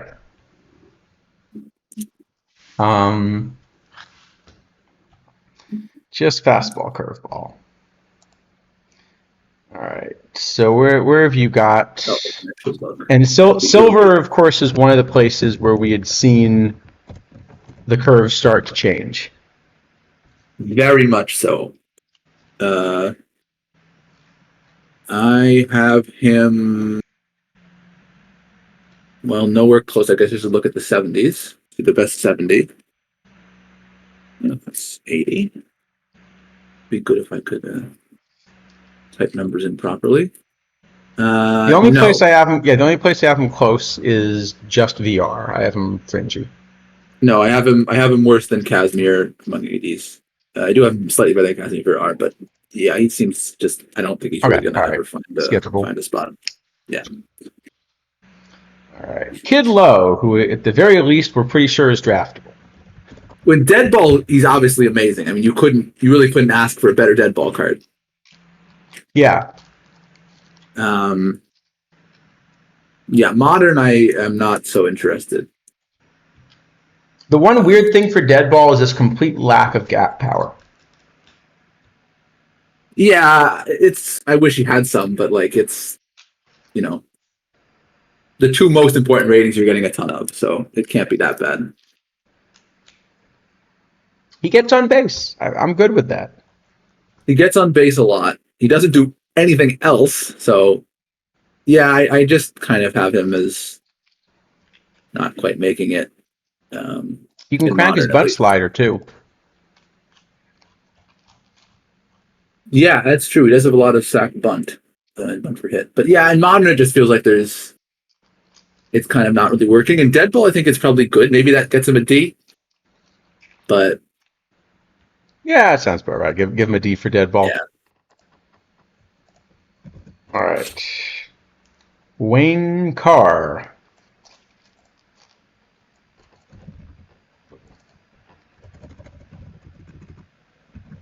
This is what Cal Quantrill thought about Reese McGuire, right?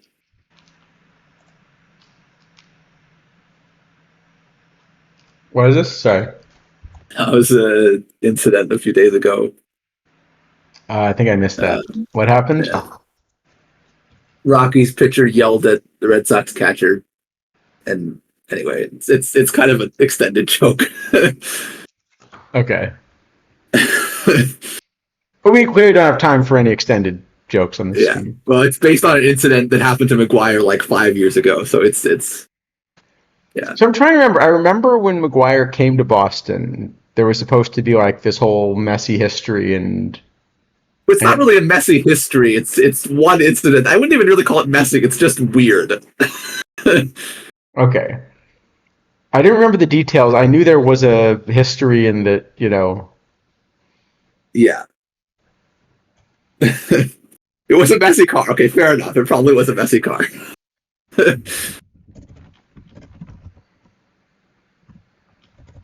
So what was the?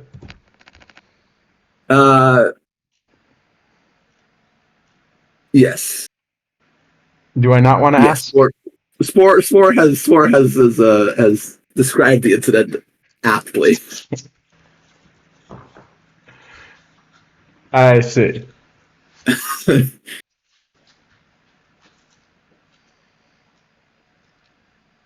As for the card, I will say that was one of the weirder headlines on a news article I can remember when it happened.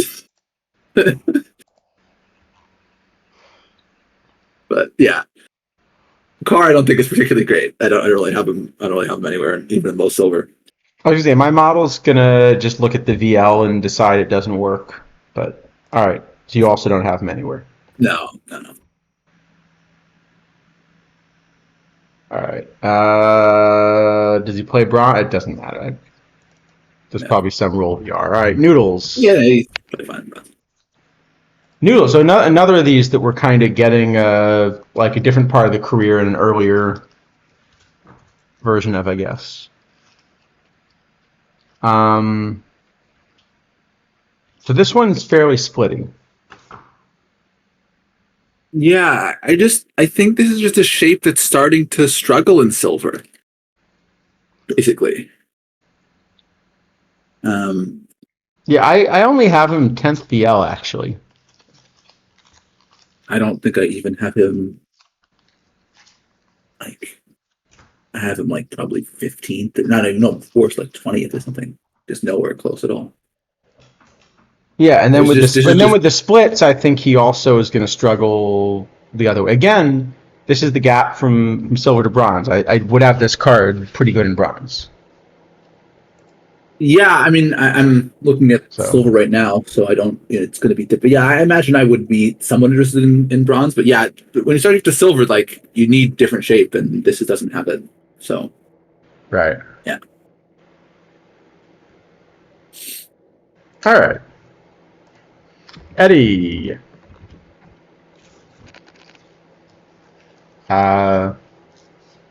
Weird splits. This feels like exactly the kind of card that's designed to get our models to disagree, right? You're gonna tell me you like him? I do. I let me see. I like him in low silver. I'm number 2 in low silver. Let me check full silver. Full And I silver. can't get the P Babbitt to work. Okay, full silver. I have him 4th, but in a close tier 4th, like with close to the Grom and Granke. I have him similar to those two also, but then a fair bit further behind. Yeah, so in full silver, my order is, this is again assuming maximum level. Gonzalez, Jimenez, then kind of actually there's pretty much different Gonzalez Jimenez I've got, and then Archer even as a base because I really like Archer, and then like this Cody I think it was Seacott with it last year, right? Seacott, yeah. Seacott, DeGrom, Greinke, Sabathia. Okay, and so now that the way I'm now adjusting for the thing, I do like Ubaldo Jimenez. So I agree with you on that one now. I think I had that wrong before adjusting for the thing. Right, you already thought Gonzalez was okay, right? Because Gonzalez is just sort of better than Jimenez, so that one's yeah. And I have Archer up there, but then my other two would be Saberhagen and Moyer still. Yeah, I have those guys kind of just a tiny bit behind, like the Seacott, DeGrom, Greinke, Sabathia. I still think they're fine. But yeah, it's about getting the P Babbitt. And also a high level Bumgarner seems to do a little better just with what the Combinator gives him. Yeah, I'm still not a huge fan of that card. I don't really, not so interested in it, other than as Combinator food for a Posey. Oh, the other problem is he has lower stamina. Okay, yeah, I don't know that. Yeah, that would be an issue certainly. A Combinator 100 Posey would be a really good card, though. You'd be great food for it. In any case. That's true.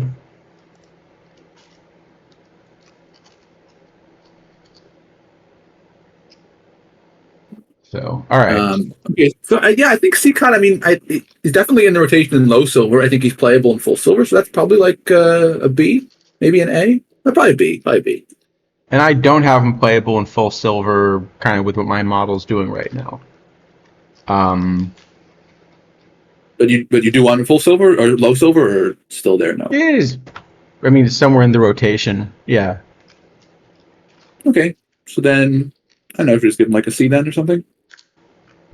Yeah, all right.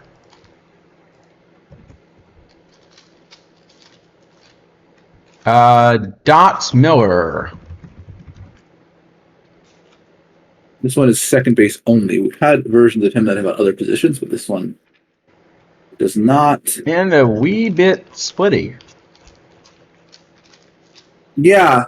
I mean, it's either this or the Joe Gordon for the VL second baseman, I guess, in silver. I have them pretty similar. I have this one way ahead, VL. Interesting. There's so many ratings points, VL. I mean, VR, it's a big problem, but, you know. I mean, Morgan's also Gordon is also not great VR. I do have Morgan. I keep saying Morgan. I have Gordon a little better VR and Miller a little better VL, but like, I think they're reasonably comparable, and they both only play center. So obviously, you can't play them both, and that I think does hurt Miller a bit. But yeah, I guess given that I have Miller better VL, I would choose him over Gordon if I had to choose one. So yeah, I mean I think the bigger problem certainly for this card is he enough better than just running like Sweeney both ways or something like that? I think so. Like there are a lot of lefties in silver, right? You have Gonzalez and Sabathia, and Moyer. The more lefties you see, the more it makes sense for sure. Yeah, you'll even get some Lou Brissis from non-combinator teams. And I think you will get Bumgarners from models that look more similar to mine too. Yeah, you will get some of those kinds of cards. You probably get the occasional Swindell still here and there.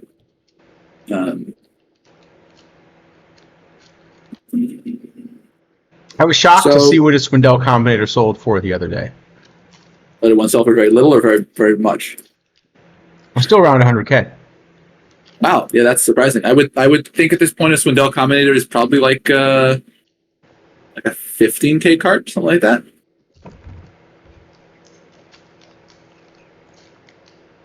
That would be my guess. Let me see. Well, it's at least minimum. Well, someone. I think minimum is closer than 100K at this point for Swindell, probably. Yeah, probably. It's just there are enough cards that have been printed that pass him. Yeah, but yeah, I think 15-20 is what I would think his price should be. Wait, someone got one for the min, you said? Yeah, I was attacking that to say someone got one for the min. That's weird. I mean, you know. So they've hit both the high and low end. Yeah, I guess 2 months ago that would have been an amazing deal, but like, yeah, I think it's nice now, but nothing crazy. Yeah, sounds right. Okay, so it's a weak side platoon card. He plays one position, but it's a very bat's good big. Yeah, is the bat big enough to DH? I wonder. Oh no, Bagwell. Oh yeah, never mind. So it's probably like a C or D then, I guess. Yeah, if not for Bagwell, it's better. Especially given that there's another option in Gordon. You don't like have to have him to do the job. He's probably better than Gordon at it, but there is another option. Yeah, if not for Bagwell, it becomes a lot more interesting. Yeah. So maybe okay, that's interesting though. You can get the Combinator for 25K. That seems like a very good price, probably. Depends if he's boostable. Depends if he's boostable.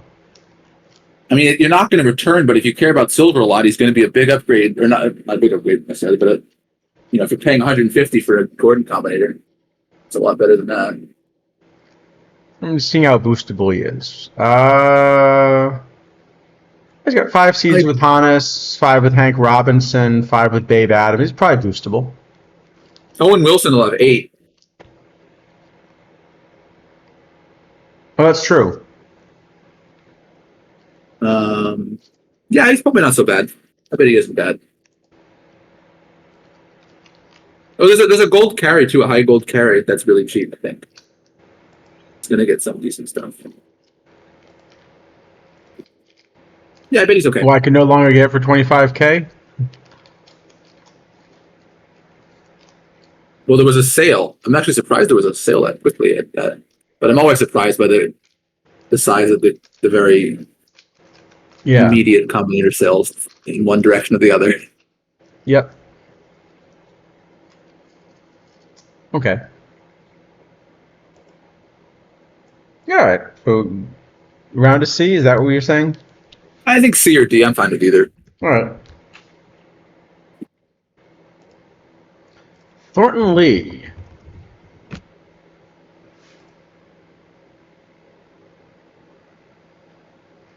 Well, on the one hand, there's sort of a lot of points on this card. On the other hand, it's kind of a... Don't think that shape actually is going to work. No, I mean I have him like beating out all the level -1 stuff except Archer, but that just isn't good enough to play ever. So Yeah. yeah, I think this is an F. Yep. Yeah, I think it's one where, sort of as you were saying, you do need some amount of stuff to be able to make it work. Well, in silver, at least. I mean, it's in other tools, not necessarily, but in silver, it's yeah. Well, again, there's no one shape this year. So yeah. Or actually, saying silver right now, it's tough. I mean, it may not be the case for the entirety of the cycle. That is like that in silver. All right. Roy McMillan with that says 108 range, doesn't it? Yeah, this is the first card I have getting ahead of Thon as a L5. So a lot as of a range. base, obviously. As a base, he's obviously a lot worse than Thon, but yeah, as L5, I have him as the best shortstop in silver. So yeah, I think so. You know, it's not playing up to gold because of Tulo, but it's probably like an A still. Well, yeah, I guess. And the other issue with the card is, although he's a switch hitter, you know, it's really a much better VL card, like much better. It is, but I mean, I still have him as the best VR card because the defense doesn't care which side he has to hit on, basically. Exactly, yeah. So, but I think that kind of limits a little bit how useful he is, because there aren't quite enough lefties to really, you know. Well, but I mean, even if I knew I was facing 100% raise, I would still want to play this. I just want the defense. Yeah. So, maybe like a B? I was going to say an A, but I don't hate a B. The one position in splittiness is not ideal for long-term value. I agree. So I think B is fine. Sounds fair. All right. John Clarkson.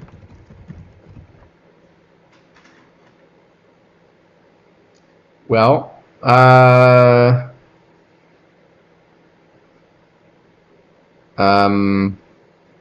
so say something good about this card. In Modern, I have this nowhere close. I think it's possible that this is the best 1876 card in silver. Maybe. I mean, it's funny because the stuff then completely... No. The stuff's actually good in 1876. Because strikeouts don't go away. Strikeouts don't go to 0, but walks and home runs do. That's true. It's like strikeouts go low, but they don't go to 0. So actually, you'd rather stuff than control. And the hitting is good for 1876 too because he has BABIP but no avoid K. But the power doesn't help. Yeah. Yeah, I think it's like a very good 1876 card, but not useful for anything else. All right, that sounds fair. Even for 1905 dead ball, there's going to be. I think it might still be enough minus, but.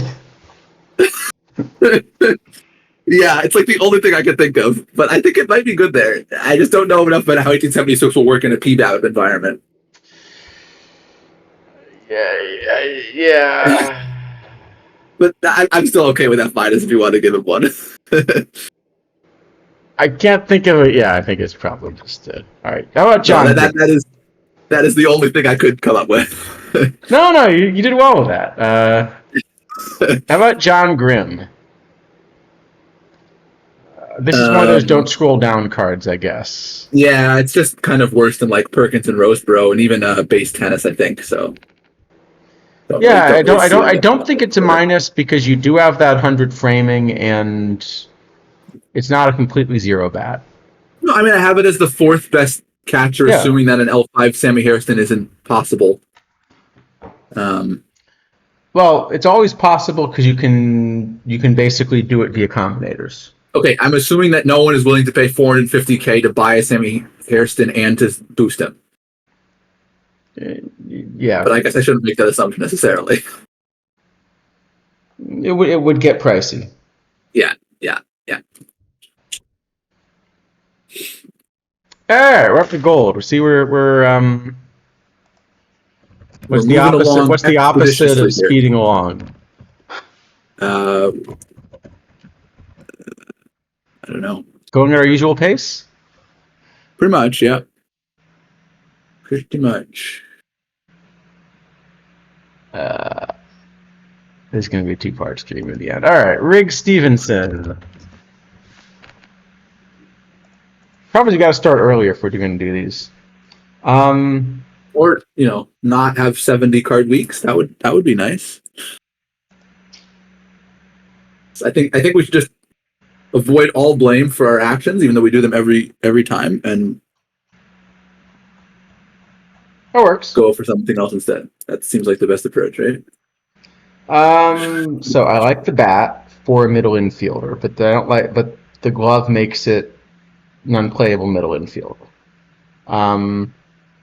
Well, especially, I mean, in comparison to the Danny Richardson, which we're about to look at. Yeah.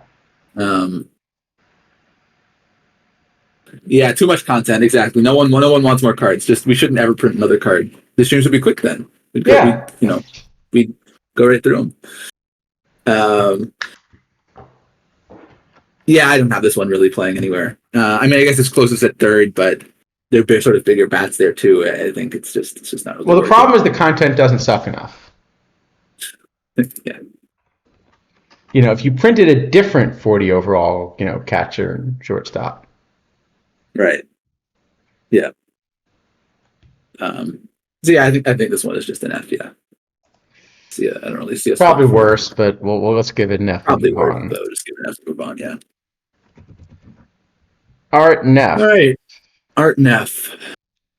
So not going to work in modern. Definitely not in modern. Again, it's kind of like Clarkson, where as soon as you go back far enough to get the PVAP and control to be important, the stuff goes away. And power and whatever you were getting for the power go away. Yeah. Yeah, I just don't really see it. It's not really a good enough pitcher to ever two-way. It's not a good enough hitter to two-way. It doesn't play in early era. Yeah, I just don't see a home. It's probably not quite a minus, but yeah, it's probably just a regular F. Riggs is tired of this ish. Of which ish? Wait, which ish did we say? He's tired of all the content. Clearly.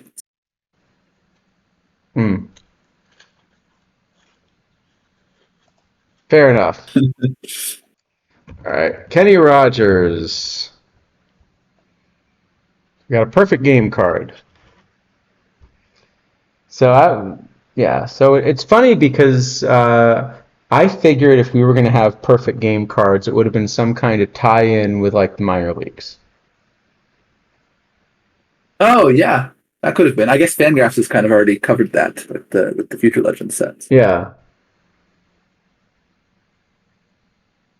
Oh well, yes, we did not. Well, I did not get the reference at least.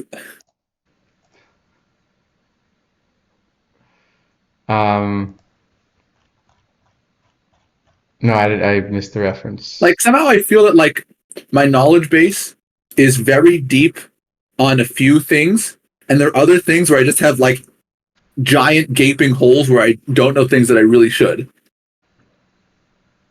It's kind of I don't quite know how I ended up that way, but That's about where I'm at, I think. Yeah. Yeah.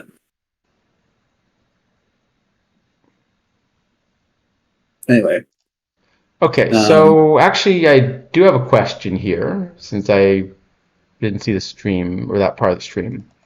Um, this is a special edition card, right? it is But packable. correct. So are there combinator versions? Yeah, sure. Okay. Just like any other, just like the BREF cards. Okay. All right. So you can get it. So the combinator will exist. Yeah, yeah.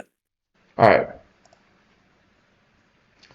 All right. So base. I have to say I have this though, about fourth base among starters.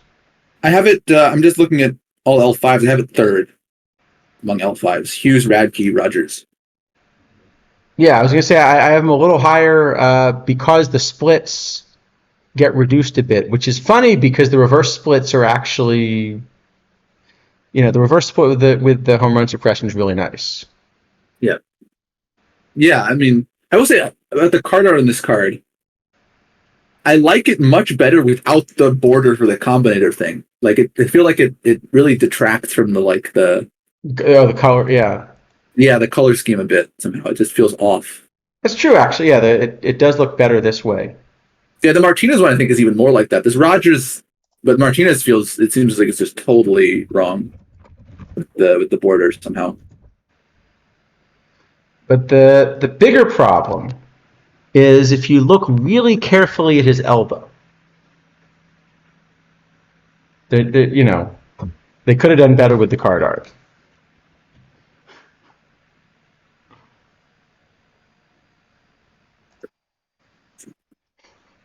I can't even see his left elbow. Yeah, I'm saying if you could see the elbow, the question is, how much pine tar he's got there.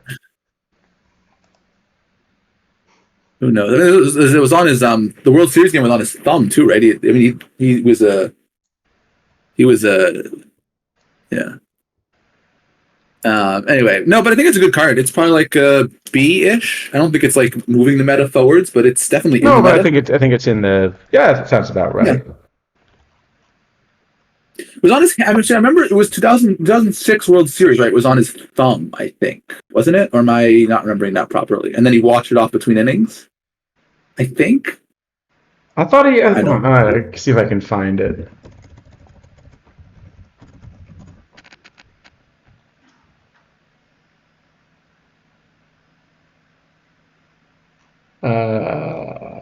Okay. Looks like there's at least some pine tar in his left hand. Yeah, if you have a pine tar in your pitching hand, they're not going to take too fondly to that. I don't think. Come on, who hasn't accidentally. No, actually, now that I'm looking about this card, there is something interesting about it, which is it has 118 hold runners, and before all of the guys who had like not allowed to steal got 115 hold runners. Okay. But I love I'm just looking again at the interview he gave afterward about the pine tar I'm told can give the ball more rotation, but it's useless for the fastball. Uh, Yeah, because you would never want more rotation on your fastball, right? yeah, definitely not. No. Nightbot is continually fighting with Spore. I think did I yeah, that one. I think I got that one. Oh yeah, look at that. It's all the way down his arm. But also, like, what a terrible place to try to hide pine tar. Like, who's not going to look at your pitching hand? I mean, No. See, here's what you don't understand is the reason he had pine tar was simply because he was supposed to hit, and it was left over from when he was hitting. oh, right. Right. Yes, definitely that. Definitely that. I mean, you know, Don't mind the fact that he was wearing his home uniform in an American League in team, but American League Park, yeah. Yeah. Well, but just in case, he thought of himself as a two-way player. He was getting in the cage between innings, getting ready, right? Yeah. Yeah, Pineda too, right? Just like slap the thing on the side of his neck. Like, what are you doing? I mean, at least make it a little more subtle.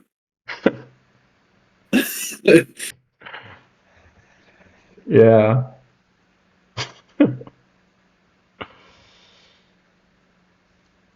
Yeah, I feel like at some level, the Pineda one wouldn't even have fooled Leslie Nielsen. No, the Pineda one was really. I mean, yeah, like But it do they it really was not pretty teach egregious. pitchers how to like hide substances anymore? Apparently, not well enough. At least not to Michael Pineda. Was this not something that you were like taught as a kid? I don't remember ever doing that,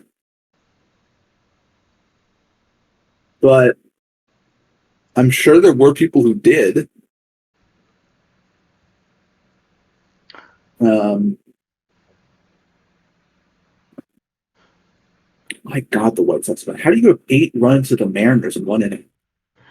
Self-report. Oh no, I will freely admit, especially as as you play more, you definitely get taught these tricks. Yeah, I don't remember. I mean, I also didn't pitch for long enough, probably, for it to be like people actually caring. I mean, some of them I completely don't understand. Like the whole like nail file in the back pocket just seems stupid. Because like you got to take the thing out of the back pocket. But but if you're gonna do this, like why not, stick something on like the underside of your cap or something? It's easy to adjust your cap. You get a little extra grip. Yeah, Um, right. although Yeah, like I still think the best one. I remember, was it a playoff game? The one where there was like about a 55-foot curveball that just bounced up and like stuck in Molina's chest protector. oh yeah, that was a funny one. I don't remember which game that was, if it was a playoff game or what, but yeah, I remember. I remember that, the picture of that. And then he claimed that he had like a huge amount of pine tar in his chest protector. That makes sense. He was just sweating, like. Yeah, But I think the best one was he didn't realize where it was. Right, he was like looking around for the yeah, ball, and yeah. But then he just calmly like handed it to the umpire and pretend nothing happened. Yeah, that was back. I think nowadays that would result in an ejection. But Well, no. Okay. To be fair, they inspect the pitcher when they go off the field. They don't inspect the catcher, right? that's true. Though I think they did actually, when they updated those rules, they did clarify that like the the pitcher would also. Oh, look at that! What? Look at us now using proper functionality of the website to so that we don't get Nightbot upset. Well done. Oh, sorry. Thank you.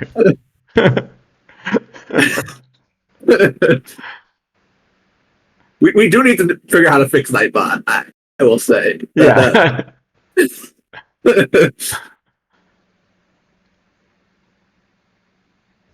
So. I mean, yeah, some maybe, but enough to get the ball stuck on it on a pitch that was traveling like 70 miles an hour. I mean, that's. Yeah. I mean, because our catcher used to do all stuff. Our catcher would, like manage to cut the ball on his shin guards. Sure. And, Yeah. Yeah. The catcher is a big part of the operation. Yep. Oh, Well, absolutely. he also has to know not to ask the umpire for a new ball if it's one that the pitcher has doctored well. You know. I mean, cricket's even worse than this actually, because like cricket, like the chewing gum you've got will depend on what you're trying to do to Also, the ball. they use one ball for most of the game, right?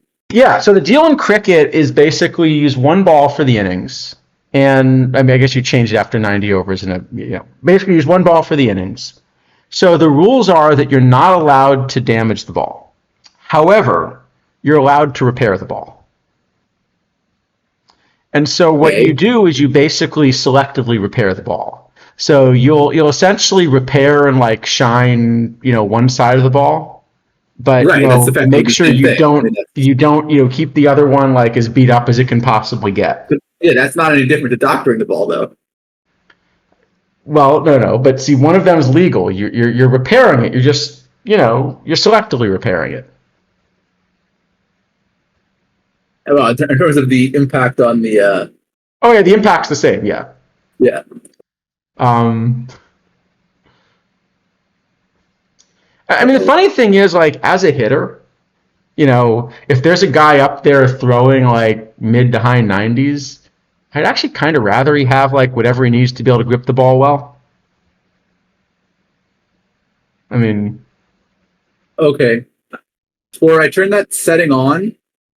I turn the setting on, but I don't know if it's going to work because I think it's Nightbot and not Twitch, but I'm not sure how it works exactly. So someone try posting a link again and see if it nukes you or not.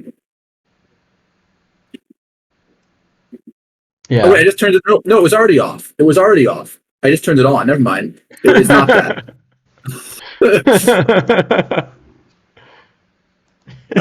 Yeah. Okay. It's Nightbot. Nightbot Wait, is. now it just says 13 messages were deleted by a moderator? See, I have gotten good at reinstating people once Nightbot nukes them. That was a struggle for a bit, but I figured it out by now. So, yeah, I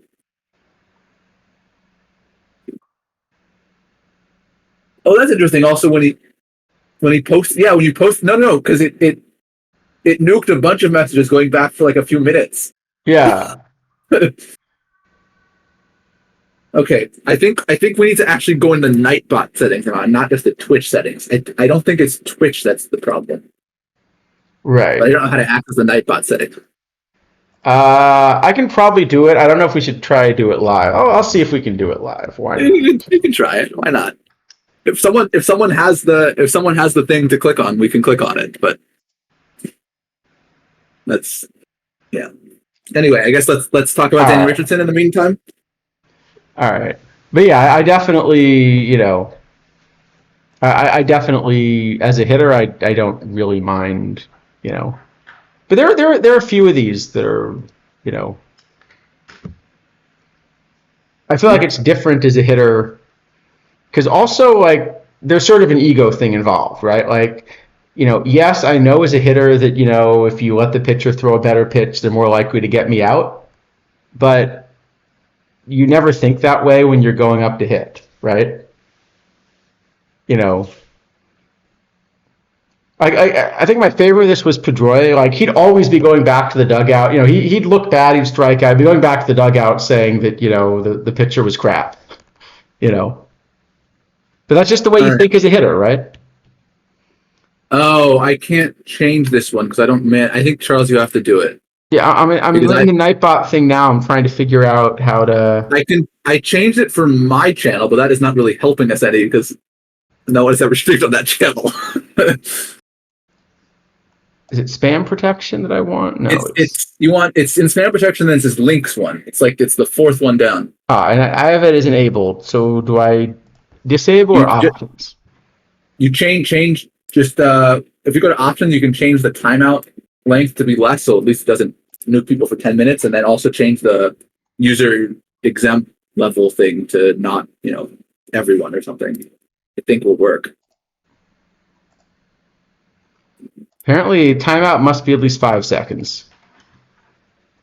Okay, so just put it 5 seconds then, I guess. All right, let's try this one more time. Can we have Nightbot Zach Kelly now?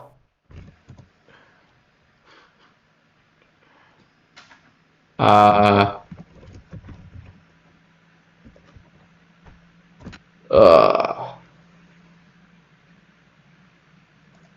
that's not a good appearance. Yeah. Not a good appearance for him.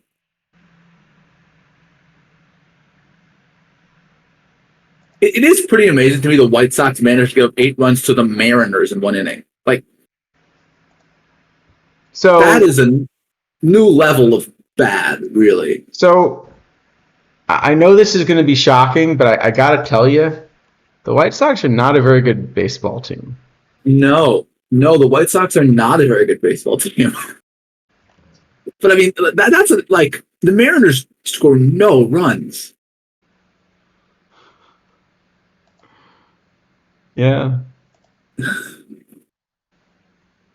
that's true.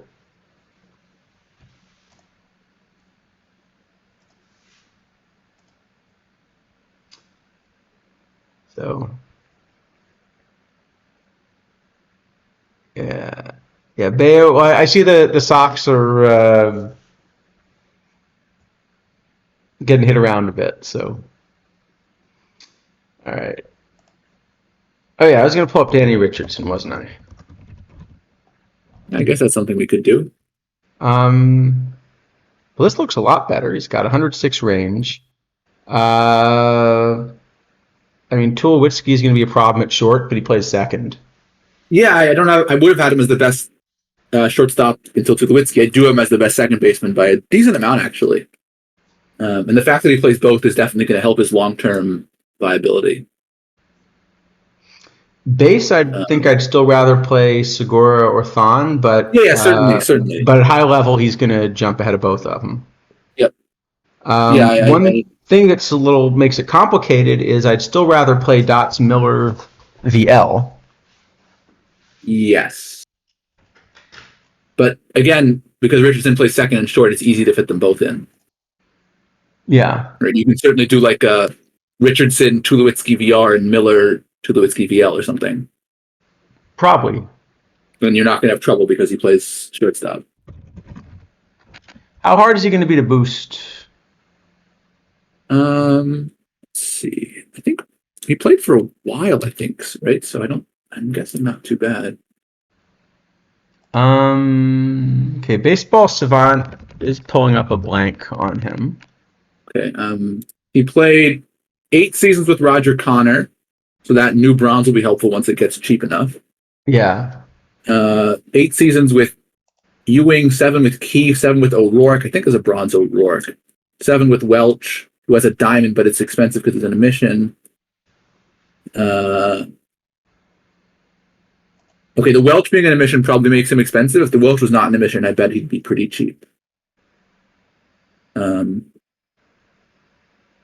There is hope for like a George Gore at some point, I guess, but that's yeah. But I think again, anything that's not out yet, probably you're not going to be cheap enough by the time you still want the card. So level 2 is not going to be bad between Connor and O'Rourke, I guess, and then level 5 is going to be a little bit more expensive, certainly. Okay. And looks like there's a couple irons, like Hank O'Day has a few seasons.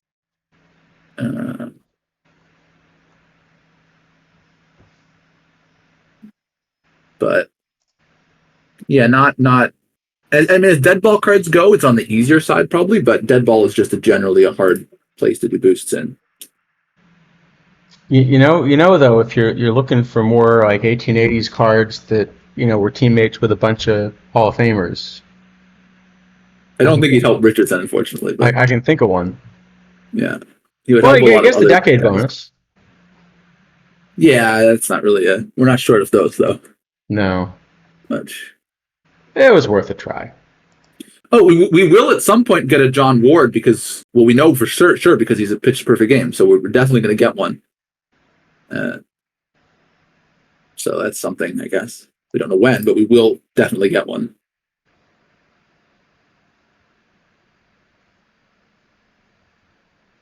So anyway, I don't know. This card is probably somewhere between an A and a B. I don't. Maybe having 2 positions, like it's 2 positions, is good, but the worse VLs and some stuff is not great. So maybe it's like a B plus or an A minus. Yeah, something like that. Which one do you want to give him? I feel like these kinds of 2 position cards usually end up lasting longer than we think. So maybe an A minus. Just make it an A minus. I'm fine with either one. All right. Zach Wheat.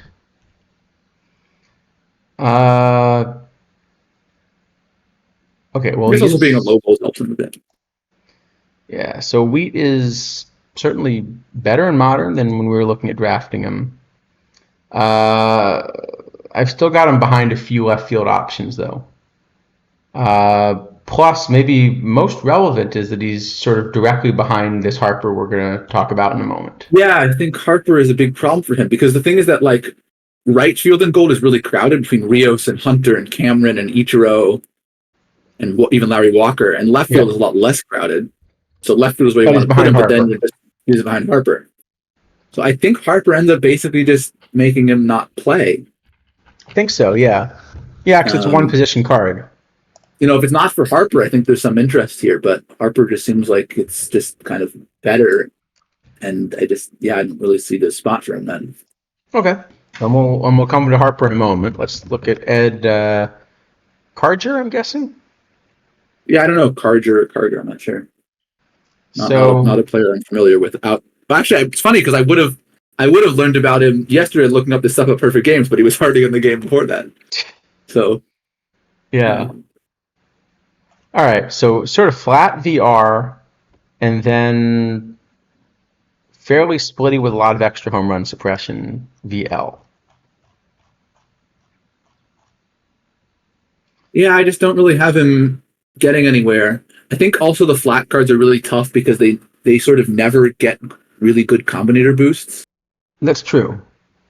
Um, so yeah, I mean, I have him like the 10th starter in gold, but that's just not really going to get you ever to play, especially when he's behind some base I have cards. him 12th. It looks like so. Yeah, something similar. I have him behind like the Carlton, for example.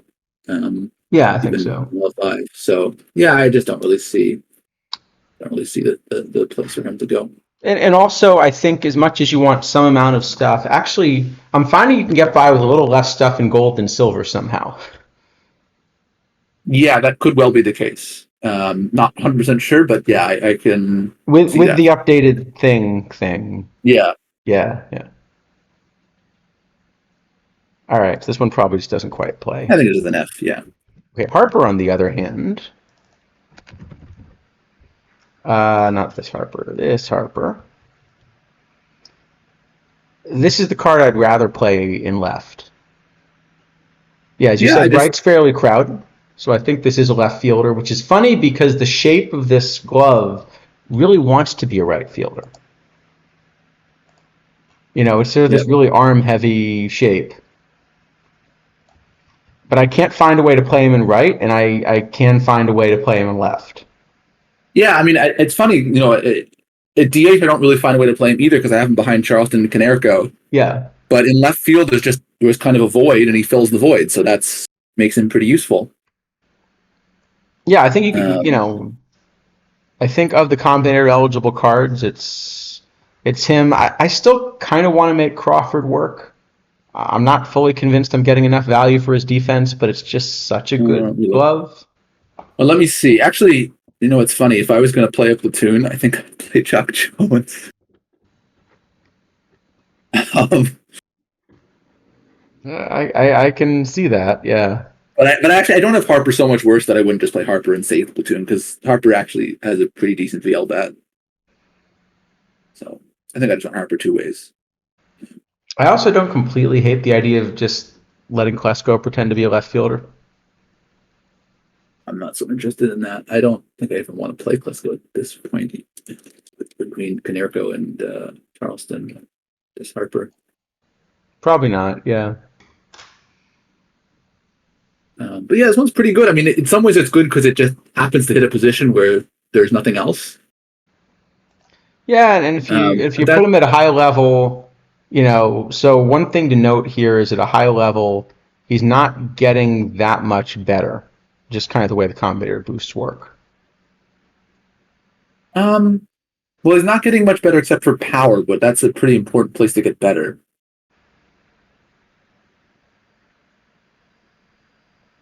So my old model would have completely agreed with that. And the updated one doesn't think this is a critical place to get power anymore. I definitely do not agree with that. Yeah, we should definitely look at that one more. Yeah, like I said, I think our theory works for some places, but it doesn't seem to work everywhere. So it's probably just a theory that happens to work sometimes, but I'm not totally sure. Yeah, we're gonna have to run some more tests, aren't we? No, I think basically the conception is just like wrong to like some fashion, where it's more than just like sort of the wrong numbers. I think it's like the whole concept is probably needs to be looked at.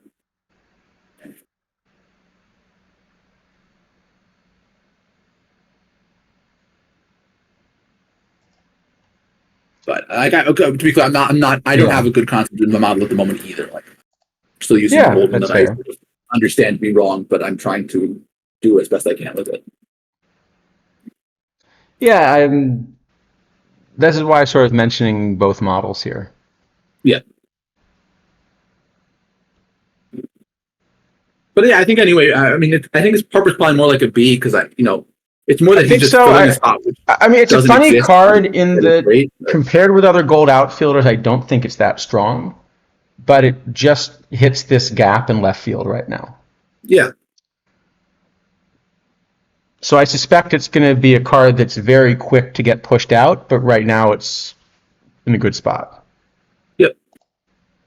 Which, okay, all this discussion basically means that we can give Neiman an F already because we would have talked about it if he well, yes, actually. But yep, I guess that's true. Yep, fair enough. Only plays left. All right, Doug Bear. I mean, technically, you can give Neiman an F minus because he's behind an 84, but I think we can. I don't think the card's actually. That's a really nitpicky. I don't think the card's actually very far behind the goals. All right, Doug Bear. I think it's going to be tough to make this shape work, but I'll see what the model says. Yeah, I don't really have him anywhere. The model also thinks it's tough to make the shape work. Yeah. The points are there. The shape isn't. It's just not going to work. Yeah, I think there are definitely points on the card. So, all right, Whitey Ford.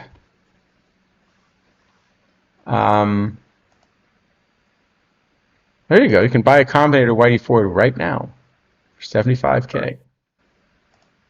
That is too much. That is that is possibly about $75K too much. I mean, again, I don't have him as awful. He's like again around this kind of 10th area as Carger was, but like just isn't good enough really to put on your roster ideally. Yeah, so. And I have him slightly lower because the split. Sure. Yeah. But same ballpark. Yeah. Yep. All right. He will get really easy to boost though, so that is something. And he eventually, at some point, is going to be tremendous Combinator food. That is definitely true. All right. How about Pud? So this is going to be an interesting discussion, I'm guessing. Yeah, I mean, as you can guess, I just have this card nowhere in modern, at least. So my old model really likes this card. My updated model does not. And I do think the updated one's better. I think he's probably good in like some point along the way. Because he is like a good version of this shape. It's just that this shape is really tough to make work in modern gold right now. Yeah, there probably is some era where he gets quite a bit better. I think that's fair. Yeah. And most importantly, when the big meta Tony Suck comes and you get a Combinator version of it, you can feed food to him. Yes, I can. That is very important. So it's a very valuable card from that point of view.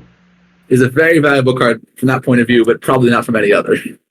Because I do have an alt that's just waiting to be turned into a Tony Suck theme team. That's true. Yeah, he'll be great for the Tony Suck theme team. Yeah. We'll probably get a better version of Poot eventually. We usually do get a good one. Yeah, I remember there was actually an endgame one. There was 22 or 23? 22, I think. In 23, he was like sort of the like budget option. Yeah. In 22, I think he was like a PTCS reward. Yeah, that's what it was. Yeah, just it was like an endgame card. Yeah, it was a really good card. The one in 23 got people really didn't like. I think kind of wrongly. I thought he was like a pretty good budget card.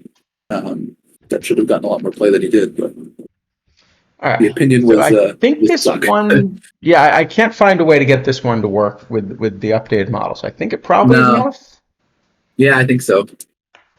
All I right. mean, I'm guessing you can, if you try very hard, find some kind of strange error or something, but like, Lou you're gonna Brock. have to work pretty hard for it.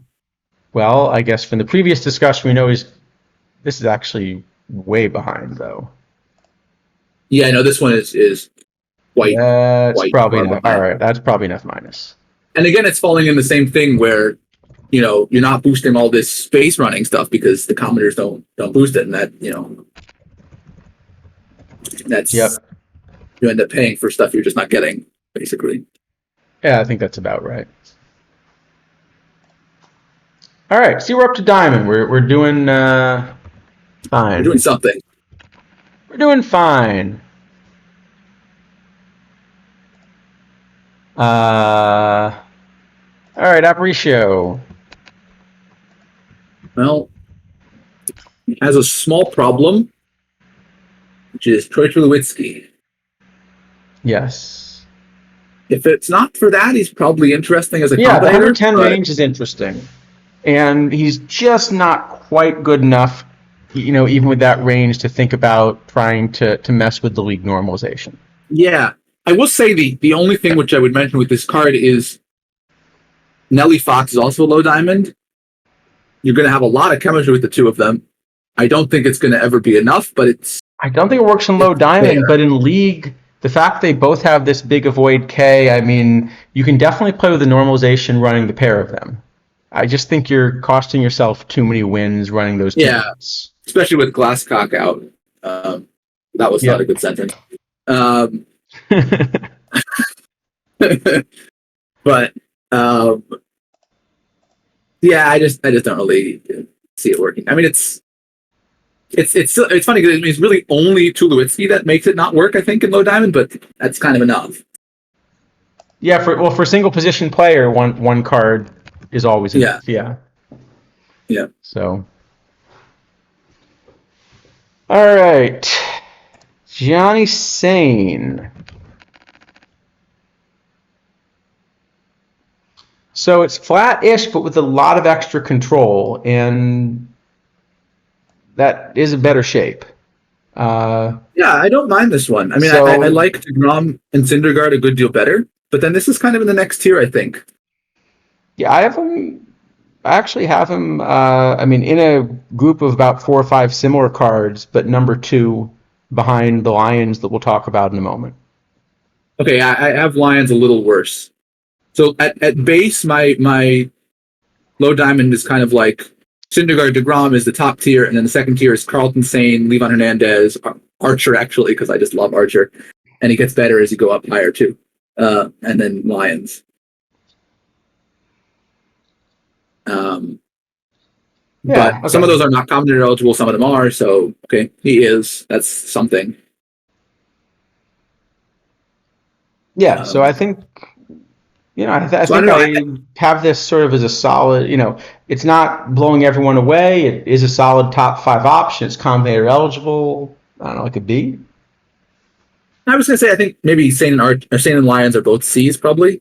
Like they seem pretty similar to me. So I have Like Sane they more both. like a B and Lions more like an A. I think they both are, probably your top couple. You have them ahead of the Grom and Syndergaard, then I guess. You could say. So I have Sane narrow in the same range and just very narrowly ahead, but like the 3 are close together. And then I have Lions, a couple tenths a bit better than that. Well, that's a lot of times. Um, Yeah.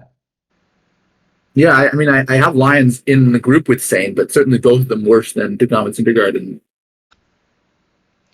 But if yeah, you want to get a good read on Lions, you can look at how Randy Jones is doing. Because Lions is sort of Randy Jones, but with more stuff. no, I haven't actually checked low diamond data really carefully. I suppose I could do that. Let me see quickly here. I mean, plus Randy Jones is a left. I mean, there are other differences, but it's Not going to have that much data because it's really only the one weekly he's been eligible for, but I can okay. look. Yeah, because Lions is going to be similar, but with a fair bit more, like significantly more stuff in terms of what that means for K rate. Okay.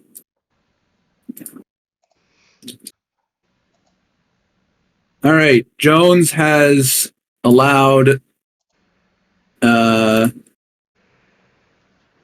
117 runs and 192 innings.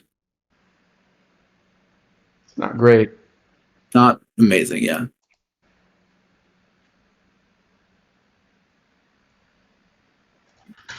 And Lyons is Yeah, going I mean, to it's not be a lot of innings, significantly but better in terms of the strikeouts, but the other ratings are no, I definitely prefer Lyons to.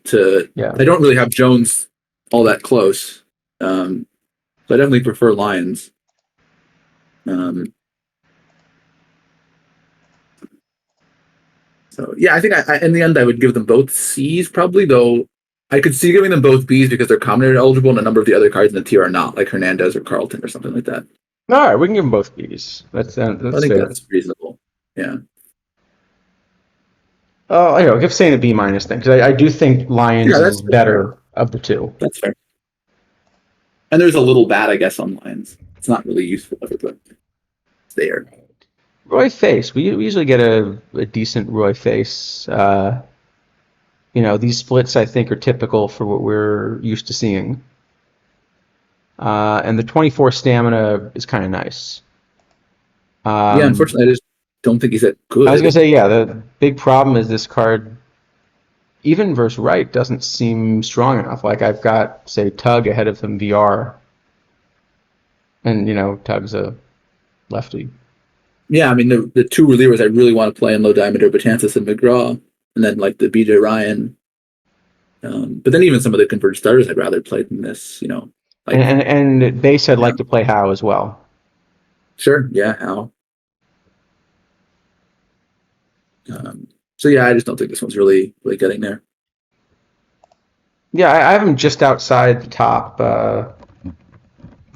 Yeah, I have him close. I have him like probably 13th or 14th at level 5, but also you're bringing a fringy reliever to level 5. Right, yeah, it's not going to be worth it. So, all right, Jimmy Sheckard.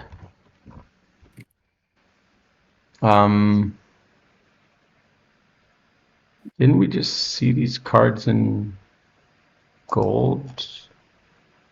I mean, I have this one better than the golds, but I think it's just getting run over by David Justice is the problem. Like it's the same as I have this basically the same as Justice VR and way worse VL. There's no reason to ever play it then, really. Yeah, I think that's right. Yeah. Okay, yeah. Now that I look at it, he's closer to Justice than I had realized, but yeah, Justice kills him VL. But there's only one way, so yeah, it just gets killed. Okay, yeah. And now we are up to Old Diamond, I guess. That was quick. We did low diamonds fast, at least. All right. Okay, so we still may have time to run our Tony Suck tournament tonight.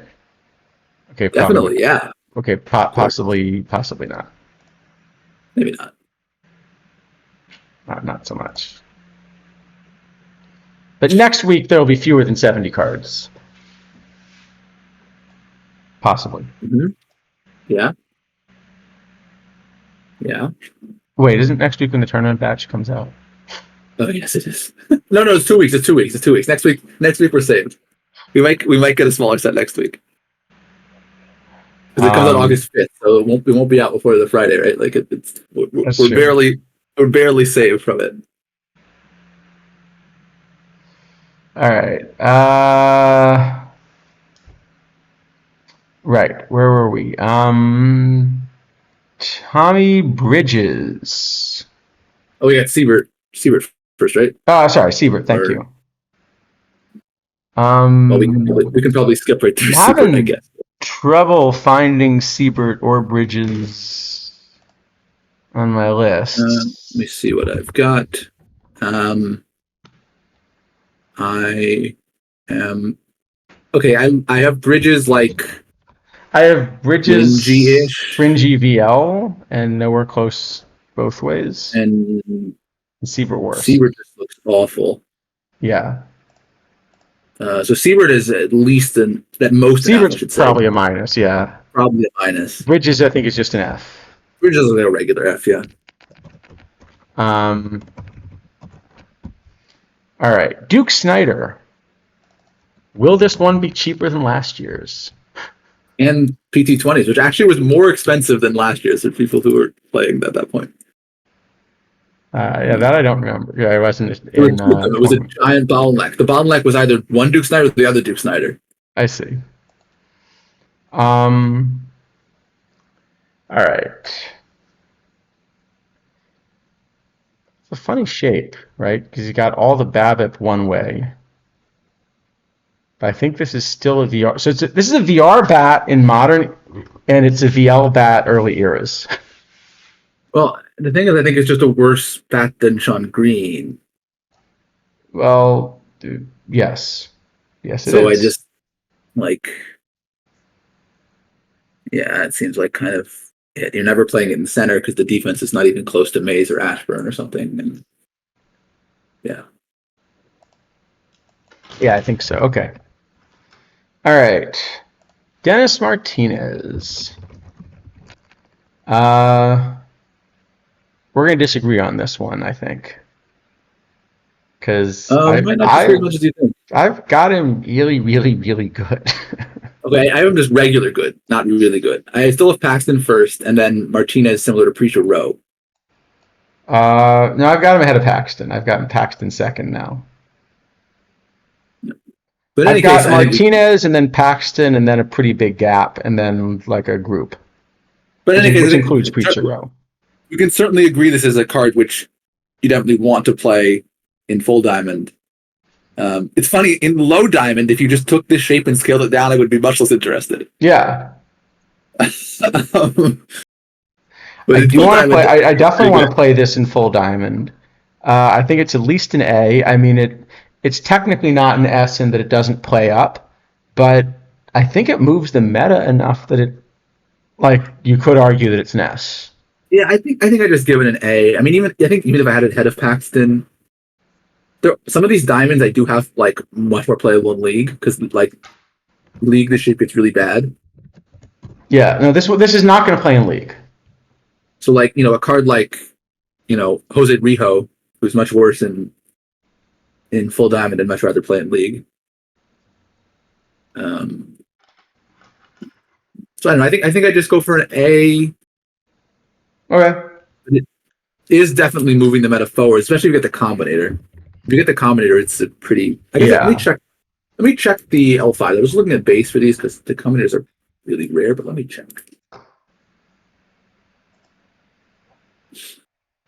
I think it's still not going to have enough stuff, probably. Okay, I have him gaining ground on Paxton, but still not getting ahead of him. Okay. Ooh, and he can bunt.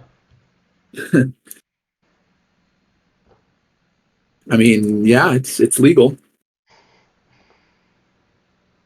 It's definitely legal. Wait, does the sack bunt also not? No, it doesn't. Sack bunt No, also doesn't get the boost. Paxton doesn't also, yeah. Um, All right, we're up to hundreds. Only 2 more levels to go. Uh, I mean, do we have to discuss this card? Because there's no nice way to discuss this one, is there? okay, I think the thing that I would say about this card and Brandon Webb and Mordecai Brown. Mordecai Brown is the best of these by heart because he has the most points. This shape basically doesn't function in League unless you overstat the card to an absurd degree. Yeah. Like, as long as the League setup looks anything like it does right now, a card like this with no stuff is not going to play unless it is just ridiculously overstated everywhere else. Right.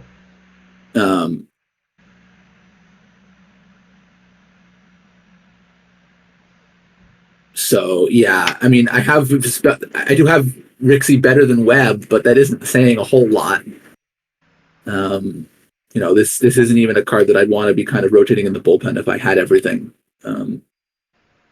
He's I slightly think better. maybe He's slightly better in tournaments, I guess. yeah, I think maybe it could save from an F minus because of the big splits and the improvement in tournaments, but it's pretty close. All right. Phil Necro. Speaking of F minus, Yeah, I don't know how to save this one. Yeah. I mean, the only redeeming quality of this card is the stamina knuckleball, but it just isn't good. Like, you'd rather do it with Wilbur Wood, who's actually kind of somewhat close to playable. How this card sold for 200K, I guess probably a knuckleball theme team. That's like the only explanation. I still think they should they should release a set with like that Senators all knuckleball rotation. Yeah, that would be fun. That would be fun. Okay, so this one, Jack Glasscock, less likely to be an F minus on this one. Yeah, it's a weird card though, I think, because of Troy Gloss. Yeah, but this card can also play second. Yeah, I think it's really not ever a shortstop because okay, so the first thing is obviously for anyone who is still playing Garcia Parra, this chases Garcia Parra out for sure. Unless you're running him at second, I guess. Yeah, but I'm assuming that you're playing Garinger or something there, on a sort of a well, sort of a strong league team. The thing is that like Glasscock is much better VL, but he's worse VL at short than Gloss is, and I think that is going to make his long-term prospects not amazing, even though he does play both. Right. Because you're going to have to be willing to find platoons at both second and short then. And that's not always easy to do. Yeah. It is definitely in the short term a useful card. I mean, if I was constructing a no combinator 14 card league hitters right now, this would be one of them, but it's probably the last one on.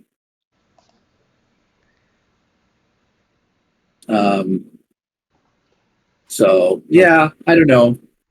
Probably like a B or C then. Yeah, I mean, it's probably at some point we're going to get to a place where, for the second shortstop job, most people are going to pick Artie Wilson. Then the people who have parks that aren't suited for Wilson or are really well suited for Glasscock will pick Glasscock. That will kind of be the long-term situation, is my guess. Okay. But yeah, it's okay. I think a B is fine. All right. C again.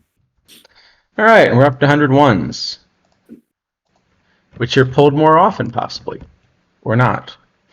Maybe. We don't know for sure. All right, so Spawn. Well, this card's just really good. Got a lot of stats, and they're in decent places. I mean, it's worse than Martinez, but it's better than everything else. It's a starter, at least. And the combinator version of this is ridiculous. The combinator Spawn would be by far the best pitcher in the game. Yeah, I think so. It will definitely warp the league meta in that the existence of this card in Tanana is going to really increase the number of lefties that exist. And so cards like Gloss are going to become really important to own, or McCutcheon or something like that, instead of just kind of like useful but not critical. I think they will kind of become critical. Makes sense. But yeah, I mean, it's a card that everyone is gonna have to play in the rotation regardless of park. It's just really, really strong. Sounds about right. Wait. Someone paid over 500K for the wrong Spawn? I assume that was an old sale, but if it wasn't, oh boy. That Spawn's a little worse. Little bit. Yeah. So I think it's probably more like an S than an S plus. Yeah, I think really, just because if Pedro didn't exist, probably this is an S plus. But with Pedro around, it's not. But it's not pushing S. it. Yeah, it's just going into the Pedro tier instead of moving ahead of the Pedro tier. So I think this is about right. Sounds good.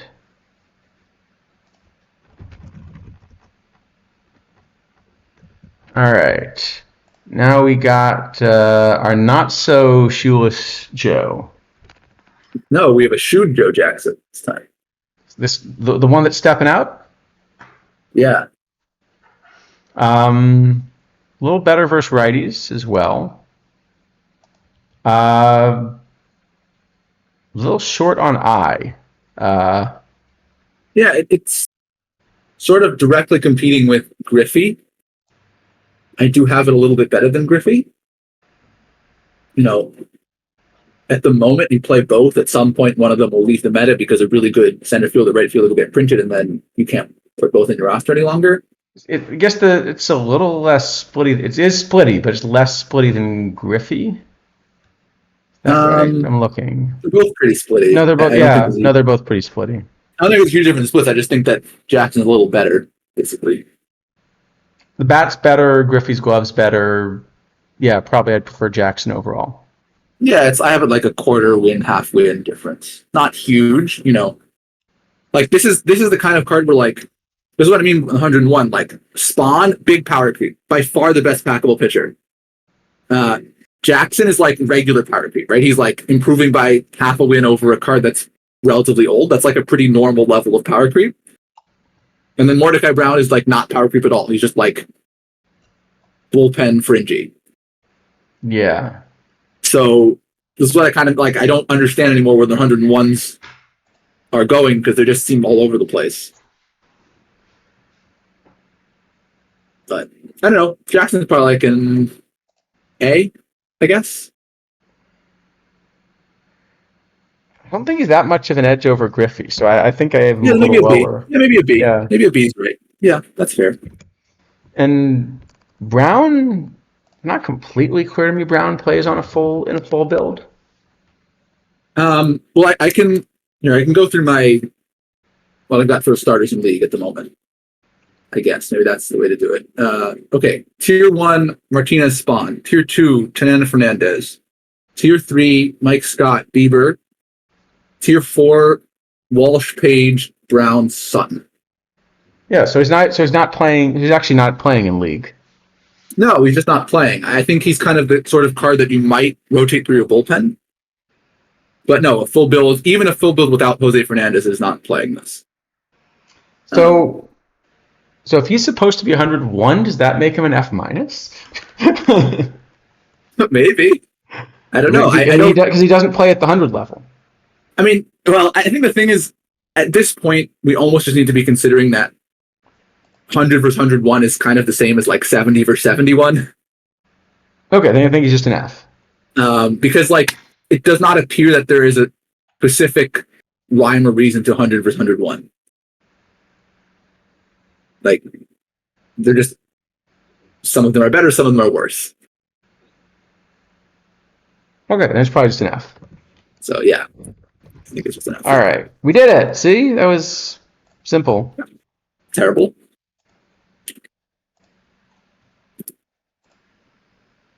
Now the question is, can we do a better TWIP draft? Well, we can't do a worse one. Or at least that's what I would have said before it won 3 rounds. Yeah, I was gonna say, yeah. I mean, hold on, we had a surprisingly effective draft last time. Somehow, I don't understand how. Still, clearly it was the sliders. must have been. It must have been. I mean, maybe it was the 101 fatigue. That was that was the secret. Should we try that again? Yeah. I think we could try that again. Why not? Ooh, the casual cap fired, and I think I may have forgotten to build a roster for it because I assumed it wouldn't fire until after the stream. Well, then I'm guessing you're not going to do especially well. No, I think I'm already out. So. Oh, well then I would say in fact you didn't do very well then. I did not. All right, it's TWIP time. We just mean that we got horrible cards for it. Yeah, I don't know if you remember how bad our TWIP draft was. The worst cards imaginable last time. Yeah, I don't know if you remember how bad our TWIP draft was.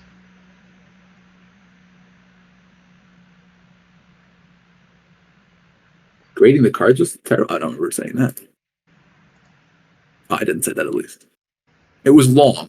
I wouldn't call it terrible. No, That's we all. specifically said it wasn't terrible. Yeah, The specific quote was it wasn't terrible. it wasn't terrible. It wasn't terrible. It was Yeah. very long.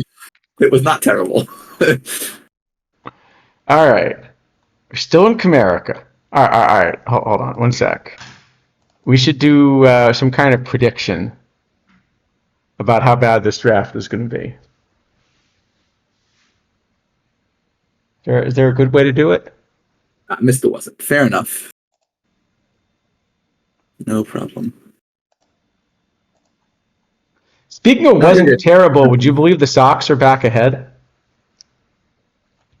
Well, apparently one thing that is terrible is the Yankees bullpen then. I guess you could say the same with the Red Sox bullpen if they gave up all those runs, but Yeah, and basically, although I'm looking at who my PT Live guys are, and I seem to have missed almost all of the offense. I got Ben Rice somehow went 0 for 4 with 2 Ks and then got pinch hit for. I played Judge and no Red Sox. I had Judge. Oh no, actually no, the Red Sox are fine. No, hold on. Devers did fine. Rafael. All right. Actually, I did fine. Yeah, I thought about Devers, but I ended up going with Candelario because Devers is playing a lefty. And Candelario, he did okay. All right.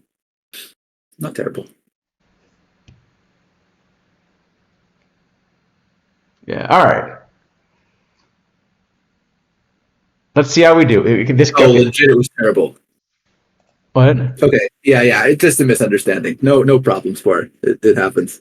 My mic has been known to do weird stuff. Or it could be my thing, yeah. My mic does this sometimes where it just changes the volume for no reason. Okay, I heard you say it wasn't, so it might be on my end. All right, anyway. It doesn't matter. No, it's fine. Don't feel bad. It happens. All right, but now what is possibly going to be terrible is this TWIP draft. But okay, one of these weeks we have to get a good draft. It's going to be this week, right? Here we go. Yeah. Let's find out. You know what? This is not the worst first round we've had. I mean, it's not great, but better than last week. Yeah. Sheffield's great. Sheffield's great. Well above average card. And Dickey is a card that exists. Fine. I mean, it's probably above average perfect. Yeah. It's not a great perfect anymore, but it's probably above average. I mean, if you take Soto. Yeah, let's not take Soto. I think let's do this, right? Yep. But see, if we take Soto, we could go for the Yankees chemistry. Well, then we have to take him instead of Sheffield. Yeah. I say because you know, but hold on, but you know Sheffield has chemistry. That's true. So Sheffield actually is a pretty good card for these kind of drafts for chemistry. Like it's in draft, it becomes better that they play with a lot of people. Right. This is a little sad because we can't really take Cy Perkins anymore. I think we still have to take Cy Perkins because I don't know who else you're gonna take. I think we take Steve Howe. I guess. I think you take Howe and Rafael. I think you take Howe and Perkins. I kind of want Howe and Rafaela. I mean, Perkins is a much really better bad bat now. Oh, he is. But like, there's a lot of flexibility. Face is just, like, you can run his bad bat anywhere.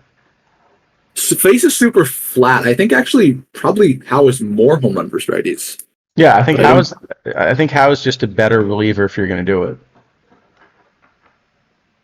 Yeah, 100. No, it's 109 for Face, 103 for Howe, but the rest of Howe is much better. Yeah. So I think it's probably. I guess the only consideration is Face has a lot of stamina, so we wouldn't be able to get him into 2 games instead of 1. But probably we just take the better card. That would have to mean we play 2 games. Yeah, that's true. Yeah, I don't know. Could go Perkins, Rafaela. No, that's got to be wrong. Howe seems like the best card. I think let's just do this, and I guess we're just we've taken 2 catchers in the first 2 rounds. Yeah, we just DH Dickey and hope it works. I mean, that's kind of Perkins is a much better card. Okay, well, Ryan Howard is okay. He's he's the wrong side for the park, but you know the card's not bad. And then I guess Ripken. was gonna say it's probably Chew, as much as we're getting really left-handed in this park. Yeah, I don't know. It can't be Ripken. It's not really good either way. I mean, Chu is pretty far behind too at this point. Can't be Ichiro. No, Ichiro's terrible. I think Was it's gotta be Ichiro's Chew. Then it's gotta be Chew. I don't know. I think it might be Ripken. Like this Chu is not good either. I mean, he's so splitty. We don't need outfielders really. Yeah, but Ripken's probably worse than a bunch of Silvers. Maybe. Yeah, I don't know. He is pretty far behind at this point. They're neither one is good. Doesn't really matter probably. I think Chew's our best shot. Not Yeah, we're getting Tulowitzki. That's the plan. We're gonna do this, and we're getting Tulo. Okay, yeah. If we get Tulo, then this is right. Let's get Tulo. I think that's the plan. Okay, wait a minute. This is actually legitimately a round with options. This is a tough round. This is actually okay. So I think it's supposed to be Pfister and Radke. However, May isn't crazy, and in this park, like Derringer's not. I think it's just Pfister Radke. No, but right? McCullers is good too, though. I think McCullers is also good. So I think it's never May. I think May is just worse than Pfister, basically. It's only if you were going to run May two ways. No, that's McKay. May doesn't have two way. Oh, the art screwed up. Yeah, the art's the same. No, I'm sorry. It's 4 a.m. and yeah. Okay, sorry. In that case, it's just two of the three starters. I think it's Pfister Radke then. I'm not sure. I mean, I think Pfister has the homer prevention versus righties anyway. I guess, yeah. He's more stamina, which is good in the draft. Okay, I don't mind either Pfister or McCullers. Wait, Pfister bats lefty, throws righty? I did not know that. I guess he did play in the National League, so there will actually be good data on that. And he played for the Nationals for some years. So listen, who was it we were discovering last week? Like Nishek. What? Nishek. Thank you. Yeah, the switch hitting. Yeah, switch hit, right? Switch hit. Yeah, he just claimed it, never did it. Yeah, claimed it, and then he's like, "Oh, I guess I have to prove it now." Yeah. Okay. Yeah, this looks fine. I mean, it's 2 of the 3 for sure. Yeah. All right. That was actually a good round. Good round. All right. Here you go. Okay. Well, we did get it. We did get a shortstop better than Ripken. Yep. So it worked out in the end. I mean, Dombrell is scary in this park, but maybe Erskine actually. Is he worse in this park than Don? He might be worse in this park than Dontrell. Or even we could take Pedro Guerrero. I don't hate Pedro Guerrero. A lot of power. It's a good park for him. That would have been funny to make him. But yeah, Kenley was kind of such an obvious choice for that, I guess. And it would have been hard to move away from him. We want to just made it up, yeah. That's a good story, though. It is a good story. It can't be Guerrero, can it? I mean, it's just not a gold bat anymore. It's not.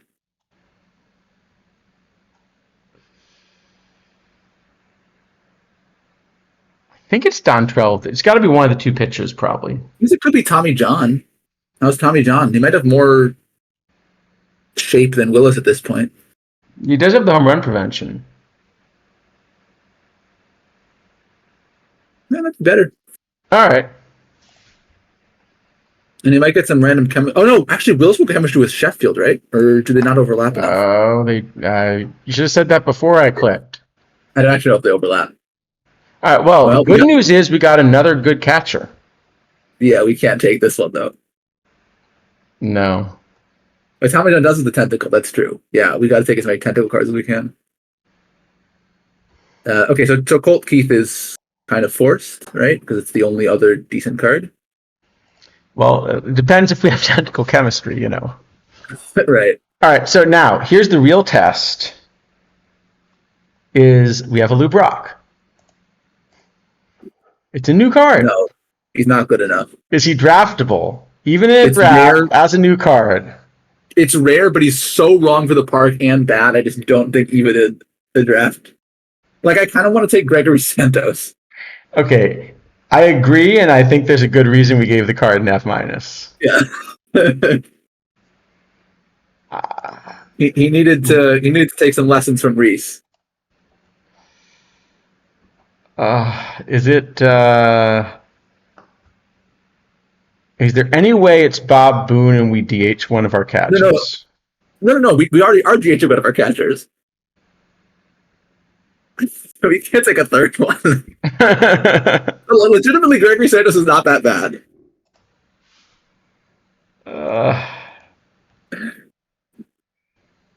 Fine. All right, we'll take the live gold. He's really not that bad. I mean, he's a reliever, but You know what? I'm looking at this next round, and yeah, that last round was not bad. Oh my gosh. so we just take off the Adams, right? This is where we throw in the towel and just take off the Adams. I mean, no, okay, this is a better draft we have going than last time because we had that one round with the two like legitimate good gold pitchers. That's true. Okay, so Carlos May is the only even remotely playable card, so we have to take him. Yeah, but where are you running him? If you're DHing one of the catchers, we're not. But I mean, what else are we taking? We're taking. Are you putting his 33 range in left field or in right field? I think we're putting it in the outfield and we're playing Sheffield at third and just hoping the bats carry it. Like, we're gonna play Colt Keith at second and Sheffield at third. And like, there's just.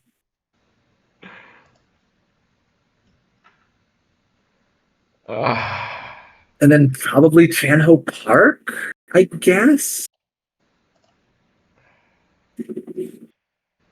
Yeah. Actually, yeah, Chan-Ho Park with chemistry with Sheffield, right? They both played for the Dodgers in the early 2000s. They'll actually probably get a lot of chemistry. Yeah, but don't left-handed hitters exist? No, it's in Comerica. You don't understand. No one will take any left-handed hitters.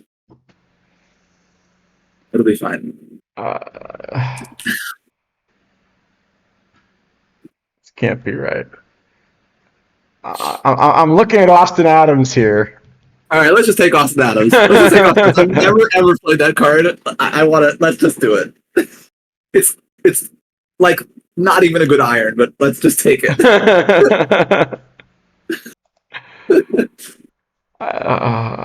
There's got to be somebody.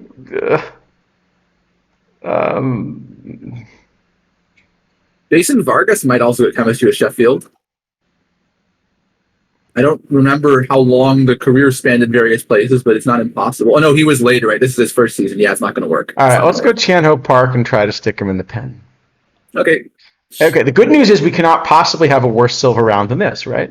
It's going to be tough. We're going to get 12 lives.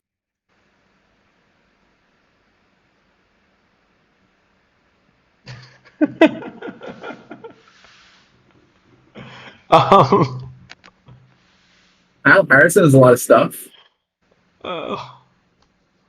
And Jake Berger has some power. Have you ever considered? I'm only doing this if we can call into a radio show and complain about Jake Berger. Have you considered the idea of playing Berger at second and Keith at shortstop? Oh, we have Buddy Bell for shortstop. Never mind, we can't do that. He doesn't even have much power. Well, for live, he's got some. He's like semi-playable in live silver. Okay, I think it's probably Mitchell, who might be our third starter, and is a lefty in this park. That's really ugly, but yeah, maybe. And Pena's at least like. Isn't Pena just like no home run? I thought he was no home run. He is no home run. Yeah. That's a 24 card. No. What we have to do is we have to staple Pena to Volstad and make like a Franken pitcher, and then they'd be pretty good. Yeah, that's true. It's still no stuff, but no, nobody's perfect. Well, okay, probably Judd is the. I mean, he also has no home run, but yeah, he's bad too. Maybe it actually is like Dylan Lee or something. How many live cards do you want us to take? He also has no home run prevention. Okay, what about Kyle Harrison then? Well, lives are like better than some of these historicals with 10p home run. The 10p home run guys just get clobbered. All right, all right. There we go. That's a good card. Actually, probably a better pitcher than Clarence Mitchell. Okay, all right, all right, all right. We can't possibly have a third silver round even worse, right? Uh-huh. Uh-huh. All right, here we go. Hey, we got a couple card-ish things here. Chris Young is pretty good. We don't have a center fielder. That's nice. Now we have a Fits the center part, but fielder. Is it Whitey? Maybe it's Whitey. there's a lot of options here. There's Emerson, there's Herzog, there's Granderson, there's Wills. I think it's tough to make Granderson work because Young's also center field only. I agree. Wills depends if we're going to run Buddy Bell at short. If not, we could run Wills. I'm assuming we're playing Bell at short and Sheffield at third at this point, Yeah. and May in left. So I guess probably either Herzog or Emerson then as a backup. I don't know which one Probably is it's Herzog because he can run VL. Is the idea? I guess. Yeah, we could. Chin. Yeah, we could do so. Yeah, that's true. That seems decent. Okay, I don't hate that. No, this is not a bad round the way these have gone. No, this is a decent round. Okay, well, Arnie Stone works. Although we're And then- incredibly left-handed in this park. I guess Cano because our only second baseman is Colt Keith.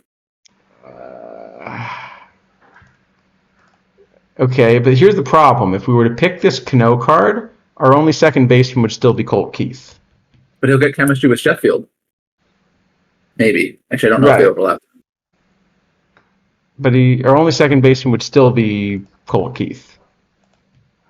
Well, we'll have two cards in a roster that the game will allow us to play at second base. I don't know who else we're picking, though. Yeah. It's not Okay. a good round. I guess it could be Carlos Santana maybe as a, just to have someone else who's able to I just catch picked when you were. I mean, it's probably Cano's probably right. Okay, Ray Boone and some pitcher. Matt Joyce is at least a good card, but Matt Joyce is actually decent. I didn't see him. Yeah, that's a decent card. Okay. that would mean we're going 3 pitchers out of the last 4. Probably Seems fine. okay. How many pitchers do we have left? More than 3. Okay, that's fine. Okay, well, All we've got right. Bob. Bob Miller is great. Actually, probably like our number 2 starter or something. Or number 3, I guess, had the 2 good goals. We don't need believe me, we don't need a third starter on this team. Um, You have a token Tiger. could take Deer, I suppose. Probably should take a pitcher. Hal Rennick is 10 control. So we just take a And Tiger. Run, we just take Brisky. Yeah, I don't know how to say that actually. Brisky. He has 17 control. I don't know how to say that A name. Combinator Renif has like 20. Yeah, it's pretty good. All right, last round. So we need one pitcher, which is, I guess, Joely Rodriguez. I think he's actually a pretty decent live, if I remember. For some definitions, a decent, yeah. I mean, other options is a really bad 40 or a bad live, so I guess we'll take the better live. The hitters aren't much better. No, it's probably just good to back up a bunch of stuff. All right, that's fine. More Tigers. Yeah, if we get PT24 Goodrum back, that would be great. That Also- one I'd go for, yeah. Yeah. Oh, hold on, wait. No. Which was the strategy we did last time? Oh, it was it Spanish, Spanish? General Manager? I think it was Spanish General Manager. Yeah, there we go. We're going Spanish again. We've done it. Who's our ace here? Radke. I think it's Radke, Pfister, Jones, Miller, John. Hope we don't get to the game after that.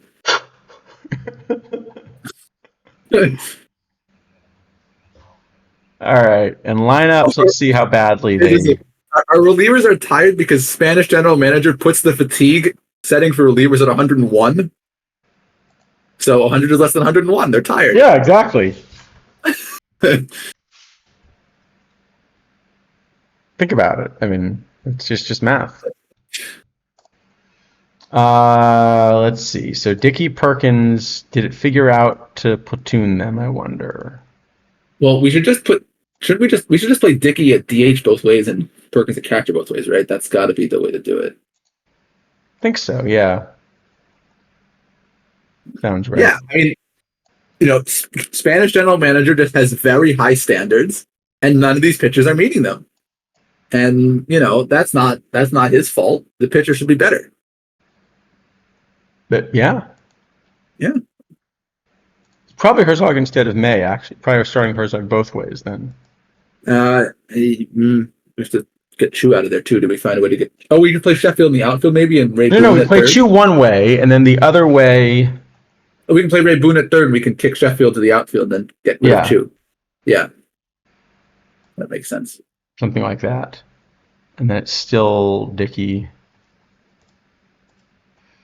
All right, and now finally, it's time for the lottery of what lineup will it set?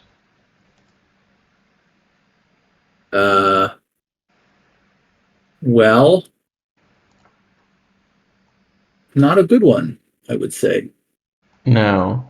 I mean, it's put Sheffield fourth. I'm okay with that. I don't mind Chu first. Yeah. I don't mind Howard second. Okay, our lineup is not atrocious. This is okay. All right. This is not that bad, actually. The bottom, I think, is not great, but the top is okay. This is terrible. Yes.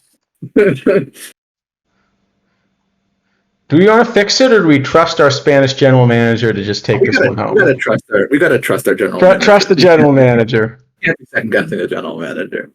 Exactly, Cage. The Spanish general manager would never have put Zach Kelly in the game because he was tired. Yeah. Well, I guess it ended up working out, so. Wait, did he vulture a win? No. The win, Horn got the win. I don't know who Horn is, but he got the win. Bailey Horn. Why is this player on a major league roster? I don't know. He has a 6 ERA and was cut by the White Sox. Wait, he was cut by the White Sox? Well, it says his minor league stats for the White Sox, so I assume he was cut by the White Sox. It's not a good sign.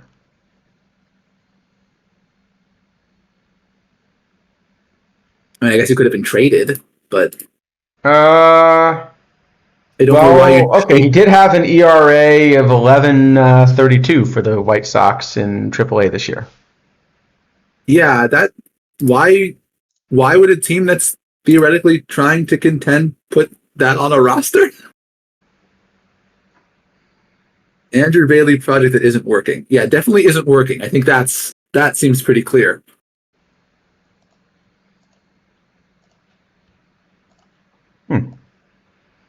Yeah, this seems like a player that a team which is trying to make the playoffs should attempt to get off their roster quickly. Well, to be fair, they did just trade for a pitcher. That's true. So yeah, I guess he's likely to be the one who goes. Then seems. I cannot imagine he would want to keep this kind of player on your roster for all that long. Yeah. No. I mean, it's not necessarily a bad pickup, but like, why is he in the major leagues? I mean, he was playing for the Red Sox in the minor leagues, so they must have been able to put him there. I guess. So like, right. I guess he did work okay in the minor leagues. Maybe they just thought they had fixed him and they hadn't. I mean, I can look at his peripherals, but I mean, if you're getting cut by the White Sox, it's not traded by the White Sox. It's really not. Well, okay. To be fair, the White Sox talent evaluations also, That's fair. Okay, I mean, his peripherals are a bit better than his ERA, but it seems like it's a lot. Looks like luck to me because it's walking a million guys and not striking out many. I don't really see much reason to be particularly hopeful here, but I'm also not looking at the pitch types or movement or whatever. I'm just looking at the raw numbers.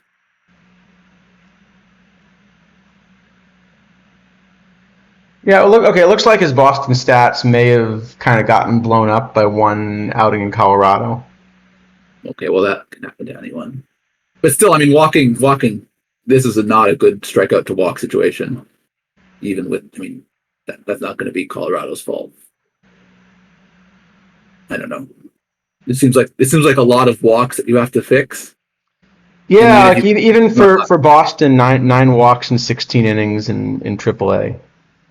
Yeah, it's a lot of walks. I mean, maybe I guess I could look at Savon, but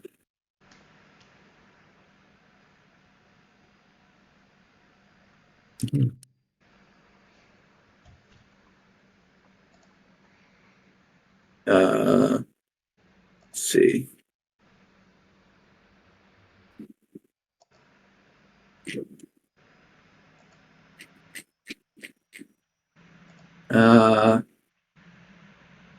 No, I didn't. I get it even less now because none of these pitch metrics look like anything special. They look pretty normal, and he has no extension. I have to say, the Red Sox seem to be doing a good job with their pitching this year. I do not understand what they saw here. Yeah. Oh well, maybe it'll work. Who knows? So you don't think we could get away with switching this to the two starters, huh? Don't think so. Oh well. But hey, we got out of the first round, so you know. Why are we still live? Because there were 70 cards that we took forever. But we always take forever. We've taken forever even without the 70 cards, to be fair. Yeah, this one's entirely Spore's fault. Yeah. It's definitely nothing to do with us and going on long tangents about Bailey Horn and whichever other. Oh, that reminds me. I was going to tell you about the unicorn thing. All right, let's do it. I don't know if we quite have time. No, this is just... Actually, I should see what you think the right answer is here, because I'm sort of stuck on the philosophy of this, so I'd love to get more... Yeah. And opinions. Thank you. We'll take all the credit when there's all the praise in the community for the 10 cards. We will take the credit for it gladly. No problem. Hey, if you put out just one card that it's Tony suck, we can spend 6 hours on it. Yeah, that's true. I mean, to be fair, if we do end up talking about the thing next week, the stream is going to take 6 hours anyway, no matter how many cards there are. Right. Exactly. Yeah. And besides, if you put out 10 cards next week anyway, you're still going to blame them. No, that one's not fair. Anyway, yeah, so see what you think about this. So, trying to think of a good way to describe it. All right, when you kind of try to figure out, kind of say what the universe is made of, okay? What we're actually doing is we're doing a bunch of observations in completely different ways, basically at different ages of the universe. Okay. So you're combining, for example, locally, you're combining sort of supernova observations, but basically doing something like Hubble did to find the expansion of the universe and sort of showing that things that are at greater distances are moving away from us at greater velocities. Sure. But then you're combining this with very early universe measurements. So things like, say, the cosmic microwave background, this relic, hundreds of thousands of years after the Big Bang. Mm-hmm. And then, so what you're kind of doing is finding a way to combine these constraints.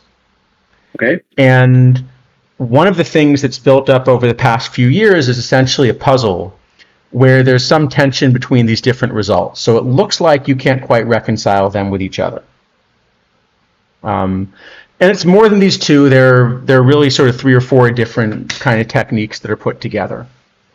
And what we do right now is we try to do some kind of like joint inference where we take these different constraints that are actually not quite all on the same thing. They're on slightly different things, but we kind of do some sort of joint inference to try to figure out, say, what the universe is made of, what its history was, what the future will be, and so forth.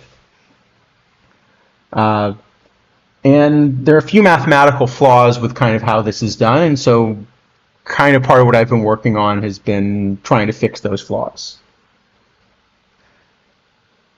Okay. Here's the problem, and here's where I don't know what we're supposed to conclude. So you do this in some kind of Bayesian framework. So basically, your answer is sensitive to your prior potentially, which is bad because you really don't want an answer dominated by the prior. You want an answer that's dominated by the data. Right? Yes, but I mean, you're never going to escape it entirely. I mean, yeah, but you want to make sure that you're in a situation where the data outweigh your prior. Yeah, I mean, yeah. And a big part of the problem is it turns out that you can't really do that properly for this set of constraints. But I'll give you kind of an example of where it becomes a mess. So let's suppose that you think the universe is basically made of matter and dark energy, okay, which is a pretty good approximation for what we think it's dominated by in our current consensus model. Okay, so you think it's made of matter and dark energy. You go ahead and you take your best fit. You get some answer that kind of is consistent with being made of just matter and dark energy. Okay, so you get this thing that's maybe 31% matter and or 32% matter or something like that, and the rest is dark energy. Okay. But let's say that you change the model a little bit. Even if it's something ridiculous. Okay. So let's say that you think that actually the universe is made up of some amount of matter, some amount of dark energy, and some amount of flying relativistic unicorns or something. Okay, and you do the same. You do the same fit. And fortunately, if you do that fit, what you're going to find is that basically the amount of unicorns that you get is consistent with zero. Great, that seems good. The problem is you will also get a different composition for the rest of the universe. So you'll still find that there are zero unicorns, but you'll find that now actually it's only like 20% matter and 80% dark energy. Okay, that's not ideal, I guess. So now what this means is you actually get a different answer depending on whether or not you think the flying relativistic unicorns could exist. And I say could exist because the people that think they could exist and the people that think they can't exist will both agree that there are zero of them in your observable universe. Right. So that means there's no experiment or no observation that you can do that will tell the difference between these two scenarios. Or at least none that you're aware of. I mean, it's, No, the problem is basically the people that think the unicorns can exist agree that there aren't any. Well, but I mean, so if you do an experiment so if you do some kind of experiment or observation that would try to measure how many unicorns exist, you're going to find zero, and both groups will agree that you should find zero. I guess you could find something else which is unrelated, which rules out the possibility of unicorns to begin with. I guess you could. And then part of the problem here is, this isn't, this is true for sort of any third thing you'd put in, right? That basically the point is, if I tell you that I'm allowed different things in my model, I can basically use that to basically get a different answer, even though you don't find any of them. So if I told you that the answer is if I say you're allowed to have it made of matter, dark energy, and unicorns, you get a better fit by allowing the unicorns because there seem to be some unicorns. Then okay, now that's what often happens. You add some complexity to the model, you get some better fit, and then you have to figure out whether it's meaningful or another way to test it. Can you get any sort of ratio of matter and dark energy, or is there particular ones which you can't force to happen? Depending on how I choose the properties of my unicorns, I can get a pretty wide range. Okay. In fact, I'll give you an even simpler answer, okay, because this is also a problem. So if I were to sort of fit, a universe that's just made of matter and dark energy, one of the things that we typically do in this fit is we say, well, there has to be strictly, greater than or equal to zero matter and greater than or equal to zero dark energy. You would think. Okay.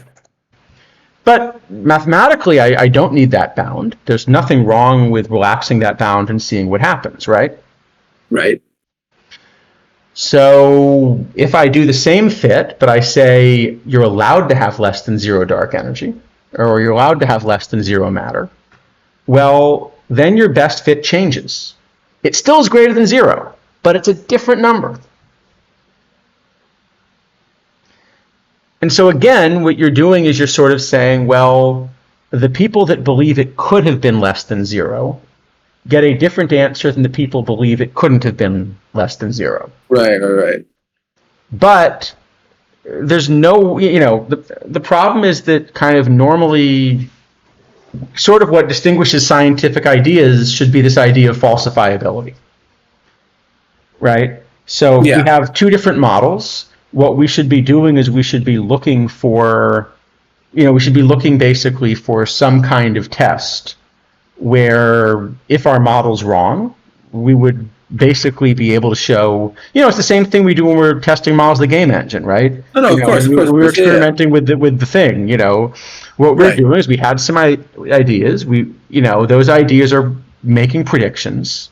We then kind of try to create a test where, different ideas are going to make predictions that are as different as possible. And we see how it compares, right? Yep. And again, for people that helped us with that last week, thanks a lot. And the data on that are in Kidney's Discord. Isidafo posted it. Yeah. We're going to go through that on next week's stream, I think, because this one was already a long one. I will say, if there's interest, I might try to organize another one relating to I, but I have to think about what exactly I want to do and if I can manage to get 8 people to do it with me at the same time. So, if you're interested, look out. I'll probably post something about that this week, I'm guessing. Sounds good. But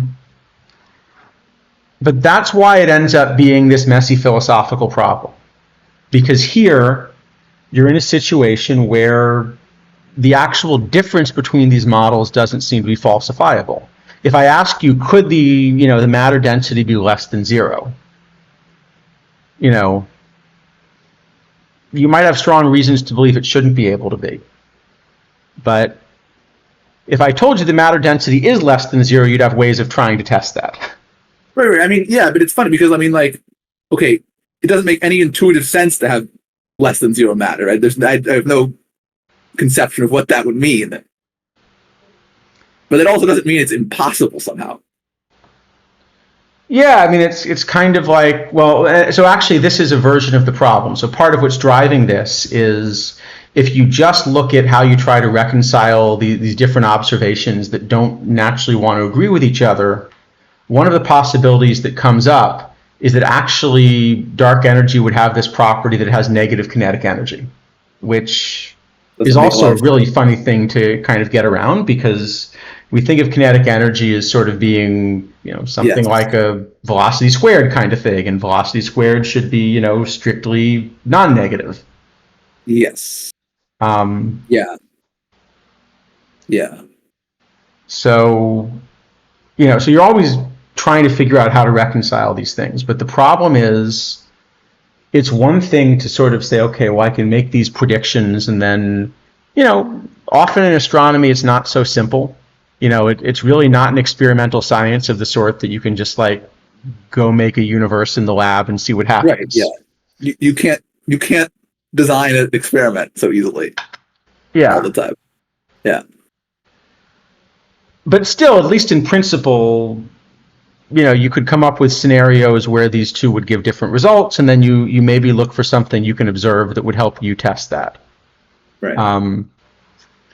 But this isn't even in principle something that's testable. So then the question is, okay, I now have, say, these two different answers. The ones that the people that believe in the unicorns get, and the ones that the people that don't believe in the unicorns get. Which answer should we be using?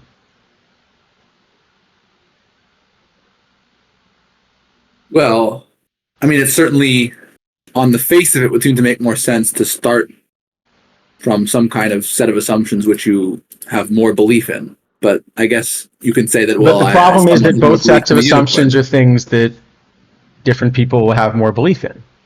Yeah, I mean, I don't know. In some ways, it sort of almost reminds me of like some kind of like neural net setups. Like you sort of end up tuning the thing based on what comes out at the end, but you never really know if it made sense to do it to begin with.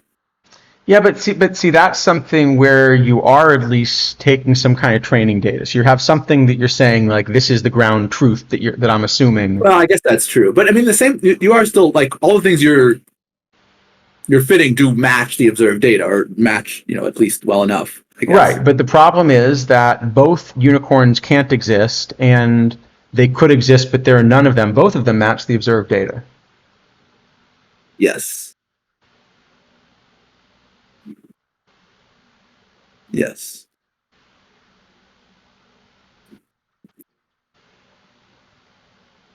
Yeah. So I think the answer I want to give is neither is the right answer. That kind of the only right answer would be one that's kind of robust to how you change your assumptions. Well, certainly neither is a provably right answer. Right. At least at the moment, it sounds like. And I don't know that it excludes the possibility that one of them happens to be the right answer. Yeah. So no, it certainly doesn't exclude the possibility that one of them is the right answer. So the answer I wanted to come out to is that neither of them's right. But what I've been realizing over the past couple of weeks is if that's the standard, essentially nothing about this problem is provable. That basically I think I can get you any answer you want simply by introducing the possibility of the right additional thing, even if that additional thing then you'll find that none of it exists. But if I introduce the right version of it, I can get you any answer you want. I mean, I guess you could also argue that the approach is wrong to begin with. This is sort of like a proof by contradiction of the approach in some sense. Well, it kind of is, but the problem is, if that's the case, well, how do you actually make progress in cosmology? Yeah, I mean, fair enough. If the conclusion you're drawing is you can't measure anything, it's not really clear what you do next. And especially because these observations are actually measuring things, right? They are measuring things in a rigorous way with, kind of well quantified uncertainties. It's just this joint inference that's breaking. So it's figuring out how to put them together. So maybe can be an acceptable answer, but the problem is you don't just want to say maybe, you want to be able to quantify sort of what that uncertainty looks like. Like it's actually quite important when kind of putting a model together to be able to talk sensibly about what the uncertainty is and what you do and don't know.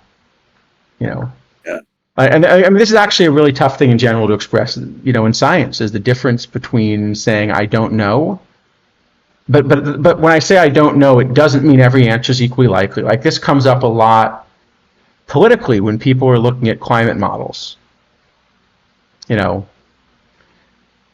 There's no model that at this point, has a track record where it is successfully making precise predictions 5 to 10 years out. And so that's a problem because you have some models that are kind of predicting that the next few years are critical, and some models that are predicting there will be a set of a few years that's critical, but it's not quite the next few years. And, it's really important from a policy point of view to actually figure out which of these is correct. Okay. So it's true that the models are not yet at the point that you can say, I know the answer. But that doesn't mean every answer is equally likely. If you were to kind of offer odds on what the average temperature will be 10 years from now compared with today, you would bet very heavily on higher instead of lower. Even if you would have trouble, wanting to kind of bet very heavily on a very specific amount of higher.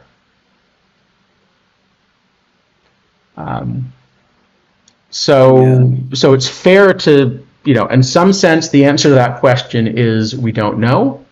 But in another sense, the answer is, well, but here's what we mean when we say we don't know. We mean that we have some probability distribution of what it could look like from models.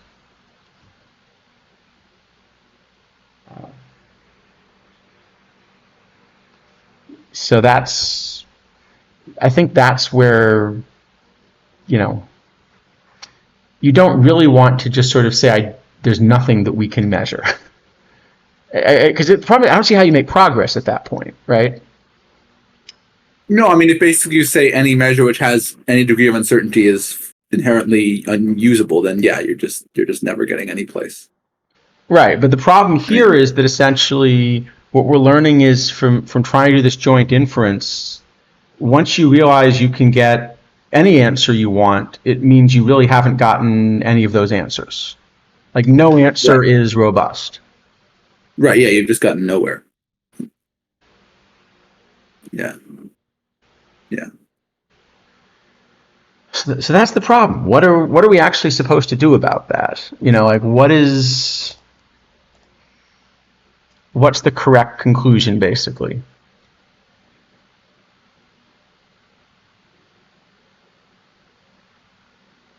Yeah. So I'm open to suggestions, but that's kind of the one I've gotten stuck on. And there are other ideas that come up in cosmology where they're also not falsifiable, but at least, for like what I'm willing to work on, I don't work on those ideas kind of for exactly this reason, because I don't see how you can make scientific progress on something that isn't. So like one example of something that comes up a lot is what we call the anthropic principle. But basically, there's this question of, as a human, are you actually a random observer? So is our observable universe kind of representative of the universe as a whole? And there's no guarantee it has to be, right? You can only see some finite patch. Maybe it's not a representative patch. After all, if you were to think about it on a very local level, we don't live in a random patch of volume in our current universe, right? We live in a very special patch. Yeah, but I mean, you have to be able to see the whole thing to tell. So what are you going to do about it? Right. No, but I just mean like if you look locally, Oh yeah, yeah. Like we don't live in a random bit of our local volume. We live, on the surface of a planet at a good distance from a star and so forth, right? But the assumption that we've always made has been that on large enough scales, we're actually in a typical place. And you almost have to make that assumption in order to move forward, right? If I'm allowed to sort of come up with a model and test it and have the model fail, and instead of rejecting the model, simply say, oh, but that's because your laboratory is special and it works, everywhere else in the universe, right? Yeah, but I mean, in everything. I mean, yeah, that's just an everything is useless argument, basically. Yeah. So the point is, you can't make progress that way, and so scientifically, you kind of have to make some assumption like that. This isn't a way out. Yeah.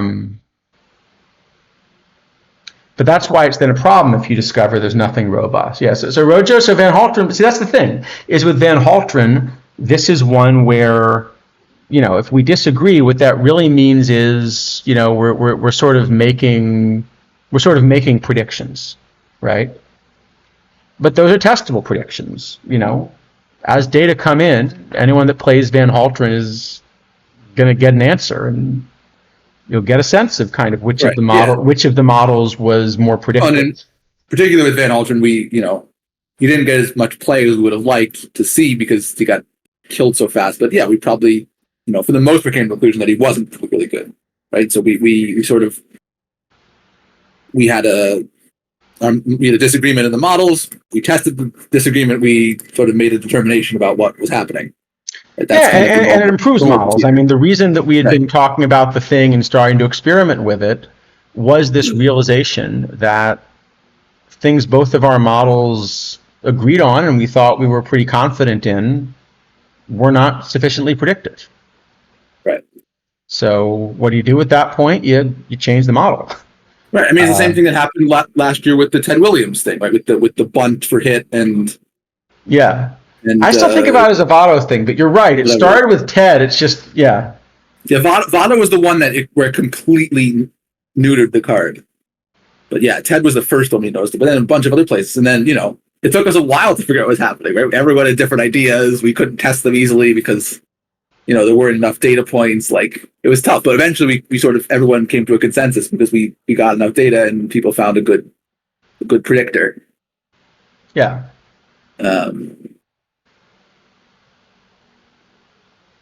Yeah.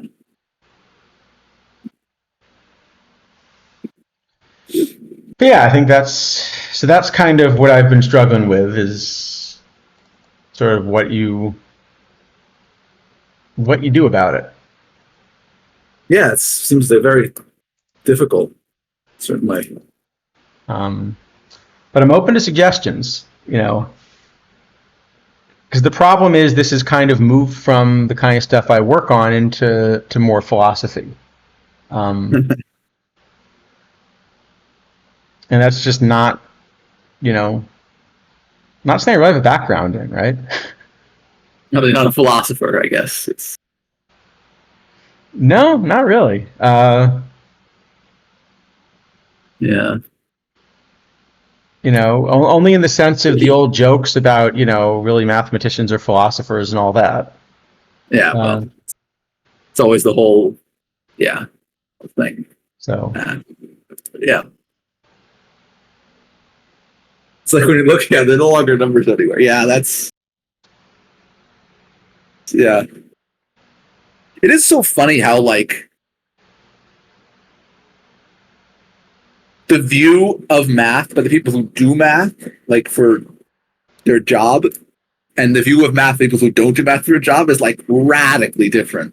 It is. Well, I think my favorite was back when I did, like, the Olympiad stuff, discovering how incredibly political that is. Oh, I'm sure. Yeah, that kind of stuff. So, like, the International Math Olympiad winner, you can basically predict before the exam based on the politics that happen before the exam starts. Yeah. So basically the idea is there's 6 problems on the exam. So basically 2 sessions of 3 problems that run from an order of difficulty. Right. Yep. But they come from typically a set of, something like 50 problems that get submitted. And then before the exam, basically the coaches and staff and organizers get together and they select which 6 problems out of the 50 are going to go on the exam. And pretty much as soon as they select the problems, they've also decided, like, who's going to win. Because there's just a difference in the way math is taught. So in the US, we get most of our mathematical maturity through algebra. Like, I'm going to guess, probably pretty similar in most places, but I'll guess and tell me if I'm way off here.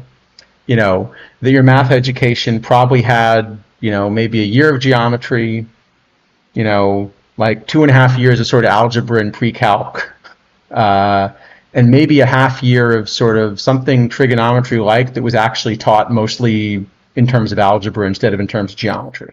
In fact, at some point they tried to teach my geometry in terms of algebra, but it was miserable, and they eventually managed to realize. Okay, so they even tried to turn that to algebra. Yeah. Yeah, it didn't work at all, though. It was just, I mean, the whole thing was busted from the beginning because they started by assuming stuff and then tried to prove it after, and it's like that doesn't seem good. I see. Yeah, so that's the typical like North American math education. But in Eastern Europe, they tend to teach the mathematical maturity in terms of geometry instead. So that you'll have like 2 or even 3 years of geometry. So you'll basically have like a year of solid geometry and stuff like that.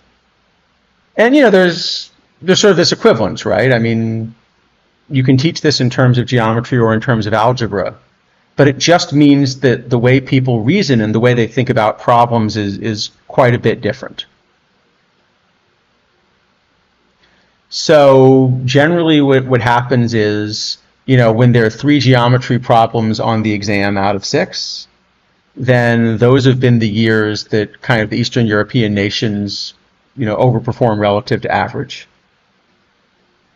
Most typical is that there are 2 geometry problems, and then often China wins. And in the rare years there's only 1 geometry problem, the U.S. basically always wins.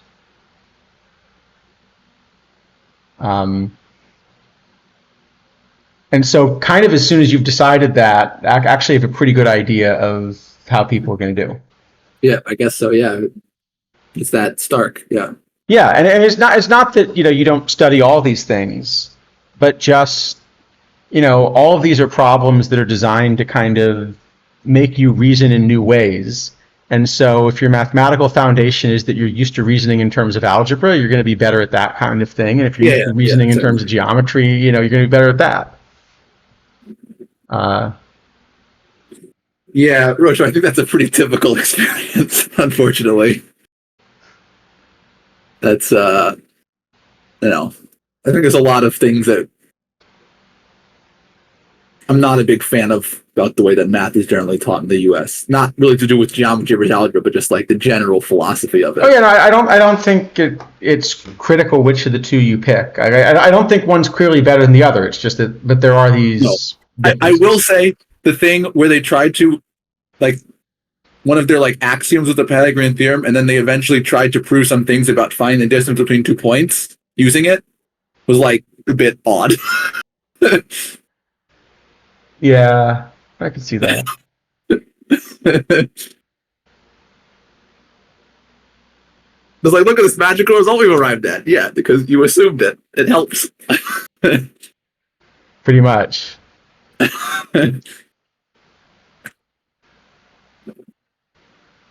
Anyway, we should probably raid into somebody. Who is...